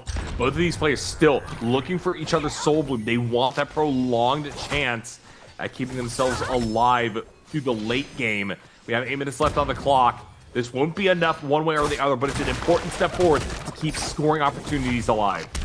Still seeing how Mike has been at his last limb right now. 1-2s are the name of the game. 1-2, no 3-piece. Hold up for the Kablum here. Still has a beautiful parry in mind though. 1.0 release on the fly now is best option in his stead, and now it's coming down to HM to get this hit, right? Looking to see about this hits if he can. Chuzheng one hit opportunity. Last Mike. No, HM gets a cannon shot due to the Rupture Gale. That's a solo pickup from Mike. That should be a chance right now for HM to keep the chase on it. If he's going to go to the zone right now, he's got to stop this aggression, but he doesn't know this Valda ultimate, whether or not it's up or not, or at least to kind of build up the rage. Edward, though, picked apart here by Pace. I'm looking at the R&B. He's going to get one clink off. Man, don't tell me this. Oh, he misstepped. He's looking for the Kablum too. He gets a little strike there. For Harry's like that, we can't throw those blue focuses, Edward, because Pace just picked up 4 eliminations. Leaderboard check puts him up to 7th. He just skipped 2 positions. He is right beneath Edward. He's still got the Thunderstorm, the Advanced Seal, Sky Punch, and the Kablum that we saw now is going to be up to his arms. Now he just needs to get himself a crafting hammer. And if he ends up getting the majority of the lobby as MVP, 6 eliminations, he'll be right underneath Edward as a result. Seeing Ground Crusher, though, this is going to be an HM's arsenal. Rupture Gale, we saw Phantom Step, he has Sky Punch, or rather Arrow Dash, as well as that Blazing Cyclone. And as for Mike, he is contesting against Haste for the Yang Spear Row, as these are the final 3 players in the lobby. Mike doing a good job playing keep away, down to 3 players yet again. 7 minutes left on the clock. Ooh, Pace with a really good entry point onto this. I don't think Mike can actually stand to keep this here. He's going to fire off an F to try to keep charges going. But now with no armor left available, he's going to try to fly knives from range. Now here's the chance at an approach. I think that he may have overstayed actually to try to contest the Spirit Well. Pace drops down. Actually takes a lot of damage though. And so every time I doubt Mike, he's able to answer right back. Now, with with armor restoration as well. Pace doesn't have F available. One more bit of contact, Mike can actually just take this home. Parry there. We got extensions, and we got Rupture Gale to worry about here. There it is, coming out here from Blazing Cyclone. We know that Ground Crush is in the hands of HM. Having this Ball of Spear is going to help out HM more than Mike knows. So this is practically going to be the last Spear Throw that comes out to kind of kill confirm, and otherwise burn. It is given to HM. White Tiger's prowess as well. Soul Bloom, though, the weakness escalation is still in effect, and Mike is getting griefed by terrain. Again, we are seeing it as Mike gets himself up to the high ground. One catch from HM right now is for a burn tick. If he gets a burn tick, he's good to go to kill off his target, right? 2 burn ticks at the minimum. Happen to see about the 1-2 catch. There's going to be the... Ooh, that's it, the stun, the guaranteed RMB. Why did you go for it? We went for this again. Jump LMB from HM. Ultimate for the Shio. At this point, we could have went for burn reprocs to confirm the kill because Mike is now getting a common armor and he is floating on by. Yeah, Mike definitely still not out of the woods just yet. Has only racked up 2 kills, so not exactly the best game for him, but he can bring this home if he manages to sustain those ranking points and gets himself the 3rd kill versus HM. It's going to take a miracle to do so in this dire of a position, though. So we're now down to these 2 members. Mike sent scattering all the way through Bane's Breath. Good movement from both of these players. HM trying to consider whether or not he wants to find the approach, or if he wants to just play back and keep things slow. There's still 5 minutes left on the clock. A lot of potential for both of these players to try to gather resources back before looking for one final assault. You know, it's crazy though, man. HM's doing hot work this round, and if he ends up getting 6 eliminations, I mean, the only problem is that Valdo Ultimate's about to come up online. Basically, he's gonna be going at a weakness, like he's gonna be at a weak spot right now for Rage. And this Moonbane would have been something he could set himself up for. I thought Mike was gonna get that purple armor, but he didn't have the resources, it seemed like. Basically, he does. He wasn't able to get that purple armor though. He was too afraid to kind of set that reset up. Basically, getting himself a Jade. Oh, that's because of the bug. Oh, nice. He dropped it. Yeah. So I'm curious in seeing about. No, that's his. I don't know what I was thinking about. I was thinking that he was gonna be able to drop that out here because there's a bug that's actually patched just in upcoming. But for Mike right now, putting himself up here, we're seeing HM to kind of come through here for a cannon shot. He confirms it. 1.0 comes out. 2.0 comes in here. LMB uppercut turns with the combo breaker. Okay, now we do some catches. We got another Bladespoint Storm. The F2 doesn't get used. We're going for a blue focus vertical. We shouldn't have. I'm looking at cannon shots as an opportunity for some chip damage because right now Mike is about to build his ultimate and he's about to get up online. Deep trade. Mike trying to make it happen with common armor and a dream, and somehow he likes that. Able to get another sniper shot straight through the window, and HM is now the one on the back foot. Ultimate F still available. Mike trying to make it happen here now. Gets knocked down. We'll have to activate the ultimate. HM on the dashback gets caught by the vortex, and somehow Mike wins the fight. Mike just literally let him down here for a full send release, and that's what that comes down to for the option selection. Mike really came through and survived off of 200 health, and seen Spider get MVP though by the elimination spread that he had. I mean, it's no brainer there. But putting us in here when he got eliminated, he was just a waiting game and seeing how everyone else was performing. Thus, him getting eliminated as a Tumulch with 7 eliminations, that's just basically simple math. I mean, my man kind of he came through on that end. I'm kind of curious though in seeing what was kind of going through the process. I wanted to see if HM had any sort of opportunity to see if he had cannon shots available to his hand. Because he had so many chances there to kind of look towards using the Rupture Gale. That's such a strong Jade in those instances. For instance, when he was able to use that longsword book, the Tome, if he's able to get that stun, it's a free cannon shot. He just switches on over, basically at that range, guarantees a proc for the burn. Every little bit of chip does a lot of numbers.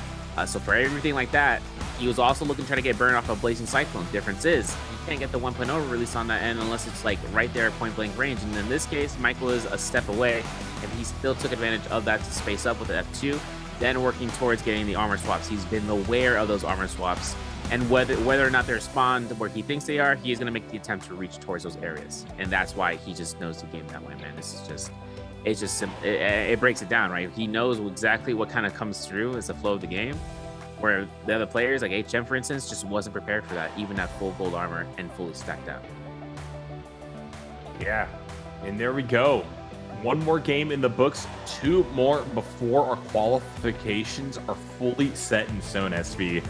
And I gotta say, with what we've seen so far, there's still some fluidity there in the charts. There's still people right there on the borderline, and it's not over just yet. So let's see what happens here, as HM is a story and a half, right? 2 games back-to-back where he's getting those incredible point spreads, and now he's very much on the precipice of just locking himself in for one of those top 6 spots. No, big time, man. It's crazy too, because I was talking about it, right? Anyone in the bottom 6, 2 pop-offs going through. Oh, yeah. Although he didn't get MVP, right? He got second place. He's basically at 8 points there, or at least 7 points, I think, because he had 5 eliminations. That's going to put him in a spot where he ends up going through and climbing it layer by layer. Ironically, stacked up against Pace. Specifically to mention, right, is because Pace was able to be at a spot where at last chance qualifiers, he was able to kind of climb out from 12th place up until 6th place. And that was within like 2 games. And then having him to kind of get that out of the way, what we're seeing here for HM, this is the same case scenario. So getting us into that question for you guys later on, we'll get a chance. But for Spider, we got a point spread right at 7.5, because even though he went down with 7 kills, and the 0.5 difference was enough to kind of put him up on top. Now, Mike didn't have enough kills with the multiplier to surpass HM, but for HM, he is in second with 7. 6.6 for Mike, 5.5 for Pace, 4 for Star, and Wufong for 3.5, 2.5 for Edward, to Shang at 2, 1 for TT25, Nexon at 0.5, but 0 for MTF and Arana. Yep, here we go at the very top of the leaderboard, 7.5 on that game score, even with barely any ranking points. That is wild to see. But HM there, half a point behind, really kind of the main character. At this point, Spider is basically just this like black hole that's some number of game points in total or in potentia, or just like swallowed up by. Nope, like he's number 1. There's not really anything anyone can do at this point. Like, Spider could play with his monitor off and still be number 1 by the end of this. And so now we're looking at this, right? HM for JL, right there in that 7th place position. Edward balancing precariously on the knife's edge to try to keep that 29.6 relevant and within striking distance of qualification. Literally, and then looking at Mike, right, up the leaderboard, right? This is a slow burn that comes out. These 6 games today, looking pretty nifty. And a Wufong at 36.5, right? So it's kind of coming through here. Rano just had 2 bad, games today so far. 2 donuts, right? And we can include game 9 as well, right, with a 1.5. So not having that much of a lead, but he is still kind of, on that board, right, to be contesting it out for top 6, but 45.5 for TT25. This last game was the only game that he had less than 2 points on, so basically kind of stacking it up. But Spider 1 donut, the next game MVP. It's like, it's kind of crazy, right? We go into this clip and highlights so Rio from this game 10. This is going to be brought to you by China Unicom. As we saw Mike, and going up against MTF here was one thing, but a double elimination from Wufong was there. They didn't get a chance of actually looking into that, unfortunately, but we did see Spider, exact his revenge on his presence from the first light. All right, well, here we go. This is showing why Spider was able to get that massive scoreline yet again. Trades right off the bat. T225 in a lot of trouble. Just gets juggled off the big fundamentals. And here we go. One of the more chaotic mid-game fights that we've seen, and really kind of something that set the stage for what was to come. A big, prolonged chase here. Good frustration there from SS1's representative off that play. Here we go, Spider now fighting against Star. And this was one of the most tragic things I've ever seen in my life, right? Spider down to just a sliver. Star tosses them out, managed to get the pickup, but then stuck in the shadow. Star, unfortunately, was just unable to get enough footing to really bring this game home or make a mark for himself, and now he sits continually at the bottom of the leaderboard. Yeah, final fight moment happened here where Mike was able to get so much chip off of HM and force him in this building, where he forced him out to take one side, and then he forced him to take the flank to get that damage off. And he didn't confirm the stagger off of this grapple, but he forced this corner, right? He still had ultimate. Now HM was still kind of throwing out these hits, right? He was still doing the damage, forcing Mike to use the ultimate, line of sight, boom, done, and a 1.0 to release it out.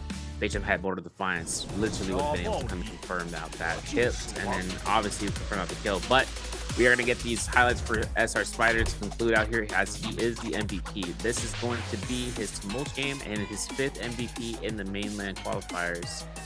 Crazy, but across 10 games, he has completed, or at least to go through here with half with MVP. That's crazy, man. 19.5 thousand damage, bringing up here for it overall. Staff was his primary, Musket secondary. We saw what happened with the Musket. I mean, it was nasty with it. He's bringing out the XY energy.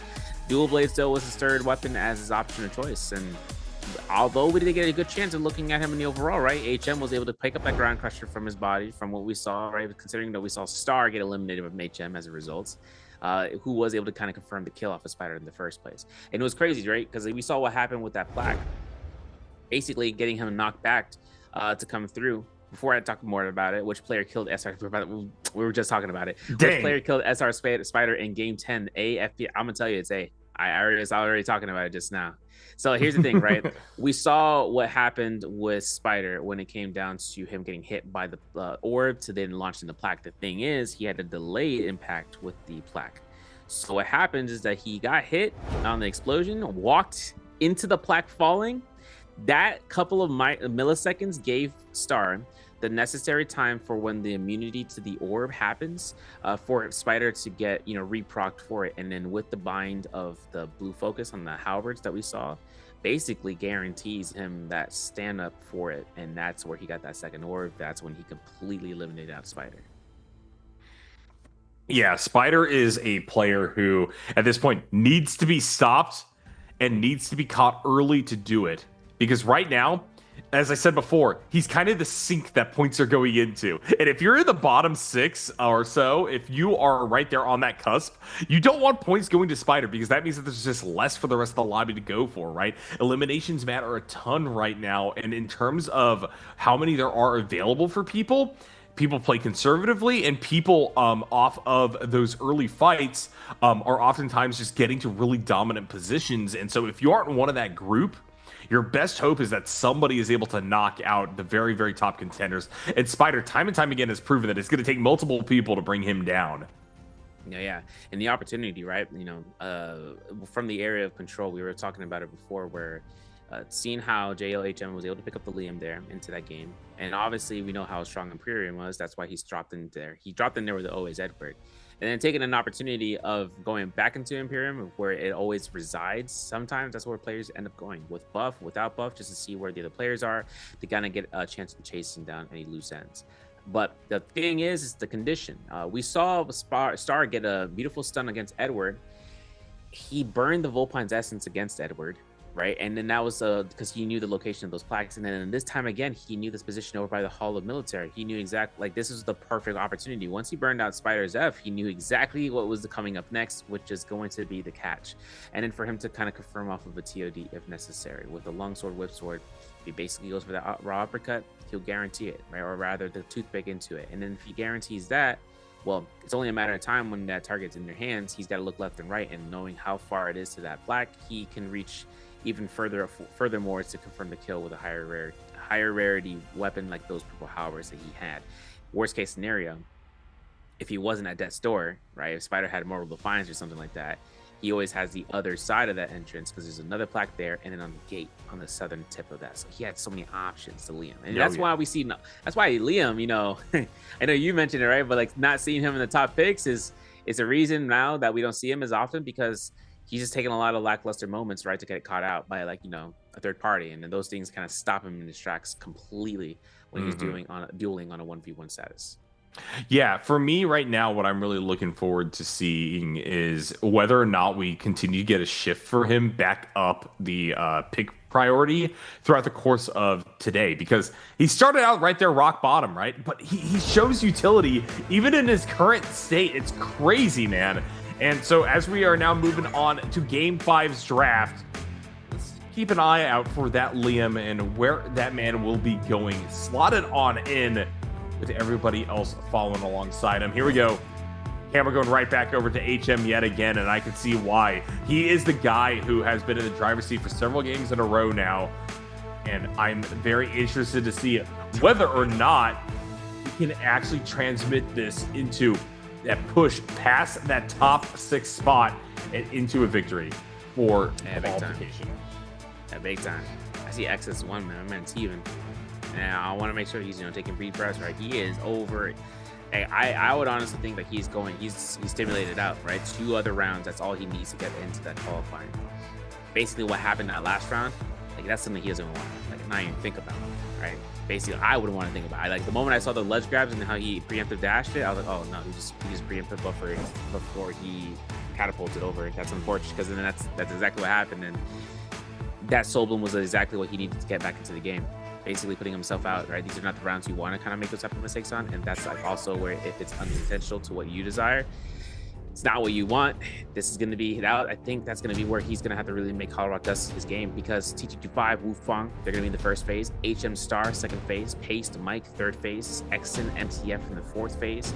Spider and Rano in the fifth phase. And Edward and Chusheng taking out the phase 6. Basically putting us up here. We are going to take a look and seeing what this first off-drop fights now. Obviously, T225 comes out here first phase, so you know he's going to have Siren. You know he's going to take the opportunity there. What I'm curious about is how these players are going to operate on the Salvation podium. Not a lot of players took the opportunity because it wasn't, available to them last day for day 1 for game 5. But for game 11, we are going to see a chance, hopefully, if the Salvation podium's alive, for those players to take those off-drop spots there. And if they go for those Fireflies, they'll go crazy into the ballista range. Because we saw that from Star. It's just whether or not we see it again. Siren number 1. T225 being the one piloting it has got to be a thing that scares the rest of this lobby too. He has kind of always been the bridesmaid, never the bride, especially today. Second place for much of the day placement-wise as well. But now he has the opportunity to use what I think is definitively the best character of the patch in a position where so many people are desperately just trying to find footing in chaotic, long-lasting fights. Syra benefits from those. And speaking of characters just flying up the priority list, that is a Shiol for HM, now in third place. Another character that was very lowly picked when it came to the first few games of the day. Kylan will be number 4 for Star.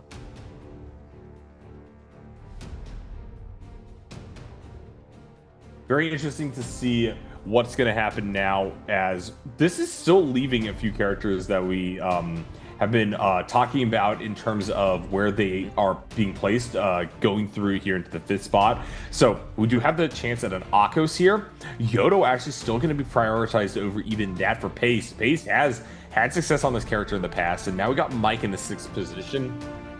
A few different options to go for. I still do think that we're going to be seeing an Akos before this is all said and done. Nice. Hottie could also be on the table as a relatively high priority pick, especially for someone like Mike, who has piloted him quite well throughout today. But now it's over to Exen, no longer able to pick up that Akos, as that will be what Mike gets at the end of the day. Yo, I need to see a double pick here. So gotta do it. It's now or never. It's Firefly 2, man. Do it. Double picker. Take it out sometime. Oh, yeah. I need it. All right, there we go. So Vala going to be an opportunity right now. He's going to bring it up real early. His off drops are going to... I'm just thinking about X now because I'm like, man, this guy's on the leaderboard check. We need to make sure we're looking at him nice and tidy. Because one thing is that if for his Vala pick, if he takes a quarry fight, he will be able to take aggression. If he goes to Grizzly, if he takes the Northwestern Barracks, he'll get at least the 1 Fireflies from the outskirts to go right back in. It just depends on who's on. I need to look at the drops and need to see the spawns. That's all it's going to really depend on next for. Enor 1 comes out here from MTF, allowing for him to get that Transformer, thankfully.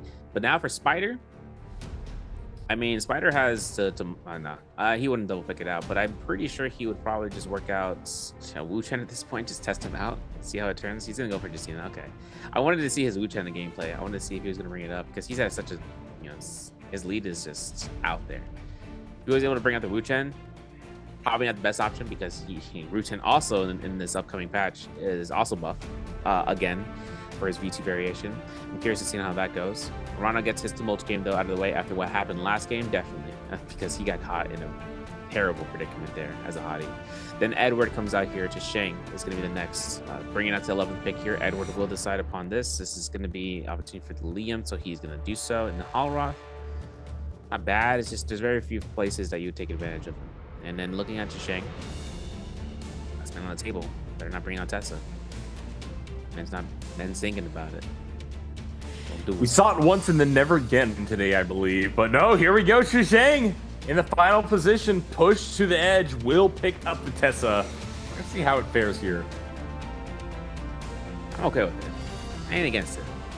I kind of want to see him do. I don't remember. I don't know if it was Chen. No, it was Shang. No, it was Shang when we had the grand finals. He brought out Tessa where he went from ambushes, right? He did really good ambushes for that, like just to kind of catch somebody out there, then go right in there, like the 30-meter range, right? Max range Tessa and Chen to kind of guarantee it at least. Then goes in there, forces this aggression. He's obviously able to get that Foxfire effect when he runs up to them, so if any staggers happens, he's safe. But when he gets running through his ultimate, I mean, the saving grace is that there's a whip punish saving moment, like where he doesn't consume all of the rage. It would be a proportion, and then basically getting himself to get another cast in the next moment that he deals a little bit of damage, and then he's able to kind of go off on that. But this is going to be where we have the skill selections. Nothing should change. Obviously, nothing should change at this point. I just want to get to the map selections, NARAKA. I'm gonna be honest. I want to see how these saw. I want to see these spawns, bro. I want to see where we're looking at, because this is gonna be either a Salvation Podium onslaught, an Imperium, not Imperium, the City of Tong onslaught, or the trenches. It's one or the other. Yeah, I do think that in terms of the spawn positions, we're getting chaos one way or the other. People, I think, are understanding the incentive structure. Get that hard push early. Get those big pickups from the beginning of the game. Get first Realm of Yang. Don't have to worry about dealing with that incredibly persistent Realm of Yang depletion either. And then you have a golden road to a very, very good showing in this one. But here we go. Final look at the loadout. Very funny to see Tessa with broken pick rate and average points, because she is just not being seen much at all. Yeah, I mean, this patch came out after Grand Finals, or during Grand Finals, which was like the only time Tessa is going to be seeing strength. Oh, big fights. All right. But yeah, Tessa's going to be an option that comes out here for about it. He is going straight for Fireflies. His opponent being Edward, not the greatest one, to be honest, but is going to have to make do, because that's going to be a Salvation Podium fight. Wolves MCF is directly on it. He is going to try to go ahead, picking it up as soon as he can, and then basically getting that gold weapon if he could just get the chest and walk away. But TE's Blue Fong over by Fortress Kaviani, WZ Zorano as well. They're going to get those Fireflies. Mike and Spider, classic drop right now at the Windy Stones, but between them and the Dunes, there is no Firefly except at least one of the tree line ones. Then we're going to have to see, because the YZG-T25 is directly on Firefly drops. North is Hong, and SS1's Exon is on that loot pattern. Paste over by the tank courtyard, can loot up. And as JL's HM is approaching out here as one of the leaderboard standings, he is going to take an isolated spawn out here at Igneous Mountain, mainly for those Fireflies. Works into Plume Castle, might aggress against FPX Star, or even towards LOA's Edward. The looting is up to him. It's whether or not he takes those Fireflies, immediately gets whatever rarity he desires, blue of greater. If not, to then take that loot path further, or if take the aggression. Yeah, I'm very interested to see what Fireflies are going to be doing on the map to this time around, just because we haven't gotten to Final Circle in any of these games anyways, SV, and things generally have been taking such an aggressive bent to begin with. Edward up top, a bell being sounded, so that's going to show up everybody on the map. And we're going to see if anyone wants to take a fight first, but we got Mike versus Spider, the run back. This is a 1v1 we saw in that last game as well. Mike, unfortunately, getting the short end of the stick early on in this one. Going to lose quite a bit in way of health on that armor. Will be able to turn it right back around, though. Finds another rare. Doubled attempt at a counter hit there from Spider. Unfortunately, that parry not going to pay off, as now Mike does have the health advantage. Spider might just be sent on the run here. Needs to find an armor swap. Mike now gets his F back up. Will just use the roar. Oh, and Spider's in trouble. There we go. First kill on the board, and it will be Mike's to be taken. See Narano here, taking Wufong for a ride on the whisk throw. 1 HP in a dream right now, right? I'm looking at you, Wufong. One hit with Blink, jump LMB. Ooh, okay, Lonnie ultimate comes out here. Pretty good. Seeing how it comes out here. Rano's gonna invest his up, but he gets caught by the wall. The goalie stands to get a heal back. Man, that Lonnie heal nerf really kicks in, man. 50 heal per teleport or kick or return. And Wufong gets an armor common, reset there. As for Rano, takes a little bit more time to loot. Actually upgraded his arsenal for range, which is great. The blue blow. Right? If he gets a whisk throw, he's at least guaranteeing this for their damage. As for Rano, tries to make it an attempt for a flank here.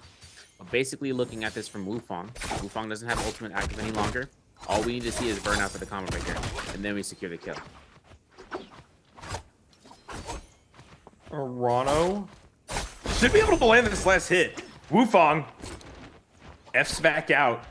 Now, that is going to be Arana going on the chase, and this is going to all of a sudden, once again, drag out into a much more extensive fight. This is always the problem with these kinds of situations. Third-party potential is high. Arana will just be able to clean this one up pretty nicely, but now Pace is on top of him, and he's going to have to try to bring this back one way or the other, and now we have another third-party forming as another player, I believe that was Edward, is going to enter on. Oh, no, it's Mike, excuse me, is going to enter on into the fight. And Mike's having purple Howards. My man stacked. Yo, my man gets ultimate cast though. Okay, Arana couldn't get anything off of that. He's going to Whisper to try to get that. He will confirm it. Both shots. So you got to re-Wisp him. There we go. There we go. That's it. Basically has to pop ultimate here to V2 to recast up here. Doesn't get caught. He is out of there. He had to invest the ultimate. That was it. That's practically what was necessary. He can't find any armor swaps, so he'll purchase a whole new one. Doesn't matter. Our man had it in the gold, and he has it in the tank. He catches X in the one target that we didn't want to really necessarily see get caught, but he is going to be the one to get caught by that V2, and he goes right through in the wall. It looks like Arana doesn't care. Just shake it like you don't care. He hits the F1. He'll throw out the LMB. If he can get an armor swap, he would. Get that blue armor on the ground. That's going to be a common armor right there for Mike to think about later on, right? That's always going to be the case. As for Paste, he is approaching this. Yorokime ultimate is ready to go. Exen's Valda ultimate as well. But it looks like the isolated fight is now in position for Paste up against Arana. Paste, good parry to start this one off. And Arana just has to try to fall back now. Just doesn't have a whole lot in the way of tools to work with. Still a common weapon. Pace going to get caught by Vortex here. Arana, though, doesn't want to try to follow through for damage. Instead, just going to try to use this opportunity to get back to safety. Climbs up to the top side. Pace kind of fumbles the scaling. And because of that, Arana will at least be able to heal up. If not, just fully get away from any further violence. Curious to seeing how Mike's going to get out of this R&B situation, though. The whole check from Exen. Hoping to see about whether or not HM is going to be able to show up here at any point in time. This is the one guy I want to see in this fight, and I don't see him. I don't see him anywhere, man. This is crazy. Mike's going to get a reset, though. One LMB comes out. 1-2. 3-piece not going to be the case. Pace is burning out the combo breaker, or rather the F2, I should say. Not yet using his own combo breaker. Scarab doesn't connect here. Mike's looking to go ahead. Hoping to see whether or not I can get the double R&B 1-2-3, right? Because first Romiang is about to come out here, and he has the scaling right now for that Romiang. There's no questions about it. As for Pace, he's backing off here. Wufong in the distance as well.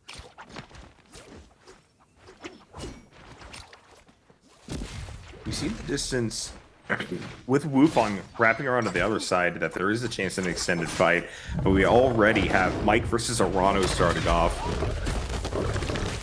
Mike just trying to keep the pace. He's been denied a few kills that should have been his from earlier on in terms of where he wanted to engage after initially getting that big shot in the arm by killing Spider. Mike will be able to try to finish off another one, but that's another snipe down. And so he's just going to continue to have one on the board as Edward goes back to try to respawn. Now, centralized here in the middle of Hollowroth, we have another extensive 5-man beginning here. TT2-5 trying to use that Siren to the best of his ability. I talked about it before. He should try to get as many kills as possible on this character. The problem is, when you're pressured this hard, this collectively and early, things can get very difficult. So TT2-5 has to toss himself over to the side. And unfortunately, that common armor swap is not going to be enough. He will just get knocked out here and has one more lease on life behind him. Yeah, this gold rarity for Star means that we go into this Romiang with full ambition, right? HM gets himself caught by LMB. Still has that first life. We are still on first rebirth, and it looks like Spider tries to get that soul and doesn't get it. And instead, we're going to see Chuz, the Chuz, has the Tessa ultimate on an enchant. Now, he did a phenomenal work on getting that enchant the first time. Now, the second one here, I mean, if he lands it, he's going to have to really do the work because there's a lot of vertical terrain. Putting himself up here, pace at the, with the blistering edge. No pole sword, unfortunate, but he is going to get inside of that Romiang as soon as it's available.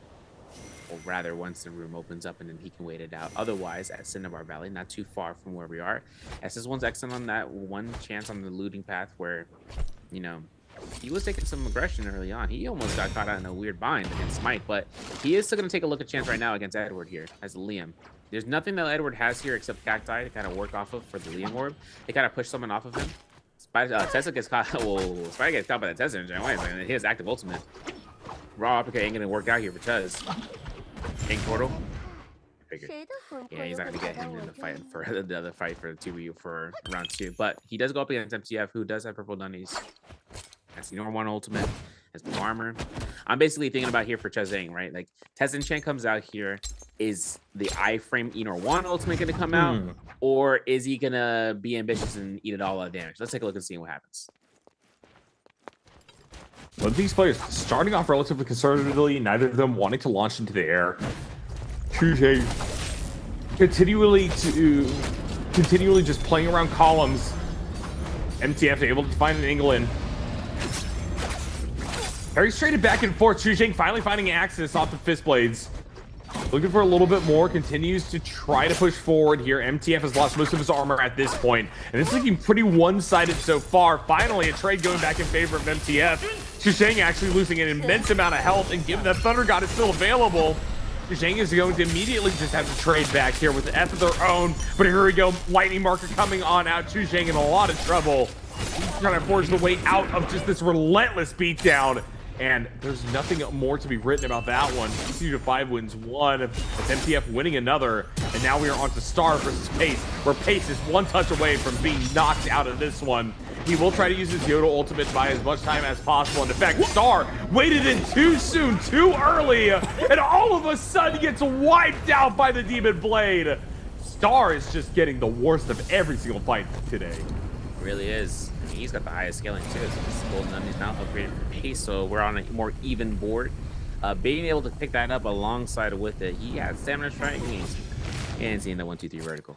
But one thing that comes into the spotlight right now for Pace is now he has the Telluric, he gets his Paladinized Purple Rarity.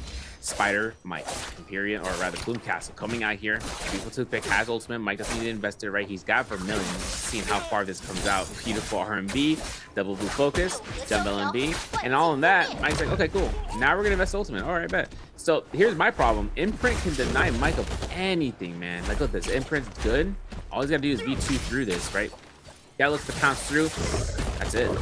Oh my goodness, you couldn't tell me this couldn't be true because that just confirmed off of that it was a whip sword. I forgot. Look for the leap and the slash. MCF gets parried because it's just why not? Takes the weapon, walks away from it. Yeah, Mike, unfortunately, feeling a whole lot of pressure right now. Has the Vermilion Bird's Might, so not the end of the world if he gets knocked out here. And in fact, with this movement, he might actually get knocked out to begin with. Spider, meanwhile, not so lucky. Unfortunately, Ghost Ice Form is going to be immediately pressured coming out of this one. Has Roaming Yang depletion on him as well. So I talked about it before.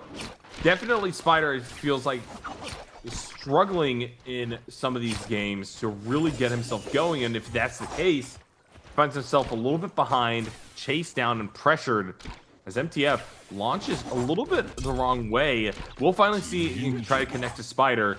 The chase continues. MTF definitely a position where he wants to take fights for as long as possible.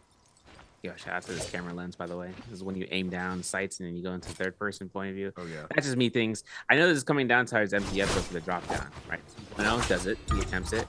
Mike puts himself out here for the R&Bs. Okay, the F2 is kind of ambitious, I'll be honest, because now it's going to be a clink off between him and Spider. And the other targets, right? MTF looking to try to go for the blue focuses. He eats up one shotgun burst. 50 seconds on the Yang depletion, or the Vermilion Bird Spine. I know this is coming out to Mike, though. All right, still trying to charge up here for a little bit of damage. He knows Thunderblade's going to be coming out, but MTF yoinks and Soblum as well. Edward looking to try to go for a drop down here. Spider also going ahead and seeing X-Team actually going on down to Pace somewhere in the distance. We're going to take a look and see here. As it comes down, Edward puts himself in the corner. Jump R&B doesn't confirm, my friend. That's going to be a terrain death, and that's going to be Edward getting a blue half armor and hoping to kind of work around this corner, gets himself high ground, and Arano just trying to look to catch up to him, right? As it's Mitch. He doesn't have active F available.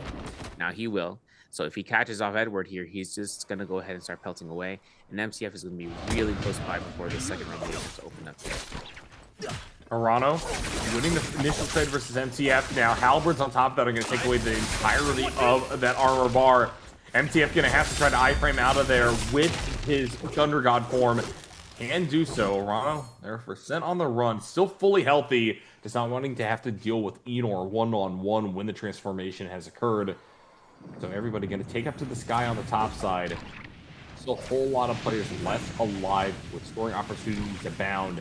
MTF looking to try to rise all the way from the 11th position up, and to do so he needs to basically take every kill in this game and then dominate the next game in our final game, in fact, after this as well. Right, putting us a whole man. The F2 for MTF, real? Oh wait, this is a great F2. Yeah, this is great F2. Oh, he doesn't cast it. Okay, that's unfortunate. I was about to say he's gonna get himself way out of position on a good spot. Now, could it be deletion? Does he have enough pistol shots to go through with this? All right, I appreciate the attempt, but that was a third party, and guess who it is? Edward. Edward somehow gets caught here too. Why not, right? R&B confirmed. We get the solo, potentially double rolls. Yes, we do. Arano gets himself out of the Yang depletion. Edward gets a raw uppercut, though the F1 ability comes right into play, and Arano might be able to whisk through himself. But I think Edward is going to be enough to mitigate this now. In this position, Edward doesn't have much to work with the Enor one, or with the Liam V2. There's nothing actually out there, except for the chandelier. But looking at this, blistering edge, still paced, still stacking up 3 eliminations. He was a reason we saw Star or Exon actually get eliminated this game. HM still in the mix. Not to be cut out here. He has Phoenix Blast in the Phantom step. I wonder how, XD. But he does also have Sun Cleaver, so if we ever see him transition that weapon towards to the Whip Sword, to his Long Sword, since he has Phoenix Blast, he might be wanting to check on that, you know, if he takes utilization of that Jade.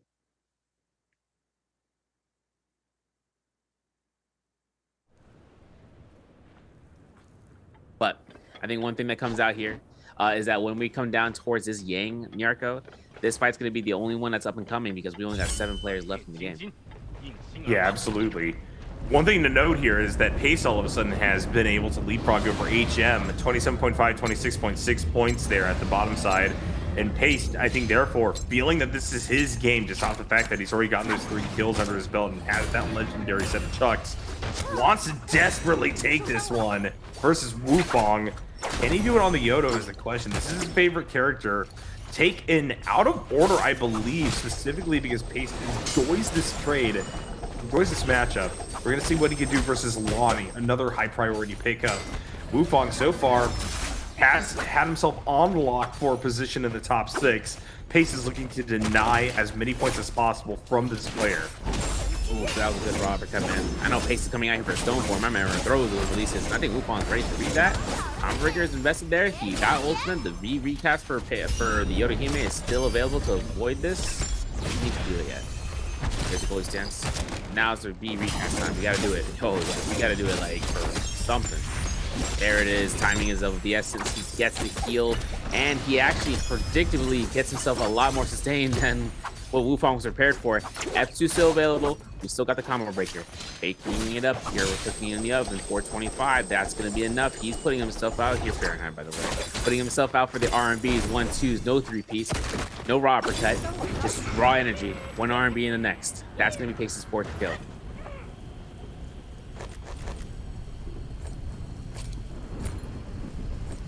Yeah, because that's going to Razor Swift 2. Go Katana. Having a Sunwing slow shot to lure Crystal. Listen, if he picks up a weapon, I want to see some weapon swap shenanigans. I know that's not going to happen, but Ace has himself out here for, you know, if he gets a pole sword, right, the great sword, you'll end up upgrading that for sure. For the stream. Other than that, 7 players, Wufong, HM, both on Yang depletion. Yeah, HM at this point in time basically needs to get this depletion off as fast as possible or initiate a ton of fights against the likes of Wufong, prolong that timer, and then find a way to at least benefit as much as possible from placement points if he wants any shot at getting up over Edward, who notably is still in the game. Now, Edward and Wufong are both in positions where they haven't been able to get any kills so far, and so their scoreline is still very much up in the air. With the way that things are looking, Wufong could just be done for here. DT2-5 drops down maybe a little bit too over eagerly. Has to deal with the Lonnie ultimate for the time being, but has his full kit about to come back up in 3 seconds. Can the Cyrus survive up until he can get that combo breaker up is the question. Here comes the ultimate. And now Wufong is the one on the run, unfortunately brought into a tight position. Will also have to deal with Shadow. And like I said before, Wufong is probably the first person like in a truly comfortable position to be confirmed on in. But still, this is a rough place to be. It shows just how much the material advantages matter from early on in the game. T225 almost parried there, has to fall back, uses the F to do so. Wufong on the chase. And this is getting incredibly dicey between 2 of our top competitors. Really is. I know Wufong's looking at Mike like, yo, what are you doing here? It's a fully stacked out Yakos, man. F2 hasn't even been used, and he's worried. Wufong doesn't want to get this elimination. He has Yang depletion. We're so close to the top of the leaderboard, we just can't get this kill, even though it's Mike. You know, we don't know it. That's good. That's a solo. Mike is looking for the body to see what loot can pick up from it. Doesn't realize there's a corner inside the building. Oh yeah, now it's gonna be at his solo to kind of conceive with 3 eliminations on the board. You're looking pretty snazzy, right? 39.1, practically went from the bottom up to like 8 to 9 points ahead. He won his fight against HM here, so basically as an Akos counter, or like Shayo is, you know, countered by Akos. Mike was in his prime right now in choice picks, right, of a fight that he took in the Rome Yang. Because V2 doesn't care about the Shayo ultimate, right? This man is baiting him out here for all of eternity. First pounce comes out to be invested. Still having a little bit of time here to heal. It still comes down to whether or not the Shayo ultimate even gets a usage out of this after the second pounce. Mike's still on the rundown. Good launch up to the top of the column here. That's gonna buy a little bit more time. HM wants to give chase. Cuts across the side. Good shield usage. HM doing that almost blind, given the angle that they were at, and now off the grapple bump, Mike all of a sudden finds himself in dire straits here. Will be able to trade right back immediately after the combo. And oh, HM maybe throwing blood in the water, over-invests there with the blue focus. Mike able to read it like a book, able to get the counter hit going, and now we're 1 parry away either side from dropping, as Mike has also lost his armor. HM! Oh! Blowing up at the end, and that is why we're in this position now. You know what's crazy too is the fact that HM had that diabolical setup in the corner on the wall, but he went for an uppercut, which is part of the process. I just felt like he would have gone for 1, 2, 3 instead. He might have a lot better at that situation. It was just a moment in the moment, right? It's like ×2. They both had a really close fight between one another. It just came out in Mike's favor, and then obviously that parry.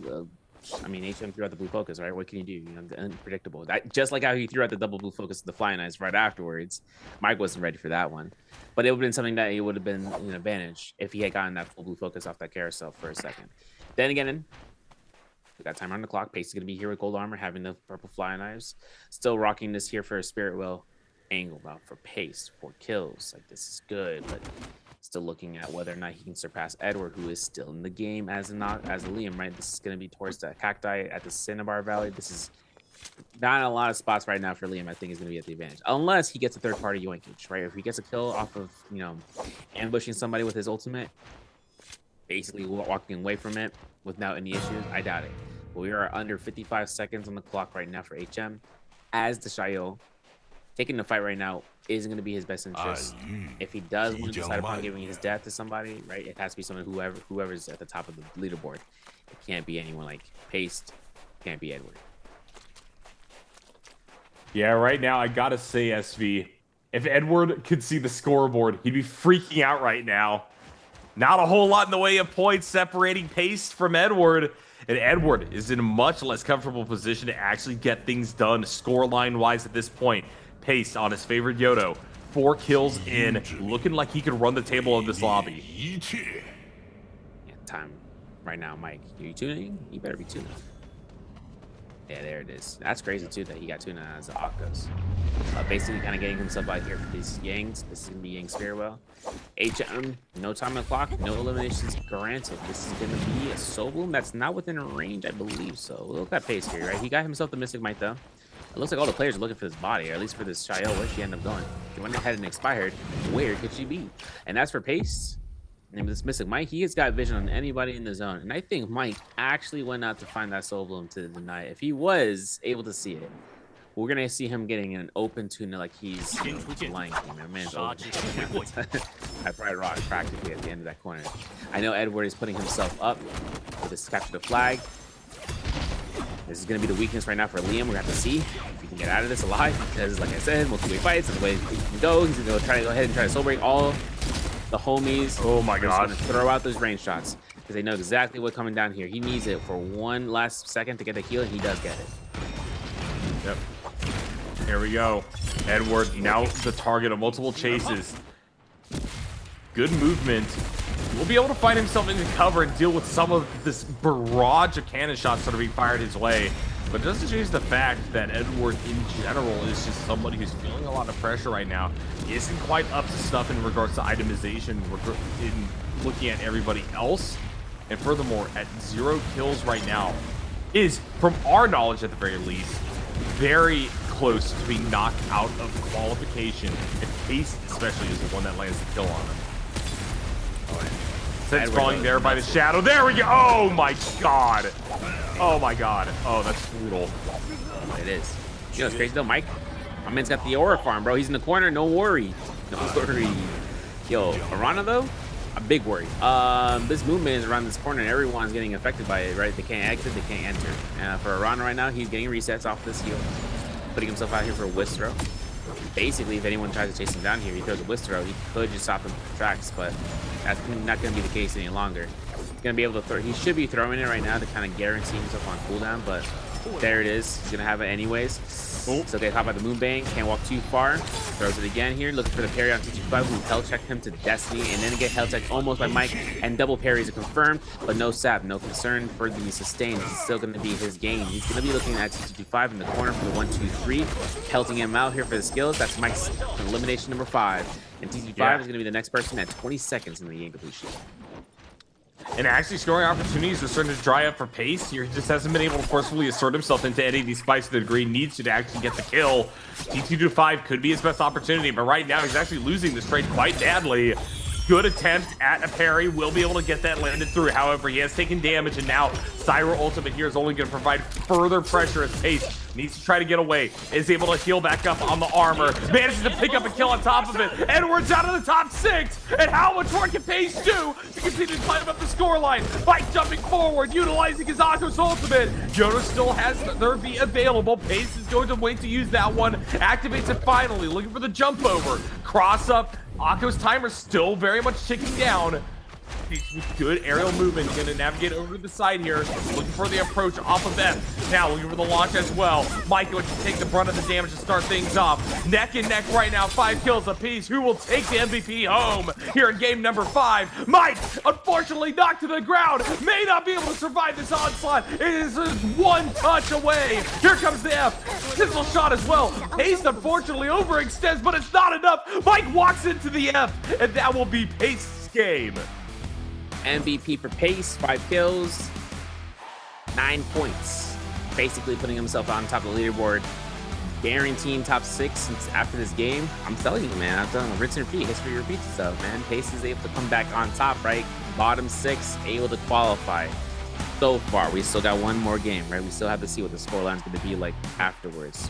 But basically, putting us in position, right? Mike is in a good enough spot, right? A little scary in the first day for him for sure.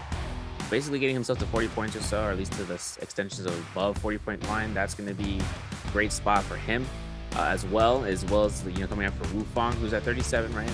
So he's kind of looking at himself, thinking about the fact that not only to get passed out here, if it's going to be next game, it could make or break. But for Pace, and got out of the clutches of his demise, he just needs to confirm it for one more game.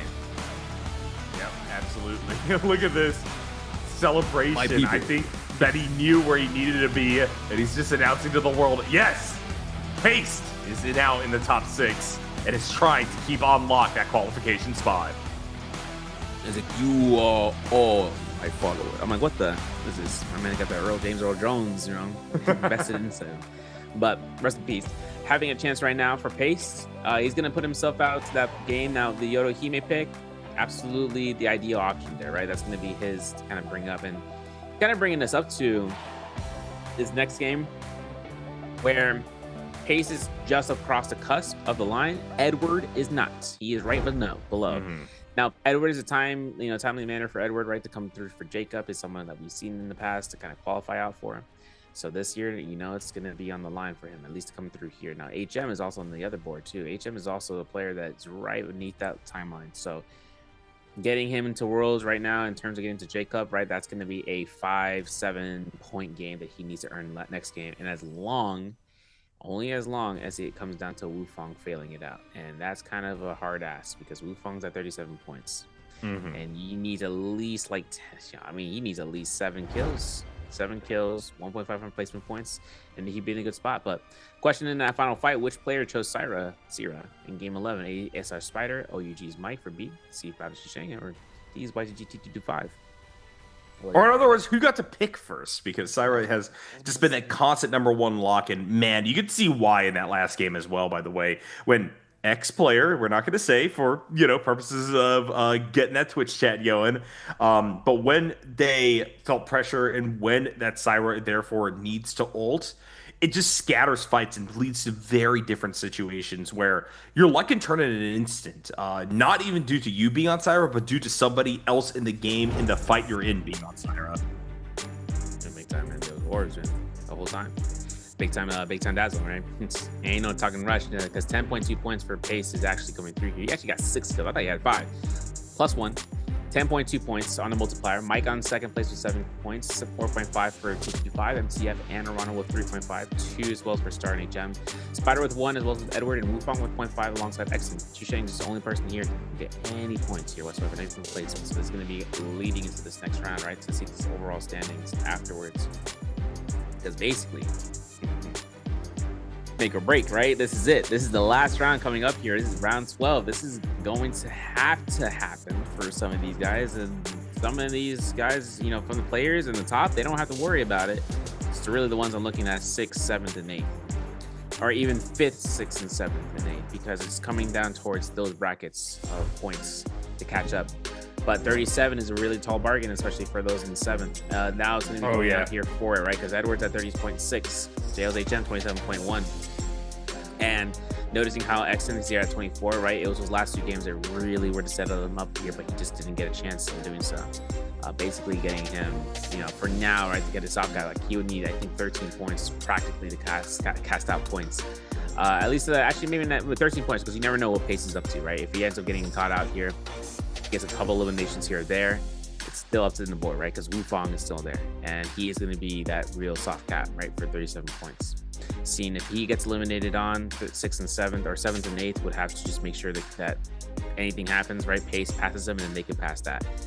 Though for Mike, 42.1, pretty secure. 42.4 for Ron on 3rd, and 55 with 50. 70.3 for Spider-Man. I put my chair in a recline. I'm going back 180 degrees because Spider, killing him. I mean, donut one day, you know, for game 9 and a 1-pointer on game 11, but basically putting us up here. If we're on track, we should get an MVP next round, right? Okay, I'll stop. Yeah. China Unicom, though, clips and highlights. We're bringing us up here for this first 1v1. Mike and Spider, and you're going to take it away. Yep, Mike and Spider, of course, a matchup as old as the ages, as old as the NBPL itself in a lot of ways. But Spider, as much as he's been benefiting from some great games, was just unable to make anything happen early on in this fight, gambling on a big investment that didn't pay off. Mike was able to break him down to less than half health, and then off of that roar, that's the finishing touch. Meanwhile, let's look at Pace. This is the player who ultimately came away with the MVP in this one, and you can see Star had the health advantage, but just couldn't bring it home. Waited in too early, didn't try to wait out the Yodo ultimate, felt like he needed to end it then and there. But unfortunately, it all fell apart for him. Yeah, man, I know Edward was looking around here for a blue focus. He was like, oh, yeah, and he got caught in there too, right? He had to commit it. Rana knew it. He couldn't console him. Yes, he did. As for Edward, though, he took a benefit of his own on this Moonbane, and his blast just came out. The cannon shot from Mike confirmed it. Edward's just like, okay, I bet. Feels batch. Then look at that Pace, right? I tell you, man, the Demon Edge Stone form is the most diabolical option in the game because it mitigates so many other forces. Mike just couldn't stand up here unless he had a V2, and then even then, Pace could have just tap dodged it. It's like the biggest read of the lifespan, man. Mike's ultimate ended. Pace was able to confirm this. Oh, that's 1, 2, 3. I like this read. That was such a beautiful one because it just came down to him getting tap dodged every single time. He realized that, okay, wait, I can end this off with a 3-piece, and that's it. And as for Pace, combo breaker was still up. His shots come through. The last F2, like you mentioned, from the kill off of that as it hit him on the back end. Yeah, Pace here showing out well. And now it's a matter of him trying to keep that spot. Like I said, he's been performing exceptionally throughout the course of today. Maybe not winning things as a whole, but getting good fights under his belt. And as long as he can remain stable and not give into maybe that tendency towards volatility, we've seen him get knocked out a few times. I think that not only will he get the MVP here, but I think that he will, in fact, be one of our 6 players moving on to the J Cup. Yeah, 17,000 damage. Crazy thinking that. Him getting back into the J Cup, it's crazy. Nunchucks at 5,800. Kills and ultimates, you know, Yodohime, of course, the main source of damage, the main sauce. Flying Knives was the tertiary weapon, and then Razor Swift, Skyforce. Practically seeing the Skyforce there is great if he got it early on. Something that allows him to get a kill, boom, armor reset, right? And that's good, especially he has gold armor. Blistering Edge was something that he had for a long time, though. I saw that Jade in there. He never really had a chance of really utilizing it. He was just getting usual, you know, those 1-2s weapons and all. It was kind of interesting seeing how it came down here, though. We are going to get into game 12 practically in a bit. We're going to take a small break for you guys to help conclude the day and to get you going.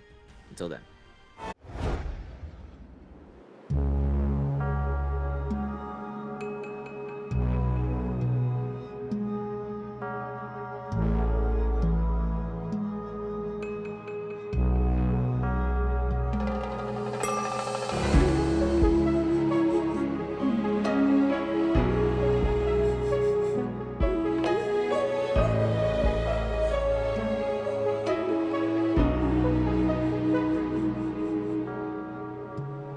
Nights are long, trying to understand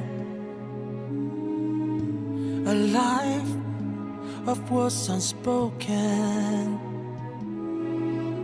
How all of her hopes, all of her plans, told so much of what I meant to be. How some should stand, but I'm broken. Your love will help me so near.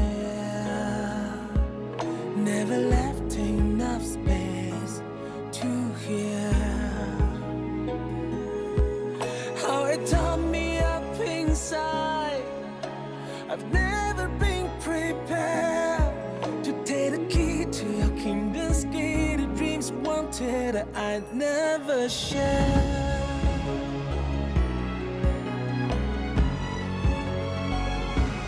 Break this song, I try to form my freedom instead. I fight it on my own road ahead. I've gotta find you my soul, time to find my own demons. Just whatever hold me back. Break this road, I face the world with all that I have. Believe forever, held it in my hand. NARAKA calls to me with no turns back. The end of your keys back.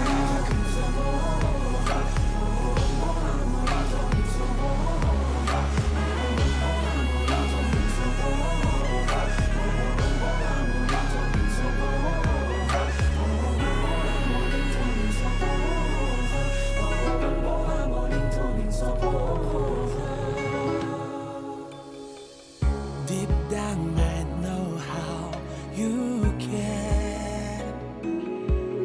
Only wish I had shoes your fears.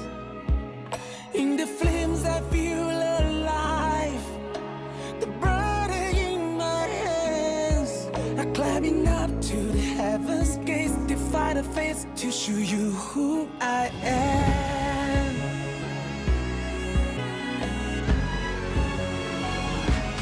Break this throne, I'll trade it for my freedom instead. I fight it on my own road ahead. I've gotta find you my soul, time to find my own demons. Just whenever hold me. Hello, friends, and welcome back to the NBPL. We are here within the second day of our mainland Chinese qualifiers, and we are about to jump into our final game of this 12-game series. Serverio, it's been an incredible showing of plays up until this point from both those at the very, very top echelon where they have been kind of on lock as qualified for this for a while now, and from those who are desperately trying to fight for one of those last slots available. We just saw a big jump up the leaderboard here. Pace has made his way over to the 6th position. The question is now, can he keep it from the grasping hands of those below him? Edward, I believe, was the one knocked out of that position from earlier on, now sitting there at 7th, but it's not just him. HM has also been on a roll, stuck in the 8th place, and both of them are in striking distance, so Pace needs to keep his wits about him. No, definitely, yeah. Pace taking himself up to top 6 is a congratulatory message, right? Basically coming through here on the cusp of the bottom end, and then basically getting himself back up. You know, you've seen the style that kind of changes up, right? Once you got to that Yoda pick, something just, you know, showed up, and then basically kind of getting those chase downs. We saw what happened in the early game, back in the last round. Able to take advantage of those fights that happened over by the Plume Castle, and then taking the, you know, what happened is that when he left the city of Tong for the Spirit Well, or rather for the Yang, he wasn't getting contested. No one was out there. So that's an opportunity for himself. Then taking the victory, taking it into the second fights, he went to the nearest possible spot where he knew players were going to be ending up going. Any of those Yang depletionists would always notate that the most busy spots are the center of the map, if anything, right? That's where the players are going to be ending up going. They try to find other players. Following bell rotations as being a strong point for some of these players in solos, just kind of look around and seeing about noticing any sort of off-drop player base and kind of seeing where those stragglers are. If you find those stragglers, though, you get a +1. That's an inch closer to the finish line.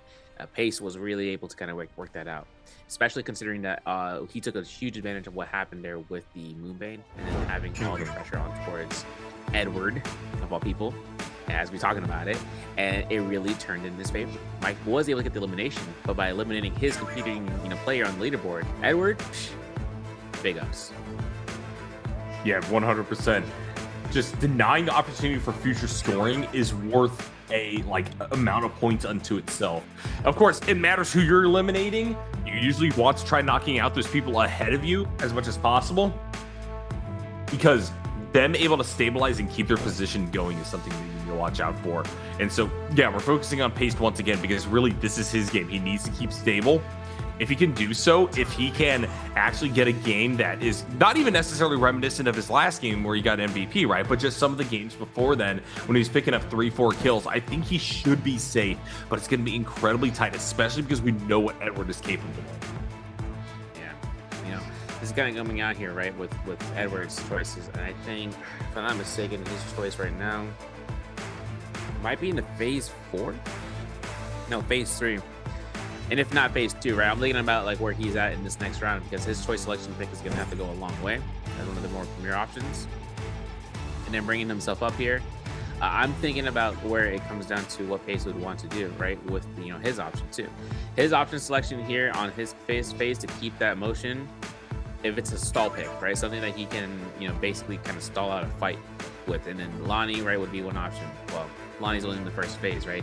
Second option would be something else, such as with the, with like an Enor Juan early pick, if he ends up going in that route. If he does Enor Juan as an early pick, though, that'd be crazy. Basically giving him a desperate measure. And that's for Edward, right? Look at him in the bottom, right? Valda's an option for him that's going to take you out there. And if he does end up going for that Valda pick, that's going to be able to confirm him out. HM, though, is on the first slate phase selection. He is first pick, guaranteeing the Syra as a way to kind of catch it up, like we were talking about. This is a lot of points he's got to get himself up for. Because if he doesn't, this is it. There's no other option. Yeah, absolutely the case. All right, well, here we go. Game number 12 about to get underway. And I do want to quickly touch one final time upon what we're seeing draft-wise, as I believe this is the last time we're going to be witnessing this Bachelor solos as we get deeper on into more competition. But it seems like with Syra at the top of the leaderboard, but Shyle climbing up, we are getting a bunch of characters that I usually tend to view as a little bit slower, a little bit more controlling, but they're being played in what is right now a very, very aggressive context where none of these games are going final circle, and you're getting very few people pared down further and further with continuous fights all the way through Spirit Wells. What's crazy about this is that this test server patch is coming out.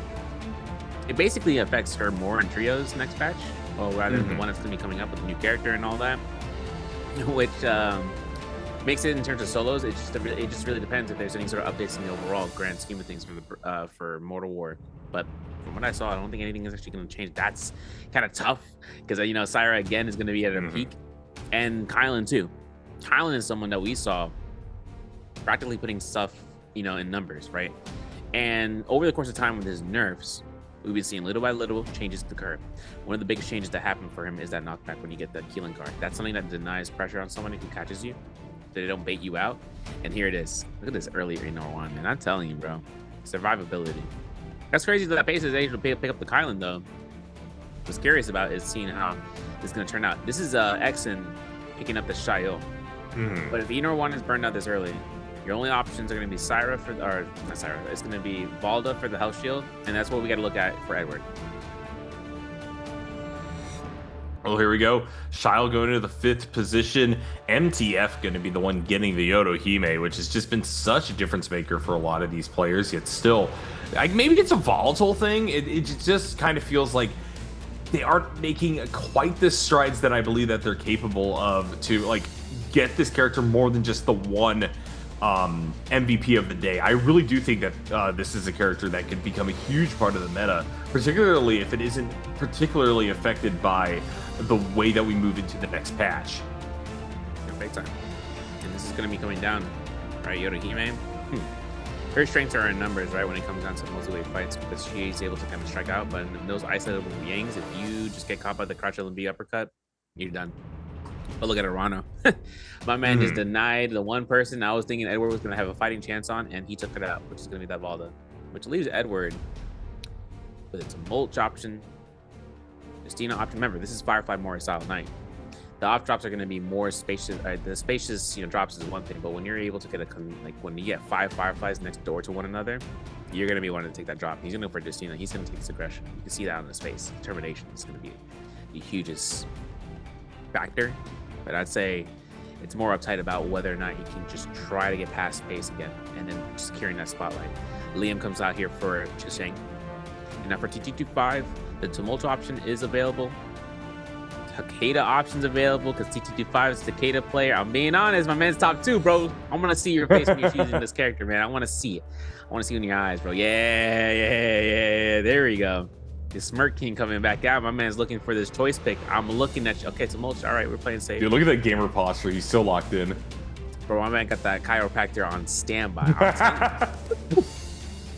All right, Wufong rounding us out in the final position. This is one of those players that I think is pretty much unlocked for getting on in unless something absolutely insane happens at the end. And we're going to see whether or not he uses that fact that he is unlocked to go for something a little bit crazy here. Wu Chen for the first time today will be his selection. I'm for it. I'm kind of sketched out though because Wu Chen comes out to him with F2 or F1. And the reason I say that is because we've seen F2, F1. A lot of players in solos have been utilizing F2. It's the same thing with Tarka, F2, V2, or F2, V1, which is like a mortal sin in someone's eyes. Look at you, Duncan. The thing that happens next, though, is if you utilize F2, your opportunity for catches and disengagement is greater. But if you're utilizing F1, you can still hold your ground while giving you some space. Basically kind of giving you a reset, right, for armor. And it's also basically where off of Wu Chen's F1, if you end up going through and using it within like stagger to kind of give neutral prio, right, where you're getting a stagger off with the arm picker catch, you can utilize that with with the whip sword, like with these. It's just a distance as well. We've been seeing players doing some incredible things, even with the ult cast with Wu Chen, where it's an iframe dodge, where they're basically repositioning themselves behind the force of attack and then putting themselves where they're at the prime position to cast out the Spirit Blades with the V2. So I want to see what his opportunity is. He is gonna rock into the F2 variation to swap. And I just want to see how his Wu Chen gameplay, because he's had a choice. He chose it before. He got 5 points. He's confident enough in choosing it in phase 12 pick. I'm confident in thinking that he has enough opportunities right now in this game to keep him on the top 6 board. All right, well, here we go. One last look at everybody's hero picks before we get to the drop sites and then to the game. MTF back on the Yodo, someone I'm going to be watching out for here, but really eyes are all drawn to that kind of mid-bandwidth of players. HM, in particular, had such a good climb throughout the course of the games today. Can he lock in one more MVP and take it home on Syra, which is the definitive strongest pick in the meta right now? He will have to catapult himself up from the 8th place position. There's a gap between him and of pace there at 34.2 points to 27.1. So we're looking at a big 7-point swing one way or the other, but I think it is doable. I really do believe that this is the chance for all these players to go out guns blazing and really make a mark. And look at how centralized that drop spot is. I know, man. It's putting me in a little bit of wishy-washy state, I'm gonna be honest. I think it's going to be a spot right now for this Noble Cave. This is going to be a rough outing, right? Arano's in there, Edward's in there with HM. I see it right on the Servant's Grounds. Mike's on this bottom end of the Artisan's Grove. Now, keep in mind, Badass Shang is in it, but it's up to whether or not FPX gets gets the loot off the gold troves and then rushes right in there. Because Tigi's Wufong is on an isolated islet crater spawn. SS1, Exen, basically at the Victim's Haven, can move over north and then go through there. And then having that to go through, YZG-T225, Fireflies, of course, with Wolves is at MTF. They are looking towards that and then rushing north or even going down further south. Let's look at this. This is the last game, folks. Game 12 for the Mainland Qualifier for CN. Oh, HM is already going ahead with Fireflies. Yeah, this is what we need to see. HM needs to play as hard as possible here and now and pick up as many kills as they can. Arano just going to drift off into the distance, though, so that is one fight denied. Question is, will he try to fight Edward now? Blink off number 1. Horizontal number 2. Crouch LMBs. Ooh, nice tap dodge. I'm getting a chance here for the bomb dash. Okay, let me take another chance. Horizontal doesn't get released off. Let's get the double hit here. I am looking at Arano though in the distance. Since that whip sword's gonna be left behind here, HM is gonna be backing off to try to get another armor swap, which he's successful for. The RMB is still available. The combo breaker also on standby. So he's gonna push off. Soul Break is confirming apparently release those, but scary enough, we see an early burnout for the combo breaker for Arano, forcing the ultimate. Yep, HM trying to charge back over, has the cannon, will get a little bit of splash damage. And now, right back, running through. Edward frozen up. Now it's just a matter of can he 50-50 this kill. No armor left available. Edward continuing to try to go on the run. Arano doesn't want to invest too much more in the way of resources. HM is yet again the person putting the finger on the scale to try to keep this fight going. Edward looking to wrap around the backside. HM has to be careful about getting double focused. Unfortunately for Edward, it looks like he won't even get the opportunity to do anything as Arano is going to knock him back. HM trying to get on top of them. Edward launches forward. And still, from this fight at least, no kills have occurred on the board. Chu Zheng, MTF, Wufang, in the meanwhile, elsewhere on the map have all picked up a kill already. And the chaos is just getting started. Yeah, 2.0 is not being released here, but for Edward, it's all about the RMBs. 2.0 again, this time from Arano. Now the combo breaker is invested now. This is dangerous territory. He throws a 1.0 boom parry. But apparently, we didn't throw that out. Edward could be anyone's kill here at this point. Now HM has the opportunity for it. There's a shot from Arano though. After the window broke, that's his. Let's look at this LMB catch if he can get it. Okay, uppercut's gonna be raw, but it ain't gonna be turning out the combo break there. There's HM throwing out the soul break. So I told you, man, he's been throwing out all the blues. Arano doesn't even have ultimate. The catch up is gonna be here. No mustard. I'm of course looking at this horizontal here. He knew that the flank was gonna happen, and over to the rooftop. Arano repositions. Grapple Cycle isn't gonna be confirmed. We got no more roster checks on here, and that's a bomb dash right there to get him right to LMB and bring out the ultimate to try to get a dazzle orb. Can he confirm the kill? Yes, he will, and that's gonna be almost a yoinkage from Edward in the distance, but he did not confirm that's HM's.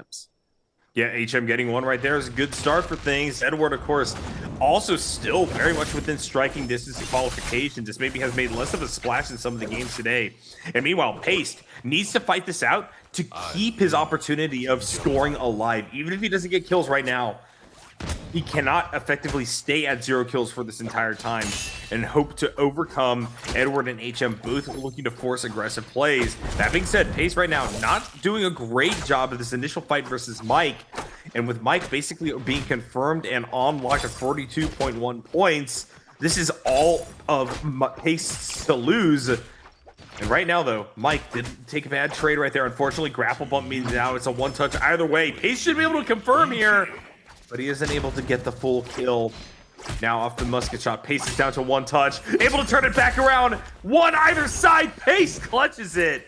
And racks up right kill now, on the board. The goalposts are moving. Edward and HM got to be feeling the pressure. I gotta be honest, I'm kind of grinning right now. That was crazy moments from Mike to kind of jump into the parry to lock it in. Oh, yeah.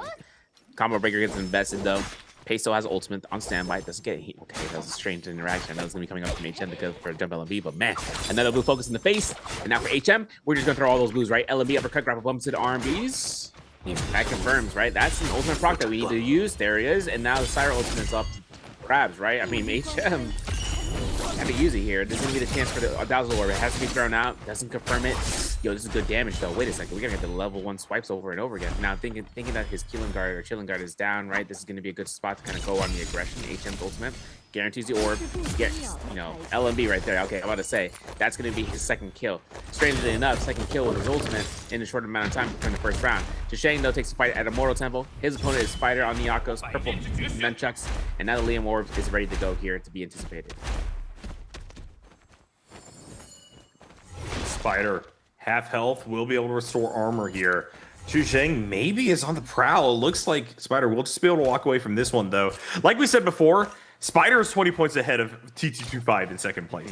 He could turn his monitor off, and it does not matter at this point. It's really more a matter of fear for these other players as to how many kills is Spider going to take off the board before I can get to them. Yep. No, that's the way of thinking right there. Yeah. No way is it going to be looking at him like, okay, that object has got to be him. But then again, the big band system, it revolves around anonymity, like to keep you anonymous. Basically to make sure that you don't know who is choosing what, because each ban that happens, you don't know until it's your turn. And then, okay, there's like 7 bans here. I need to figure out who's who, but I can't. Now, basically giving this up, if anyone gives eliminations to Spider, it's detrimental to the bar. So for Shang right now, he is a little bottom of the board. Kind of a rough outing, obviously, since he's like 16 points away. So kind of being there, it's just going to be whether or not Wufang, as part of the reason, if he ends up getting the elimination. But he is fighting up against Star in his corner. Getting those 1-2s, and over to a 3-piece, get a blistering edge. Okay, we looking at this F2, and this is Wu's gonna pick, right? The parry's there. Swap is good. Combo breaker from Star, though. It should be invested. There it is. And there's going to be a chance here to force Star in the zone. Yep, Wufang just gonna heal right back up. Goes back on the prowl. Poor Star, man. It's just been a brutal series for him. Has picked up a kill this time around, has broken the 20-point barrier, but still bottom 3 right now, and looking to keep his dreams alive of it not going down in ignominy. Wufang is gonna be repelled from that initial fight. Both of these guys pretty deep within the shadow at this point. Edward, man. Hippity hoppity. Hippity hoppity. No eliminations, though. Oof. You know, Juggernaut, though, you know, Whip Sword, change it up with the Flying Knives. I like that. Basically, get a slow Scare Rush. But here's the thing, right? 0 eliminations. You know, he's about to go up against some Titans out here, right? Obviously, we're not going to mind about the bar bolts on HM. That's not going to really do much work here. But what's going to have to happen is Spider somewhere in the distance, most likely at the Romian gate. I would assume he's at a Romian gate to get set up here. Paced miraculously on a Spirit Well. And that's going to give him a purple weapon, purple armor. MTF puts himself on one of the pillars, Yodohime against Edward. This is a player we need to watch. We need to invest our time in NARAKA because he is on the edge. Okay, here we go. Charged. Edward on knockdown. Tosses chainsword. MTF gonna meet him face to face here. Gotta watch out for the Yodo in these situations. It's just so easy to buy space. There we go. It's fired off. Edward's just going to play avoidantly for the time being. Good call on his part. Tries to go for the trade. Big knockup. MTF in a little bit of trouble. Tries to dash right back. Ultimate now available.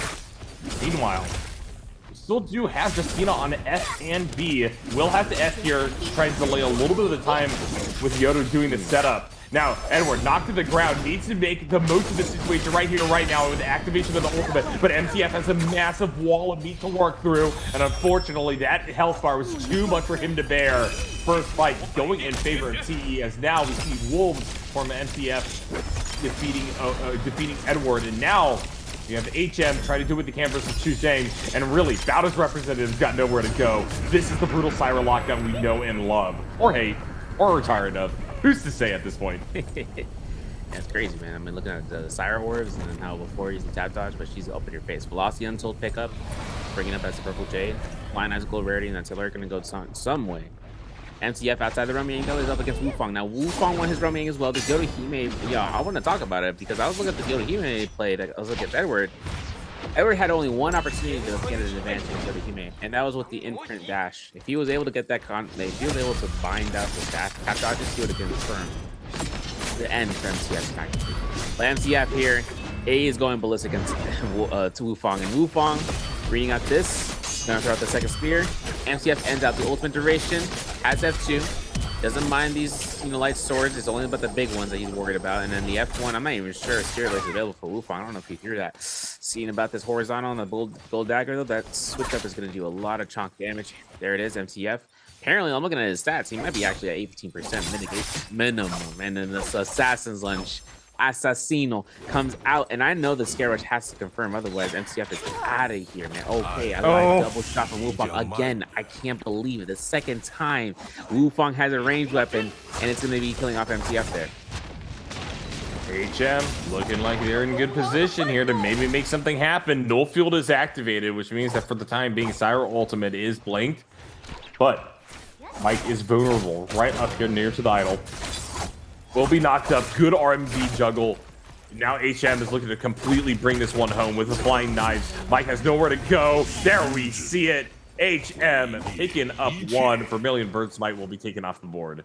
And now, with 4 kills on the board, they are so close to striking out against Pate. Oh yeah, I mentioned that. I'm like, wait a second.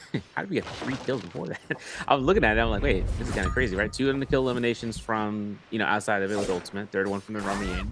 Yeah, I need to look at the replay. I mean, obviously we saw what happened to Chuz, right? But because of that, his scaling right now is stupendous. I mean, he's going to be pushing past this. If he gets to 9 kills, let's look at this. Edward, Null, unfortunate. And he got surpassed by Jail's HM. And TT5 is just toying around doing the tap dodges. To be honest, there it is. 1 hits, RMB 1-2s, nice. I like that especially for the 1-2-3. I like that. Scare Rush comes up here. That was a risky play. He's going to reposition right towards the back to that Wisp. Quite gets caught by this. This is common, basically common weapon. Go versus the flying knife. I like the F2-2. That was great. That jump LB, that's a confirmed knockback. Wait a second. RMB catch up. We're going to look for this. And he might get grappled up to RMB blue, and that's going to be it. Or it's a, yeah, that's it. 100%. That's Edward getting down here. TG5, as a result, knocks down his fellow veteran in the player pool. Wow, crazy play there. Edward knocked out. That does mean that that's another person who is taken off the board for HM to kill. And unfortunately for HM, he is also killed. Brutal showing there. Will be forced to use the Vermilion Bird's Might. Has one more shot at reprieve, but he was in such a good position with so much momentum. And now this is giving breathing room for Pace to try to get something going. But at one kill, without great itemization, it's kind of in an awkward position to actually make a lot more happen. And with only this 4 points separating him from HM, if HM can make a deep run, recover from this initial lost fight, this very much could be him jumping back over Pace and knocking Pace out of contention. I gotta be honest. What if we saw a fight between Pace and HM? And that's what I'm saying. I want to see that. That's a storyline fight right there. I need to see this. I need JL's HM to get a random R&B catch and resets, restand on an uppercut, and then he's gonna go crazy. He's got velocity, by the way. So the mix-up right now is for him to not utilize the flying knives as much, right? Then start using the nunchucks. But then again, Rummy Yang with fist blades is a win. If you practically have that in your arsenal to kind of scare rush in and out to get LMBs, you'll get neutral on the stagger. That's you going for an uppercut. Difference is the Pace is on Kylan. He basically had to burn out his ultimate right before anything. And as for Pace right now, it looks like he doesn't even want to contend for a Spirit Well. Or rather, he is contending for a Spirit Well. It looks like he just doesn't want to take a chance on this for the fights in the Yang pool. But he is seeing a third party here. My man's rubbing his chin, and he's like, yeah, I got this. I'm just going to stay away, and this is going to be where he potentially can pick up a +1, right? This is all about the ceiling and making it a little bit higher. Yeah, this isn't even about what he wants. It's about what Pace needs at this point. Well, I guess he needs some rest in the bush, actually, because he is not actually going to go for the third party. I appreciate that from him. I was talking about this earlier, right? Like 3 rounds ago, I was like, if the players have to make a decision to hide in the bush and placement, that's probably one of the tactics that we're going to have to see later on. And here we are, later on. This is what we're seeing there. MTF is on his gold dual blade arc, though. Basically having this with the aerial dash, he's going to have a critical. And the aerial dash, who's the opponent, bro? Don't tell me. Don't do it. Don't fight him. Don't fight him, HM. Because here's the problem, right? This is going to be a well-versed player, as such as MTF, where he makes the swap out to the weapon selection in his arsenal, which includes the Hong Sword, the dual blades, and the fan.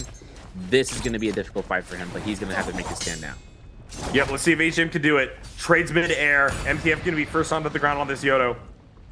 Shotgun not going to quite do enough. HM go to scale rush back over. They're on either side of the column right now. HM unable to make contact. FDM on the ground, trying to get a little bit of splash damage in. Both of them trading back. HM winning the first initial trade right here, right now. But it's turning right back around on him as MTF is just bringing in dominant damage. And now, with Cyro ulting first, this almost feels like it's in desperation. Good follow through. This is what HM did to win the last Roma Yang. He will need to continue that pressure here, though, and not let Yodo get good damage on their ultimate in response. F going to be fired out here. HM gets the dazzle, but how much more of a combo can he pull out off the back of that one? Flying knives carried over, down to a sliver of health. Now it's MTF's time to shine. Ultimate going to come out here. HM loses their armor, needs to try to heal back up, but doesn't have the range to do so. Then fires out the flying knives at the last moment. You can see the disappointment on MTF's face. HM is on a tear. This is his shot at making it over to the cup. That's crazy. My man did not get a stone form proc he was hoping for. I was thinking he was going to get it when he released it. That gold flying knives part 2, he's going to get that. He also got another, I don't know why he's getting these range shades like that. That's crazy for me. But Mike is on his fight. He's on his arc against Wufang. Assassin's Lens jump R&B confirms. We know that. Enor 1 though, ultimate is still on standby for Mike. I don't know this dude. It's funny. This is the second time we might know. Spider was the first time we saw White Tiger's prowess. Fielder get eliminated quickly. F2 swap comes out here. Looking at Wufang here for a 1.0 here. I mean, HM's on this bark. Oh, he gets a beautiful catch. Wait, this could be killed. Jump R&B might not kill this. No, it won't. Blue focus, blue focus, blue focus, blue focus. He doesn't throw it. God. That's unfortunate. I was looking for it. HM should be able to just sustain through this, though. He has ultimate available. It's just that now this is going to possibly be a third-party fight. Mike going to try to sustain as much as possible. HM just willing to take a little bit of damage because he knows that the trade-off is going to be really valuable in response. Ultimate actually going to come out here. But that stagger, once again, doing a lot of work. HM going to need to try to chase Mike down. Mike with good movement, getting over to the other side of the hut. Will eventually descend from this form. HM going to not only be able to get the dazzle, but also heal on top of that as well. And now Mike is in trouble. Can't quite get through the window just yet. Tries to scale rush right back through. but it's almost an even fight now, and there's other people circling. HM so close to an elimination, one that could put him over the edge, now not given the same opportunity. And meanwhile, when you look at Pace, he's gotten a second kill under his belt, and that gap is looking more and more difficult for HM to overcome if he cannot take down Mike in this fight. Mike's still looking for an armor swap, man. This is his main ambition. Get inside the building to see what is in and out. And as Mike kind of comes out here for the kite, we know there's one opportunity for his F2 to come back into cooldown so he can get an offensive pushback, and then he can go ahead and start skating. But HM still has combo breaker, right? We're looking at the parry up 10th there. He ain't taking the bait. There's the F2. I got the Thunder Bod Blade. I like that musket shot. F2 recast comes out. The Dazzle's going to give him a little 100 heal for a little bit. A little bit of sustain here or there. The White Tiger's probably going to work out. He knows that this is an opportunity right now for Wukong to try to come and try to chip out. Now there's the pistol shots. Now the range shots are coming out. The whole lobby is on Mike's hands, and Mike goes down to Chuz is picking up the kill. A little bit more placement points here for everybody once we get to the next spot, right? So that's going to be to top 4. We still have what, 4.1 points that HM needs, and 4.1 points means that Pace has to go on next. I'm being transparent, right? If he goes to 7 kills in the first place, maybe, and I think maybe it would be a spotlight for Pace to get knocked out, but that's only to the case with just running the map. We are going to get HM to purchase out the shop. He's got himself Soul Shatter, so that's great. If he finds himself a dagger, he might convert that and having crafty hammers in the back end. But he doesn't find the Flying Eyes, or he doesn't go for the dagger for the fan to get Soul Shatter. It's not an option he needs. He's got Flying Eyes, right? Practically, he's set to go. And the nunchucks as well. Now looking at Pace here, having himself an explosive armor here. I believe, no, Vajra's Grip. Aerial Dash is what we were talking about earlier. Aerial Rend and the Stamina Strike, and it's a stat game. That's how it's going to be. But for Pace, he's just going to keep his distance. I want to see if any Jades of Destiny on anyone like Wufang, because I'm looking at that Wu-Chen. Wu-Chen's a threat, bro. That Wu-Chen's a big threat. Basically, he is also the one with the most kills in the lobby, too, mind you. Kind of makes me want to review the match over. I want to see how Wufang was able to go this crazy. I want to see how he's been progressing, because he's going to be the most sacked person yet.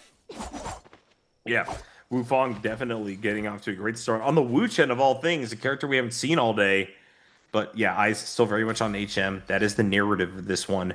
5 kills to his name. Chu Zhang also doing an impressive job on that Liam. It's just too little too late for that score line. Anemic at 22.5. There's no way that he could conceivably make it to 6th place. I'm at sat still. You saw that? He sat still for 3 seconds. He contemplated the entire birth of the universe in that time frame, practically. Because now, Yang Spearwell. So, this is looking kind of awkward. I'm gonna be honest. This Yang Spearwell isn't. I think it's no. The Spearwell itself is in the game, but the Yang Spearwell, that decision is gonna be made. Orano apparently has Dragon Warrior. Apparently, we didn't get a chance to look at his Leer. He gets Cyan Fang as well for this Flying Kick. That's gonna be coming out. And Wufang's at a little bit of a position. He's like, whoa, Flying Kick on top of Fire Arrow's target lock. He's stopped. He's got to be stopped here. Apparently, Zhang just comes in here for a drop down. Blue Book is looking at Orano's HP field. It is at it's nothing. He has no armor. He's gonna have to throw the Dragon Warrior to try to depest all that. Look at Pace showing up here, and I don't see any vision. I have no eyes on HM in this field of battle, and that's a problem, right? Hopefully HM is in fact moving towards this fight, or will be here, because he needs to be near the action. He understands his burden. He may not understand what the other kills for those above him are like, but he has to know that basically to ensure a chance in this one, he needs to play out and contest every single kill. I think I maybe saw him all the way on the very edge. Yes, that is the case, that he is trying to make his way into this one. But in the meantime, Orano is just so low, and while things are getting prolonged, I don't think that they're being prolonged enough for HM to have that entry point. Yeah. Pace, full reset. We need it. HM apparently he's hearing all this shenanigans around while he's slapping this out. That's elimination for Chuz. Chuz is at 5. Now he definitely needs the next 2 kills and get first place for HM. And this is going to be leading him up to with the buff. So he's bailing himself up here for the soul essence, right? For the the summoning essence. Basically, Immortal Defiance, Lifesteal, Paystone, Bush Gaming. I'm okay with that. But what I'm not going to be okay with is the fact that he is the only person on the salvation, on the Yang Depletion, right? Everyone know. Well, basically, they're gonna have to keep eyes on this capture the flag. They're gonna have to keep eyes on it. And Pace, this is his only salvation. This is it. If he doesn't get this flag, he's gonna go down in 2 minutes. In the zone circle, in the bush that he's at, it is within the zone. It's just a timer. right? And that's going to practically come down to this as well for HM. He can just body block this whole entire Yang Spirit Well. He knows where he's at. He knows that at least there's going to have to be a player with the Yang depletion, at least one player. I guess the question is Paste's actual best choice here to just die to the Shadow? Never. All in. All in, baby. All right, let's see. Well, he is going to try running flag here, and there are people in hot pursuit.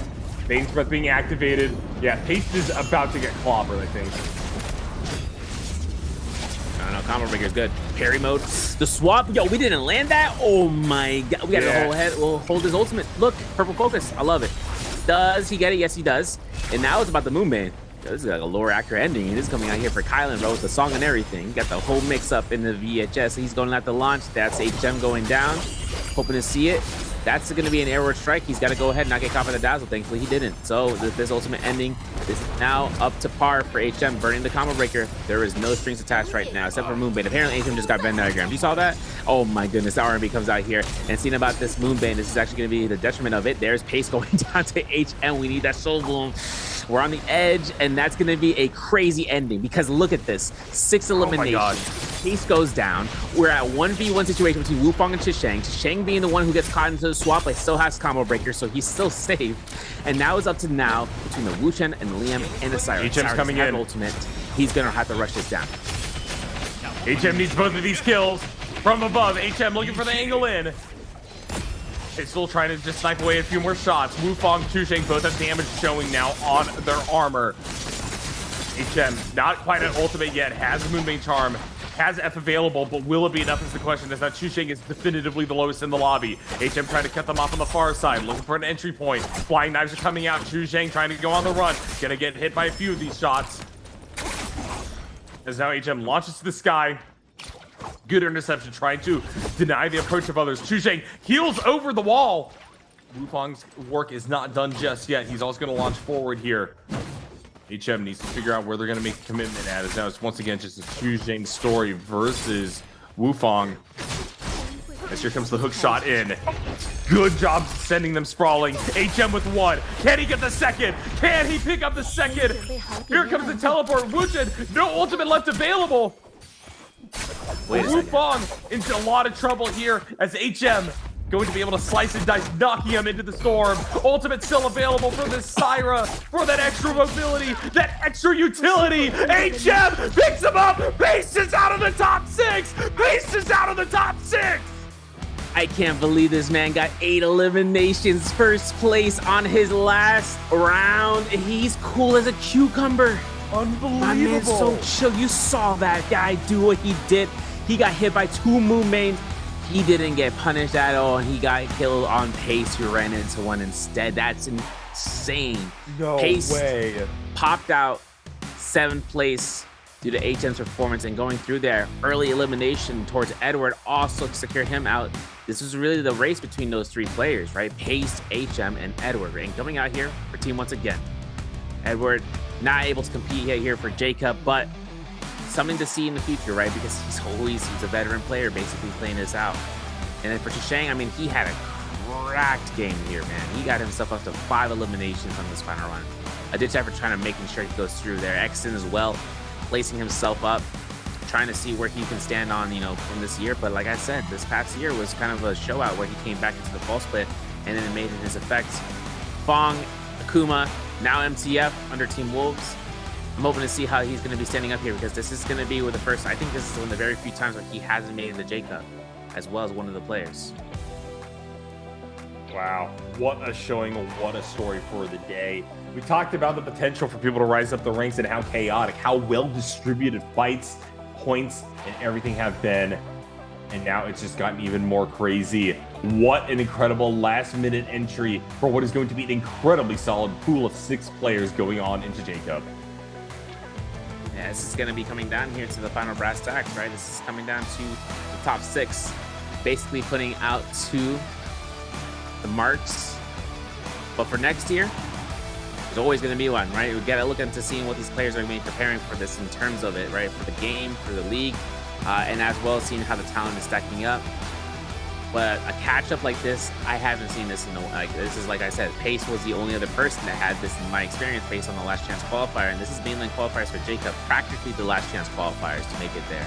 And then having where we went from 12th place and we stayed at 12th place to 6th place up until like the last 2 or 3 rounds, couldn't predict it. Oh yeah, absolutely not.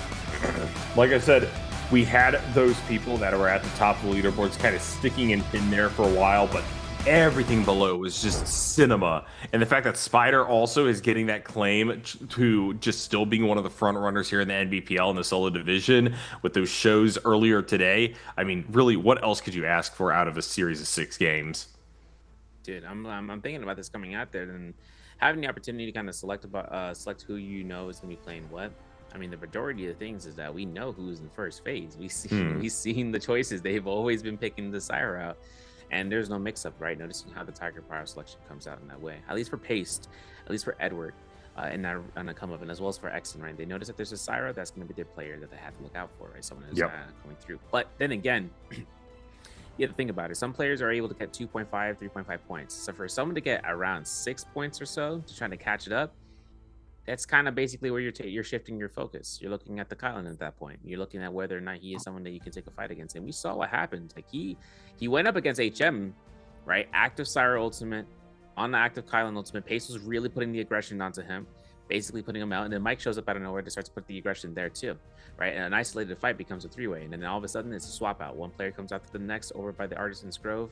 After we got that chance, all the ultimates have been expended. It was just a matter of the catch up against the Enor 1. And it's crazy to me that we didn't get a chance to see Enor 1 after getting cut out a lot earlier from HM, right? He made some mistakes there. Some players can see that. They kind of go through. But then one thing is that he came back up, right? And he came through as the MVP, right? Understanding the squattage on to the Wu Chen, right? Just trying to work out in terms of catching him. Having an opportunity of catching that Wu Chen though off of the scare rush was kind of like a diabolical read. I'm gonna be honest. Wu Fang was not really in any position to do anything else but roll out unless he stayed on the ground. But that by then, take damage, he couldn't do anything else besides that. Yeah, absolutely. Well, here we go. Looking at the scoreboard, this is where things settled at the end of this game. HM pushing to 8 kills and 9.6 with a total game score of 12.6, the highest that we've seen today. It didn't come a moment too soon. Even Paced, all the way there in the 6th place position, did very well, 5th overall in the game, but just could not bring it home. Nobody was able to get a point total that was able to match what we saw. And here we go. This is the cutoff. MTF, Star, Chuzhang, Exin, Edward, and Pace are those who will be denied advancement here in these qualifiers for the World Championship. Crazy to me. I mean, game 11 was his MVP too for Pace, so that was really coming out towards the 3.5, and that's still 3.5 is still a good game, right? Basically on the average of points, like he was kind of coming through from games 1 through 6. It's his first day that really let him down, right? The first day for Pace, 9 points across 6 games, right? And then basically across today, he's basically at like 20 points, 29 points, 28 points, 27 points to kind of be calculated out. For HM, it was 1 point up, right? 10 points for his first day of playing. But then with the 2-3 high point games, with game 9, game 9, game 10, and game 12, especially game 12, that was the margin. That was the margin of error that came through here. Now Wu Fang as well. At 45.1 for Mike, Arano 46.4, T225 51.5, and Spider for 70.3. This is the top 6. These are the qualified players to get into the J Cup.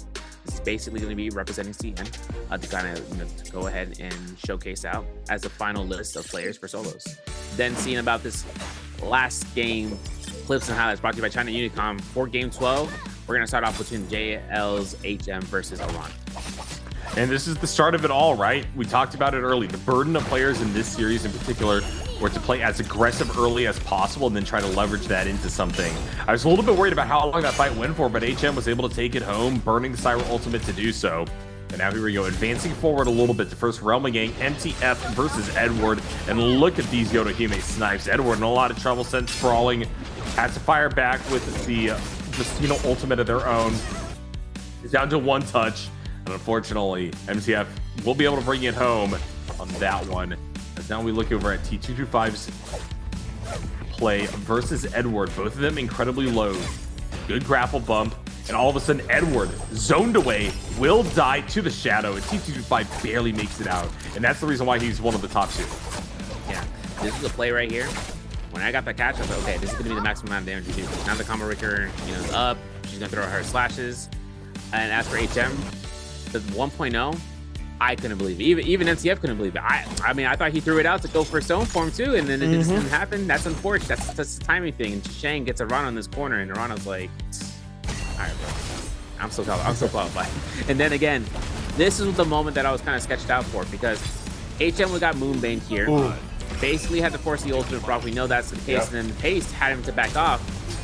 Basically walked into most definitely into a lingering Moonbane. That's my anticipation as to what happened. In the 2.0 situation for HM, Kaz out here for Wukong, the swap, it was good, but we still got combo breaker, so we're still safe. And we still got Cyro ultimate as a punishment in case of anything. Wukong holds it out here. This can be moved around. This is one of the few J's I can for the tome. This LMB catches a lot of talking about it, right? Look at the R&B. All he needed to do was scare a shot that rollout, and then Wukong caught out with elimination. HM securing that victory. Yeah, great stuff. And here we go to MVP to go alongside with this commemoration of qualification on the Syra, kind of the character of the series as a whole. And here we go, looking at the stats. HM's second MVP. Both of them on today, I believe. Dragon Roar, Venom Tip and Barb Bolts, damage reduction, velocity untold and trigger, quick charge and thunder call, and then damage reduction to a total of 22,611 damage coming through from the Syra player. Crazy, man. You got velocity off rip, and then you got Dragon War later on, and then still crazy. Still Flying Knights is his primary because the gold rarity.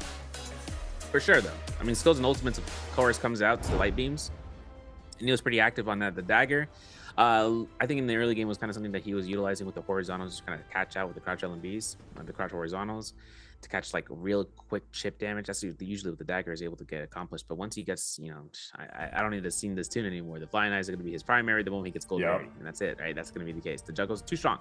But gotta throw it to the interview real quick for you guys. We're gonna talk to one of the players as we enter out to exit for the rest of the day, and then we'll come back to conclude. Hi guys, welcome to the Chinese Mainland Qualifier post-game interview. So this time we have Spider, so say hello to our audience first. 请蜘蛛先给我们大家打个招呼吧。大家好，我是 SR Spider。 Okay, welcome. Long time no see in the English interview. Wow. So as the order of 3 bi-weekly champion of solo to play the qualifier of the Chinese Mainland, is it too easy for you? 那其实作为一个3周冠得主来到我们这个预选赛，会不会太简单了一点啊 ，Spider？ 没有吧，我觉得打预选赛压力还是很大的，因为只有6个名额嘛，所以就感觉第一天很重要，第一天运气也比较好，所以说后面越打越轻松嘛。I think not really, because I also feel a lot of pressures because we only can qualify like 6 players into the group game. So for the first day, I think I'm quite lucky. So I got like more points in this time's qualifier competition. Well, I really want to know. So for you, how do you think about other players play with Spider in the qualifier means to everyone? 那其实对于在你看来，其他选手需要在预选赛去面对你，你觉得是一个什么样的情况？什么样的感受对于他们来说？我觉得也比较正常，因为我也没有就是想象的或者传说的那么夸张，因为如果真的很厉害的话，我应该也不会来打预选赛。Okay, I think it's quite normal. If I'm like strong enough, I won't be there. Which player you think is the most pity one, like in today's competition? 哪一个选手你觉得是最为可惜的，就是没有晋级的？我觉得是王良吧。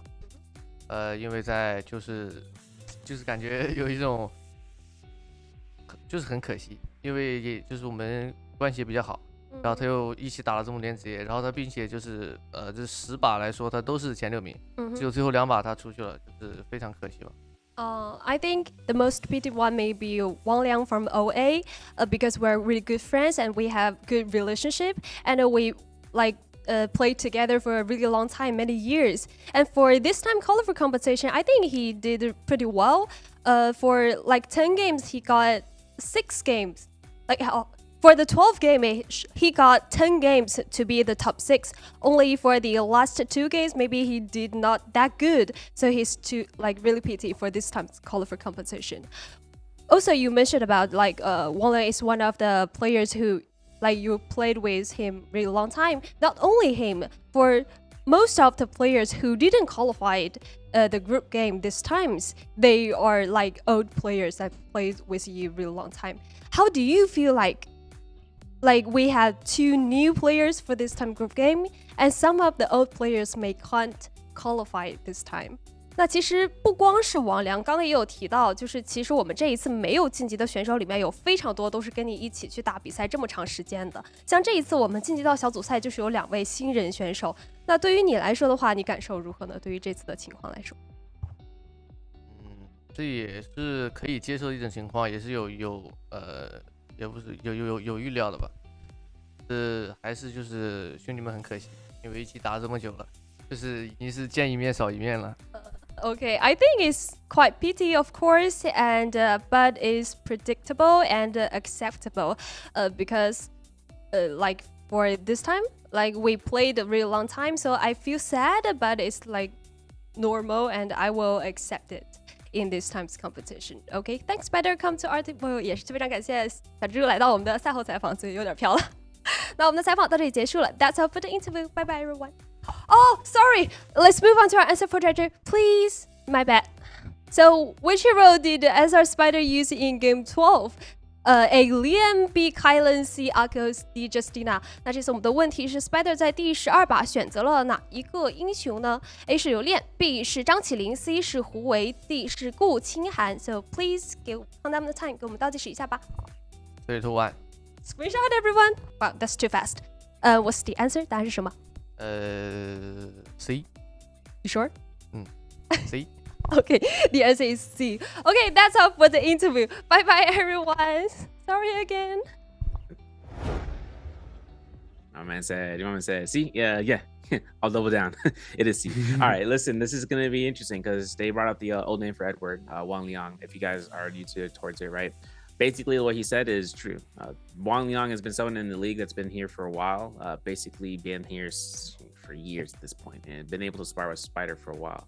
Even though his name changed to Edward, still culminating that same spirit. Unfortunately, even then, without having to qualify here for J-Cup this year, this is something that is going to be a mission for him to hopefully lay it down, kind of look towards. And then basically seeing about it, right, with the players, how there's new players to kind of make it into the scene, pre-qualifying, even not even having to compete today and the day before, that including with ASC's is XY, right, but more so GG's Chen, right? That's a person that kind of keep our eyes on, especially coming from the competitor standpoint, where they can help see what's making him having so much more success than the others.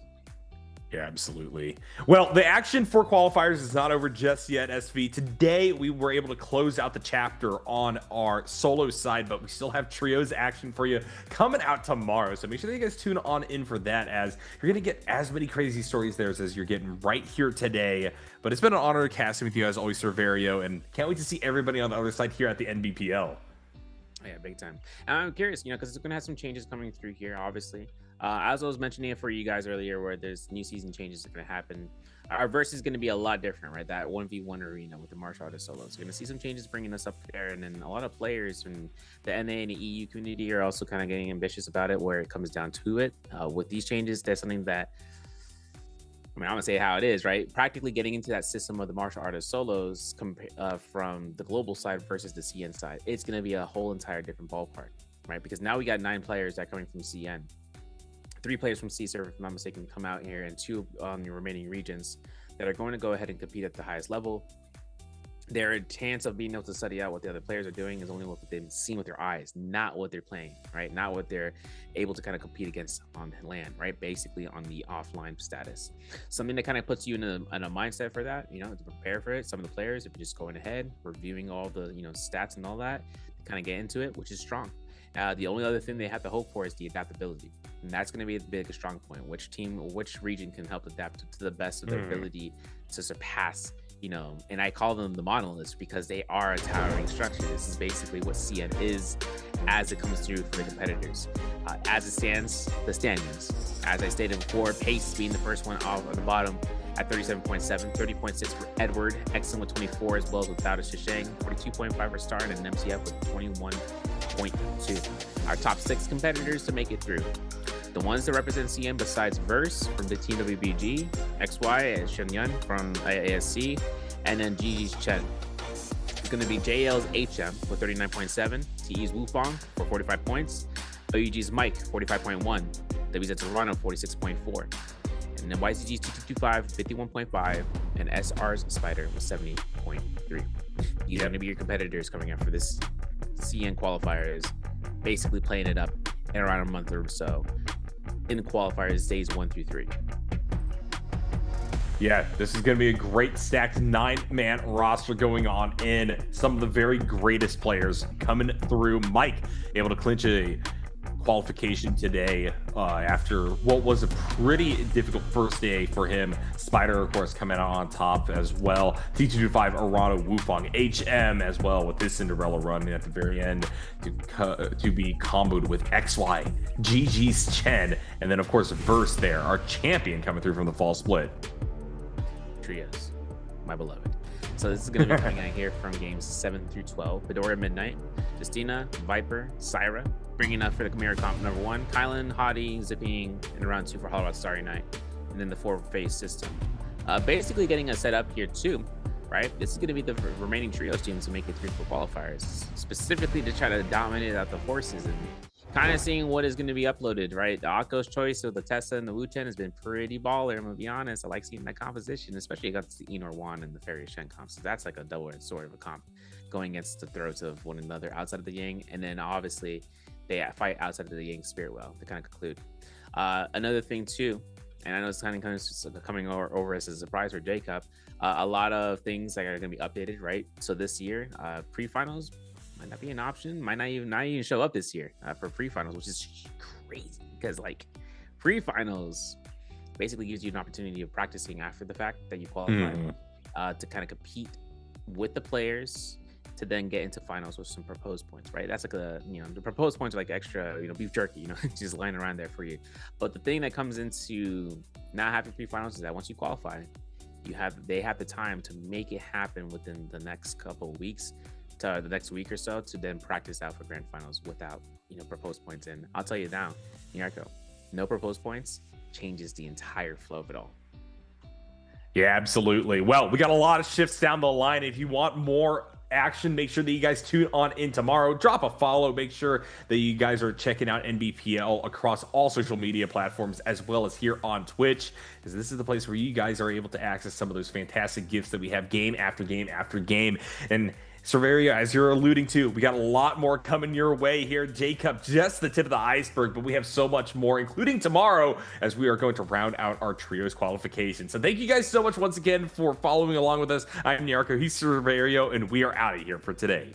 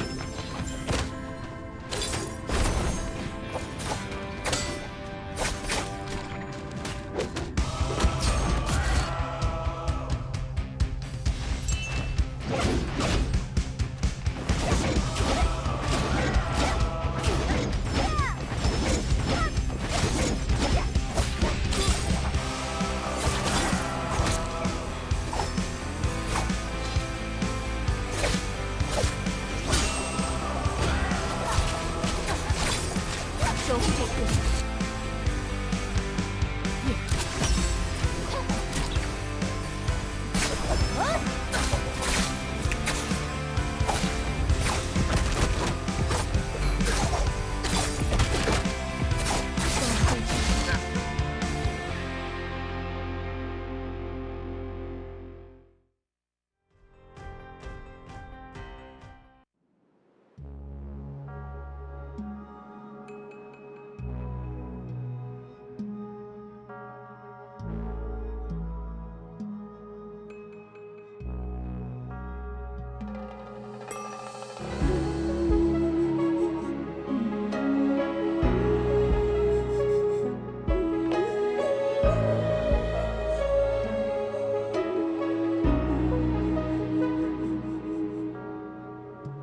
下雪后，抬头看着屋檐，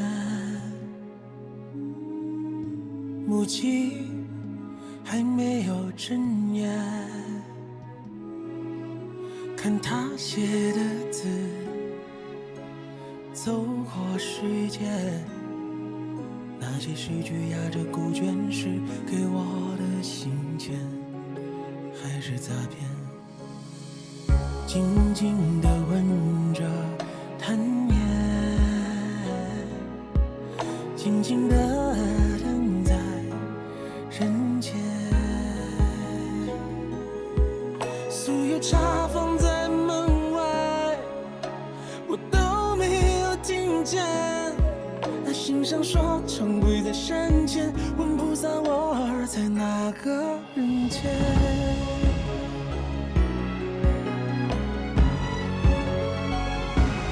菩萨手中